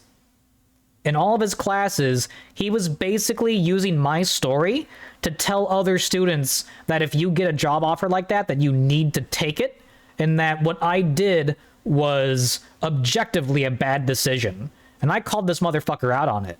It's like, you do not get to tell other people using my personal experience and story as a negative. You don't know what my position is. You don't know what I need in order to make it out there. I'm not just going to take some random fucking roommates in Chicago I've never met before. You're not going to call me out in front of all of your students without my consent. Like, what the fuck is wrong with you? You weasel. I told you in good faith that we can keep this kind of shit personal, because this was a personal decision of mine. Yeah, shitty gatekeeper kind of mentality. So you're gonna start making me look like a bad guy amongst the entire school. You're gonna tell every student that not taking a job that sucks is a good idea? Yeah, no. That's why Jeff Cavett's a piece of shit. And I'll never forgive him for that. Absolute weasel cunt behavior. So, there you go. That's why I hate Jeff Cavett. Roger was actually the guy who told me about this. That's why I respect Roger. He told me about this Game of Thrones crap that Jeff was talking behind my back in classes to students, portraying my entire narrative as my own story, as if it's a negative story. Even some other students who I also told, some of the students who I kind of trusted, this was when I was a teacher's assistant, they came to me and said, look, dude, Jeff is like talking shit about you. He didn't mention you by name, but, you know, for those of us who know about the Netherrealm crap that you had to go through, he's basically telling your story as if you're an asshole. And, yeah. Well, Hardreeve, Jeff was a jealous motherfucker because, you know, he had applied to other jobs and been denied over and over and over again. The best he could do was working at Cloud Imperium, which was basically another scam studio, Star Citizen. You know, if you know anything about Star Citizen, most of their artwork and models go into advertising, and they're the studio that has like deluxe $40,000 supporter packages. They're out there, you know, bleeding you dry. And yeah, because I got a job offer that he wishes he could have gotten, you know, he takes that on me. And it's like, bro, I know that you're desperate to get out of here, but I'm not. My career is just starting. I have GDCs to go to. I have networking to do. I have a portfolio to make. If NetherRealm is going to offer me slave wages, then I'm not taking their offer. And that's what I would tell students. You are not some desperate little bitch to be used by these studios. Blizzard doesn't care about you. NetherRealm doesn't care about you. EA definitely does not care about you. You have to find the developer whose culture you agree with. And maybe it's an indie studio. Maybe you're making peanuts at first. Maybe you're developing your own game. But you have to understand what your actual value is. I remember there were students who came into this art school who would say crazy shit like, if Blizzard offered me room and board and no salary, I would work for them because I love Blizzard games so much. And I would just be like, you dumb motherfucker. One, it's that mentality that keeps us artists, us creatives, as cannon fodder for these terrible industries. You know, these industries that treat us as if we're meat for a grinder. And it's that naivety that makes you a doormat. You know, you have the skill and the talent. Developers should be catering to you. It's like in the furry fandom, right? The artists and creatives have respect. We're the desirable ones because we create the commissions, your characters, your worlds, all that stuff. We are the desirable element of the entire furry fandom. Not in the video game industry. Artists are a dime a dozen. And that's how at least the industry thinks about it. And that's why industry games tend to suck a lot, AAA studio games, because there's no loyalty. Artists are treated disposably. The creatives, writers are also treated disposably because everyone wants to be a game writer. And before you know it, you know, they can just replace you with anyone. Everyone's interchangeable. Now, that's not true because you make bad games if you do that, but, you know, these studios, they don't understand the creative process. So, yeah. Well, this is why I'm kind of glad. I'm not glad, but this is why I'm like, look, let AI replace artists in the AAA game world. Let's see how well that does. You're already a bunch of soulless fucking corpos. So yeah, all right, replace all your creative people with AI. Your writers, your 3D artists, your concept artists, replace them all. Make machines do this. If you think a machine can do this job and make a really powerful emotional statement, a great game, well then, I have something to tell you, buddy. You're gonna fail. Your studio will go under. And I am here for it. I am waiting to see this Gen AI takeover of big studios just eat themselves alive. They'll be, I mean, we're already seeing it, right? You don't even need AI for this. The mentality that you can just treat the game industry, the creative industries, like businesses that don't understand that art is made with soul and passion. Well, you're already failing. And you see that with EA, with Ubisoft. You know, and with Disney, biggest examples of these giants failing to deliver. You can't just buy an IP like Star Wars and say you own it. No, that's like buying Pinocchio. You can't own that. The fable continues whether you have the intellectual property rights to it or not. Bingo! Sweet Baby Inc.'s a great example of that. You know, they're not creative people, but they latch onto creatives and they use their mentality of, oh, you need us as consultants on your game in order to make it more culturally or politically acceptable. And gullible managerial HR departments, which have been given way too much power in the video game world, think, oh yeah, we need this. You don't need that. Toby Fox didn't need Sweet Baby Inc. You know? Small-time developers don't need that kind of shit. All you need is passion and a little bit of ability. That's it. A lot of financial analysts, executives, managers, high positions in society, they all fail to understand that society might be a pyramid, but the upper floors don't stand without the bottom. Bingo. Someone has to build your systems, engines, office buildings. The people who are replaceable, are you the middlemen? Bingo. Middle management, this rise of the managerial middle management class has been what I think is behind a lot of this culture war, social division bullshit, because they are like the bureaucracy branch. They're the bureaucratic element of a business. You really can cut like 80% of those jobs and still produce a fine product. Which, you know, we've seen it with like those TikTokers from like Google and LinkedIn who talk about how difficult their job is, and all they do is get massages and have cocktails while on the job, doing basically nothing the whole day except, you know, saying how diverse their culture is. And it's like, yeah, you know, your job's useless. You're not needed here. The problem is these upper management people think that the quality assurance, the artists, the writers, the people who actually make the product, they treat the actual creative departments as if they're replaceable. And they're the least replaceable. We found this out kind of during COVID too, like what jobs are essential and what jobs are not. So, yeah, no, like what is wrong with X, Twitter, whatever you want to call it, is still the same shit that was wrong with it. It's now just more efficiently terrible. It's now terrible at a more efficient pace. If you wish to improve wages for everyone that's not a manager, get rid of the manager and ideally avoid investors. Yes. Shareholder prioritization has already been pointed out to be the dumbest decision in corporate history. Well, it's possible to do away with it. It just takes time. I would say, Hardreeve, it's useful in industries of commodity, but not in industries of creativity. You cannot you cannot make a game developing studio publicly owned. That's the best way to just eliminate all passion and creativity from your structure.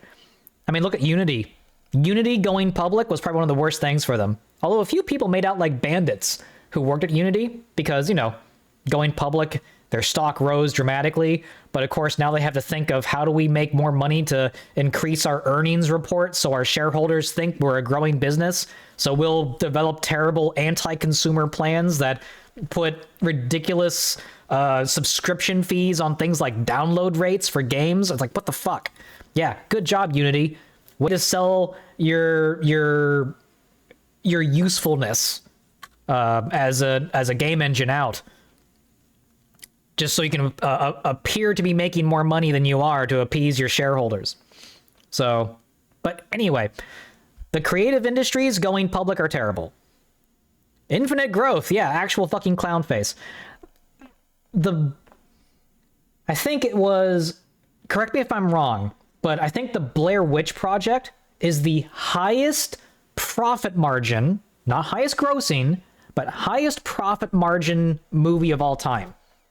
Like, it was a $60,000 or $50,000 budget, including marketing, because marketing was just viral marketing, word of mouth and shit like that.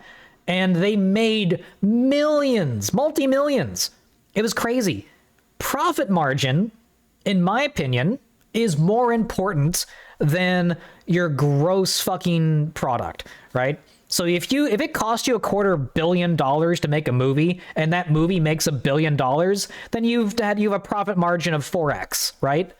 But if it cost you like $50,000 to make a movie and you make like $100 million off it, motherfucker, your profit margin's like 100x.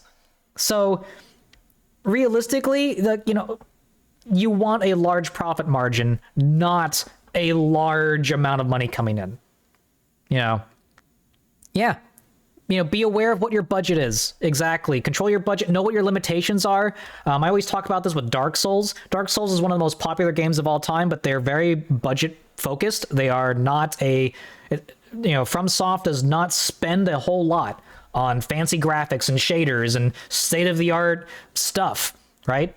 It's a core game with a fantastic world building, and that's what drives it. And it appeals to that difficulty that gamers love.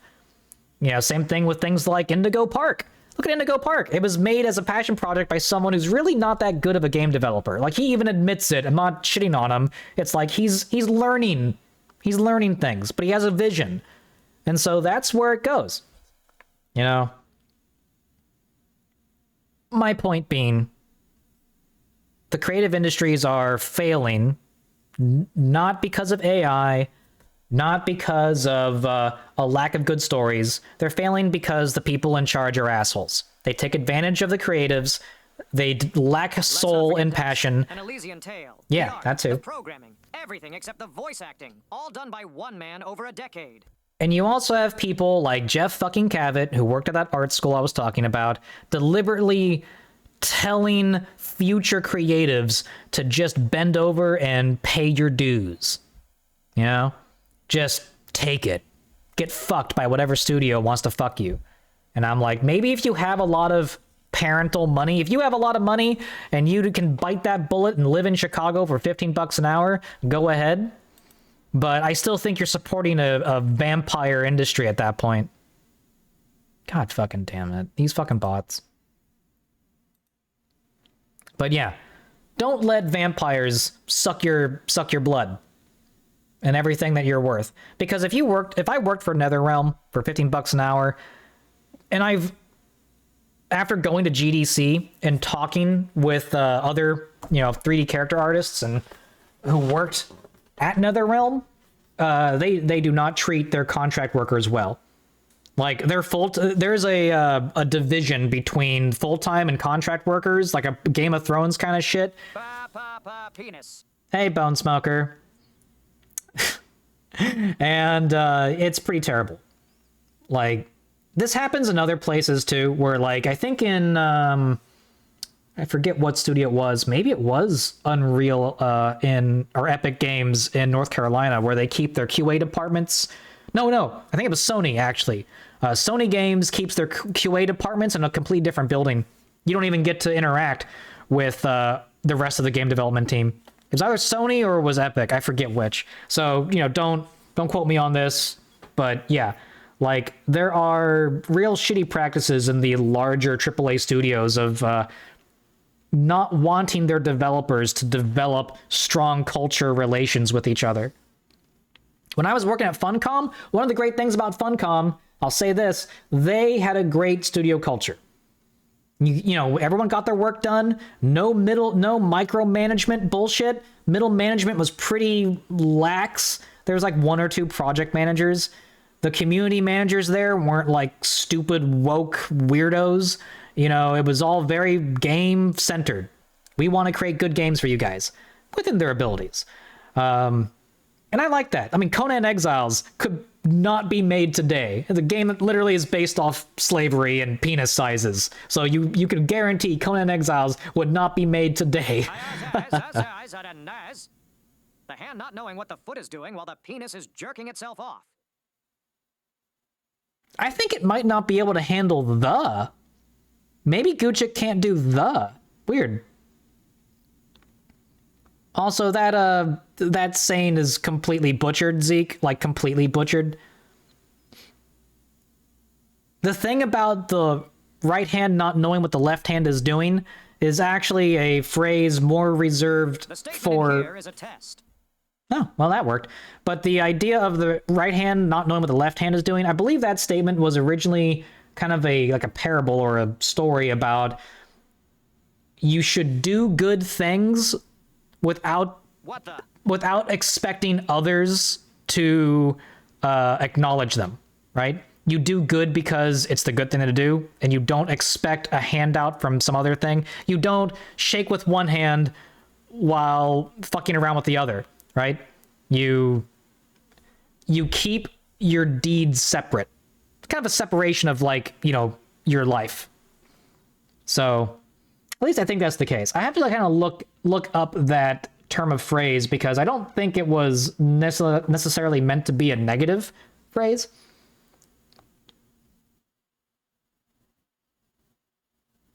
Bingo, Draco. There you go. Yeah.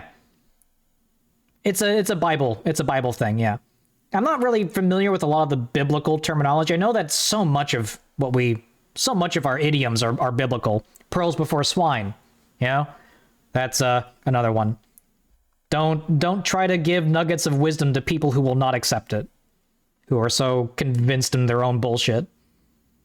You know, remove the scales from your eyes before, or remove the log from your eye before removing the splinter from another's, or something like that. Basically, like, keep your own house in order before you criticize others. Yeah, remove the splinter. Yeah, you know, that's a good one. Don't criticize other. It's kind of the same between, like, you know, don't throw stones in glass houses or some stuff like that. Pot calling the kettle black. Same basic principle. But anyway, yeah. Long story, wasn't it? Hope you enjoyed that. Was it good for you too? Sleep. I think Jesus said that, yeah. That sounds awfully similar to the notion of we all complain about bad management. Good management is invisible. Do your job correctly, and people complain you aren't doing anything, because they can't tell anything is going on at all. Also, by the way, I will say that this about the art school I worked at and I graduated from, it was a good school. I got a lot of good information from it. I apply a lot of that information to my art to this day. It allowed me to get my first jobs in the game industry and in indie studios with people I really liked and cared about. So yeah, I absolutely loved that art school experience, even though there were some assholes. One of my favorite teachers was the texture teacher, Dan Greenfield, who was a 3D texture artist who worked at BioWare. He got a job at BioWare Austin, working on it's no longer active now, but it was Star Wars Galaxies, I think, the Star Wars MMO. So he was good. Loved the guy. We stayed in touch for quite a while after I left the art school. Good dude. Also, Jeff Cavett was such an asshole. He wouldn't let me install a plugin for one of my art projects in Unreal. I wanted to use it was the Old Republic? Okay, gotcha. I wanted to use this amazing fur plugin for a character piece I was making called Neofur. And Jeff wouldn't let me install it on the school computer. And I mean, I get it. You know, to get a plugin installed on a school computer requires like a bunch of fucking, you know, paperwork and stuff like that. But it's like, bro, then fuck you. I'm going to make my own art project on my own time, and I'll submit some other... It was a fur shader, a fins and shell fur shader. It was called Neofur, and it was a great tool at the time. It's now no longer available. It either got bought out, or there was some... I don't know why it's not available anymore. There's another fur shader called G-Fur, which is available in the Unreal store, Unreal Marketplace, but whatever. Anyway, yeah, you know, what was I saying? Jeff Cavett's an asshole. That's basically it. Just reinforcing that. But I like Roger. I like Dan. That's it. There was another guy there. What was his name? He was the animation teacher. Cavett, like with a V. Loop, do you remember the guy? Was it Alex? the animation teacher. I think his name was Alex. He was kind of a pretentious guy. Little up his own ass. But I liked him. Very, very good at teaching basic animation. Although I remember, I remember learning... Oh, you must have had a different one then. Yeah, okay. My dude was black. I think his name was Alex. He worked on quite a bit of stuff. I can't remember exactly all the stuff he worked on, but a bit... Huh. Weird. Yeah, I liked him. Like I said, a little bit up his own ass. Sometimes I hated his humor. I found his sarcasm to be a bit grating. But I still liked him. We got along well enough. I didn't find his personality to be exactly my type, but just because I don't like your personality doesn't mean I don't respect you as an artist, as a teacher, as someone who's like capable of delivering a good education to somebody. And so I respected Alex quite a bit.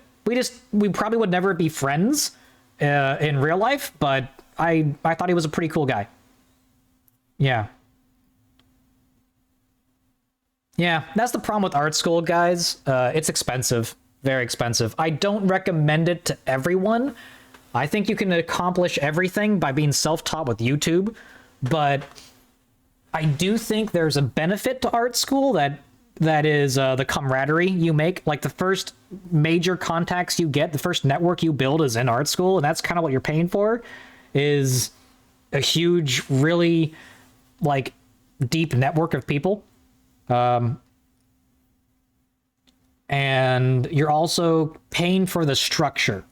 For some people, having structured, organized paths to learning is the only way they can learn a new skill. To me, it really helped, like having that structure.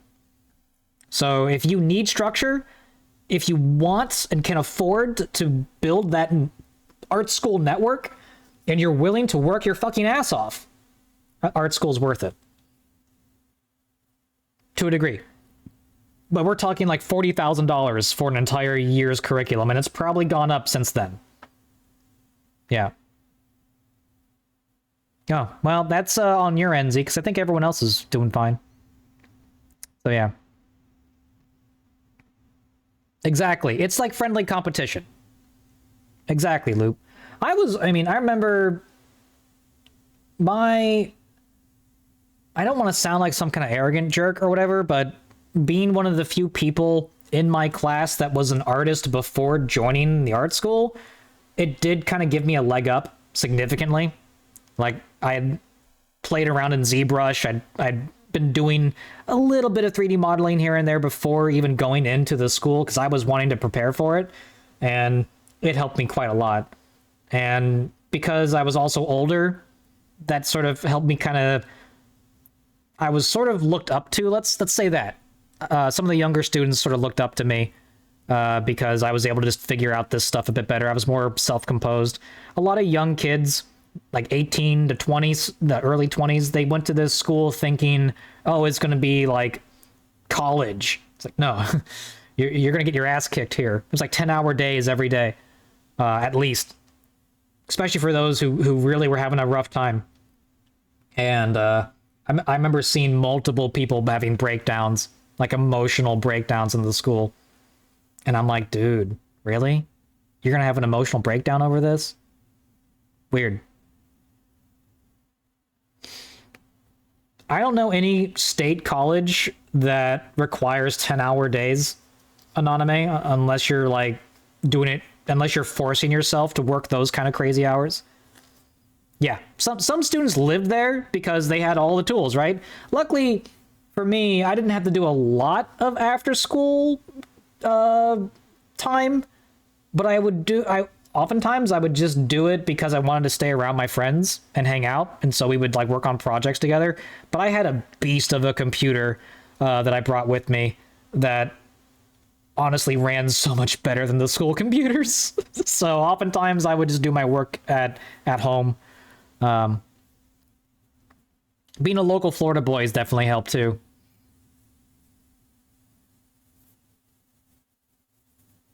Well, that's again, that, don't take this the wrong way, but that's a you problem.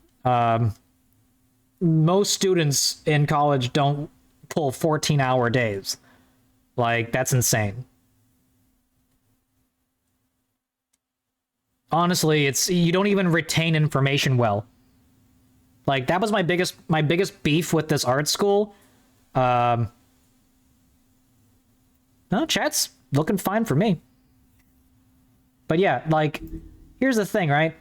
When it comes to art school, there's a certain period where you just burn out. There's just a certain period where you're tired and you just cannot cram any more information into your head. And really, I think, like, I would get up and walk around and go to the break room like every hour. You know? And all the teachers, all the good ones, like Roger understood this, Dan understood this, even Jeff understood this, like getting up and moving around, kind of refreshing your brain, getting a drink, whatever it takes, just to kind of get away from the computer for like 10 minutes, 5-10 minutes. A little cookie break goes a long way. And a lot of students were like, no, I'm going to power through it. I'm just going to beat my head against the wall for 10 hours. They're the ones who had mental breakdowns. Yeah. I've saw it a couple times. One of the students I really liked, yeah, she had a really rough time in animation specifically, because rigging was just too much for her. Rigging gets a lot of people because, you know, a lot of people think, you know, oh, I'm going to learn art, and rigging is not art. Rigging is a very important skill, but it's extremely technical. It is far more like a like programming almost, because you need a parent-child hierarchy of logical steps to your rig. And if you misspell something, it fucks up. So spelling matters, punctuation matters, like, you know, using hyphens versus underscores, all that shit matters. Well, I rigged Sid. I rigged my VTuber. I drew and rig him. So there you go, Draco. But that's different than 3D rigging. 3D rigging is much more difficult. You got one extra D. Yeah? That's a lot of D. Some people can handle 2D. A lot of people can't handle 3D. That's pretty tough. You know? You gotta be a real pro. You know, yeah. Weight painting's the big bitch. Yeah. Weight painting's the big nasty when it comes to 3D rigging. That's why they teach you to make really simple models, because, everyone's like, I'm gonna make the most high poly fucking model with the most verts, the most detail. And it's like, you can fake 99% of detail with textures. You really do not need a fancy model. Even though our technology allows for 1,000,000 polygon models now, try rigging a 1,000,000 polygon model. Good luck with that. Have fun. Jesus Christ. Yeah, weight painting is something that gets a lot of people. That might be the most artistic part, though, of rigging, is weight painting and making blend shapes. But then you have to actually put those things into the rig, and that's a fucking nightmare. And then you have to think about the animation side of things. Oh, you want to rig it a certain way? Well, if the animator wants it to do a certain thing, like, you know, let's say the animator wants the character to put their arms over their head. Well, now you have to do a whole shoulder blend shape array so the shoulders don't pinch and deform weirdly. So that's why a lot of characters are rigged in A pose instead of T pose. Because T-pose assumes that your character might put their hands above their head. But in a lot of video games, characters never do that. So A-pose is a bit more natural for like a video game character, because arms never go above the head. You got to think about how this character is going to be used in the game. So, yeah. A polygon is just what you call a quad or a tri. Triangle and a quad, they're both polygons. You don't use anything above that, because n-gons, well, they create shader problems on organic characters. You can use n-gons on flat stuff. You're not supposed to, it's bad practice, but you can use N-gons. It's just not a... An N-gon is anything with more than 4 sides. Yeah, most amateur artists have no idea what a blend shape even is. A blend shape is just a corrective piece of animation that it fixes problems. A lot of people don't realize this, but like when a character bends their elbow, let's say, or bends their shoulder a certain way, it will deform a part of the mesh. You've seen it, and you probably saw it in this game itself. You're just not noticing it because it happens so quickly and the animation is so fluid and beautiful. But in a lot of games, characters will bend parts that aren't supposed to bend. You'll see elements of their skin deform weirdly, and that can be corrected with blend shapes. You don't really see that on characters like Kratos, let's say, because Sony can hire super awesome riggers that can just, make a character look almost like cinematic in terms of quality. But in a lot of like simpler games, yeah, like Lethal Company, for instance, everything bends because those rigs are so simple. But it's also part of the charm for some games like Lethal Company. So take it for what you will.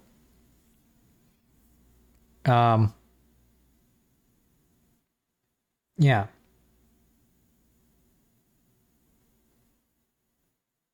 So, let's see what our choices ended up being.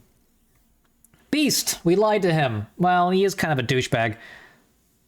Beauty, we impressed her with our detective skills. Yeah, I'm pretty cool. Bluebeard, you use similar interrogation tactics. Okay. So we punch people? The Butcher, you offered him protection at the business office. I did. Colin, you gave him a drink when he asked for one in your apartment. You helped him to avoid the farm. D, you chose to burn him with a cigar during the interrogation. He's an asshole. I should have killed his brother. Though I think if I killed Tweedledee, or was it Dumb? I forget. If I killed one of them, it probably would have looked bad. It probably would have looked even worse at the final trial. Faith, you gave her money after the fight with the woodsman. It says deceased, but really? Really? There really should be some kind of magic detection thing we could get that allows us to see if someone's glamored or not. Left Georgie to die. You smashed up his place. Is there a way for Georgie to not die?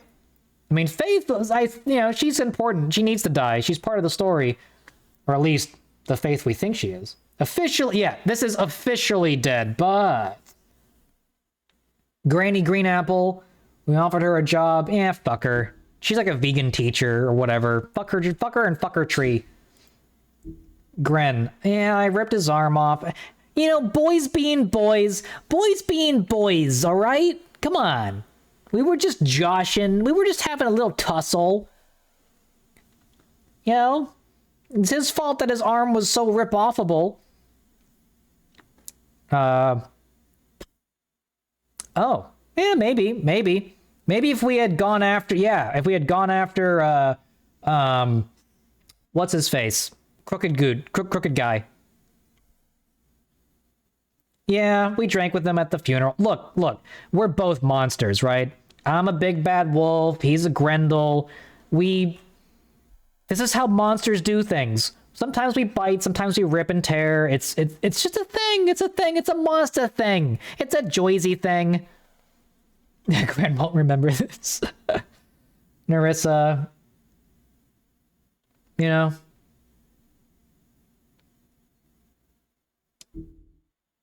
Faith / Nerissa.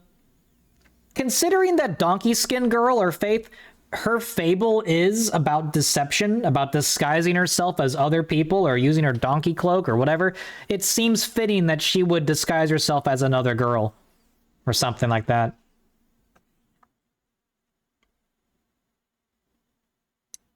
You brought her along with you to the Trip Trap. You showed her Crane's photograph. I mean, yeah. I probably may have radicalized her with that. I think I probably radicalized her a bit by showing her the photograph. That probably made her a bit more traumatized about men abusing her. Sorry, Snow. I don't want to be a dick to Tiny Tim. Look at this photograph! It's, awful. He stood up for Toad when Snow wanted some to the farm. I guess there's really no way to save him from the farm. I bet in the next, well,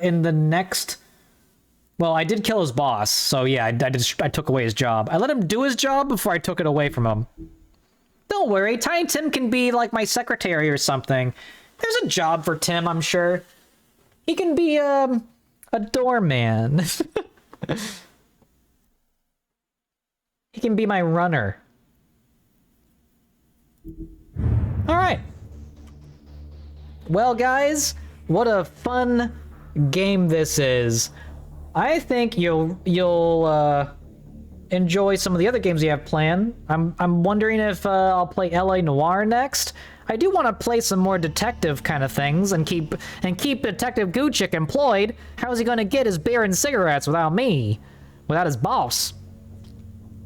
I do still Helldive on occasion, but I haven't done it in a while. I don't have everything set up right away for that.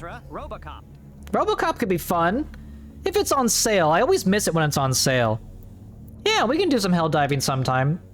We'll have to actually be on, you know, it'll be on stream. So, you know, keep that in mind. That's the problem. Every time I want to do Helldiving for a stream, none of my friends are around at the time. And that's my fault, because I stream at weird hours sometimes. I want to stream Counter-Strike. I want to stream that on YouTube. Get a YouTube Counter-Strike thing going on. My preferred order at a diner? A cup of coffee and a steak sandwich. And before you ask, yes, I want cigarettes on that. Load it up with cigarettes. Is Helldivers 2 finally run its course? I don't know. I don't know about that. Still seems to get a bunch of fan art. If you stream on Mondays or Thursdays, I'm always free then. Or Saturdays. I can make time there. Well, you also have a weird, you also have a weird hours, Hardreeve. Who knows?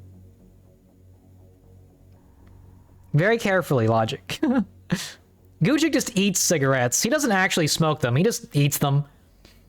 It is 1 a.m. here. Speaking of Counter-Strike, Noob, you up for some, you wanna strike some counters? You up for it? I don't know if, you're free, but, ooh, I like this art style. That's pretty cool. Hell yeah. All right, folks. I'm gonna head on off. Ahead of you, meaning 8 p.m. for you is midnight for me, etc. All right. Well, sometimes I stream in the mornings and afternoons, too. I stream all over the place. But I do try... I'm trying to stream every day. Every day. Storytime graphic novels. Ooh, maybe we could. I would love to do some story time with you guys by reading some short stories, whether it's H.P. Lovecraft or The Witcher. We can have Sid After Dark where we read spooky stories together. Do creepypastas or something. That'd be kind of fun, right? I'm trying to think of some other things to do in between games that you guys might find fun. But anyway, have a good night, everybody. Thank you for joining me on this amazing story. And I will see you tomorrow for, Given the current Floofer audience, we'll see. After Dark has a different meaning. Man, you know what I mean. You know what I mean. Bye, guys. Have a good night.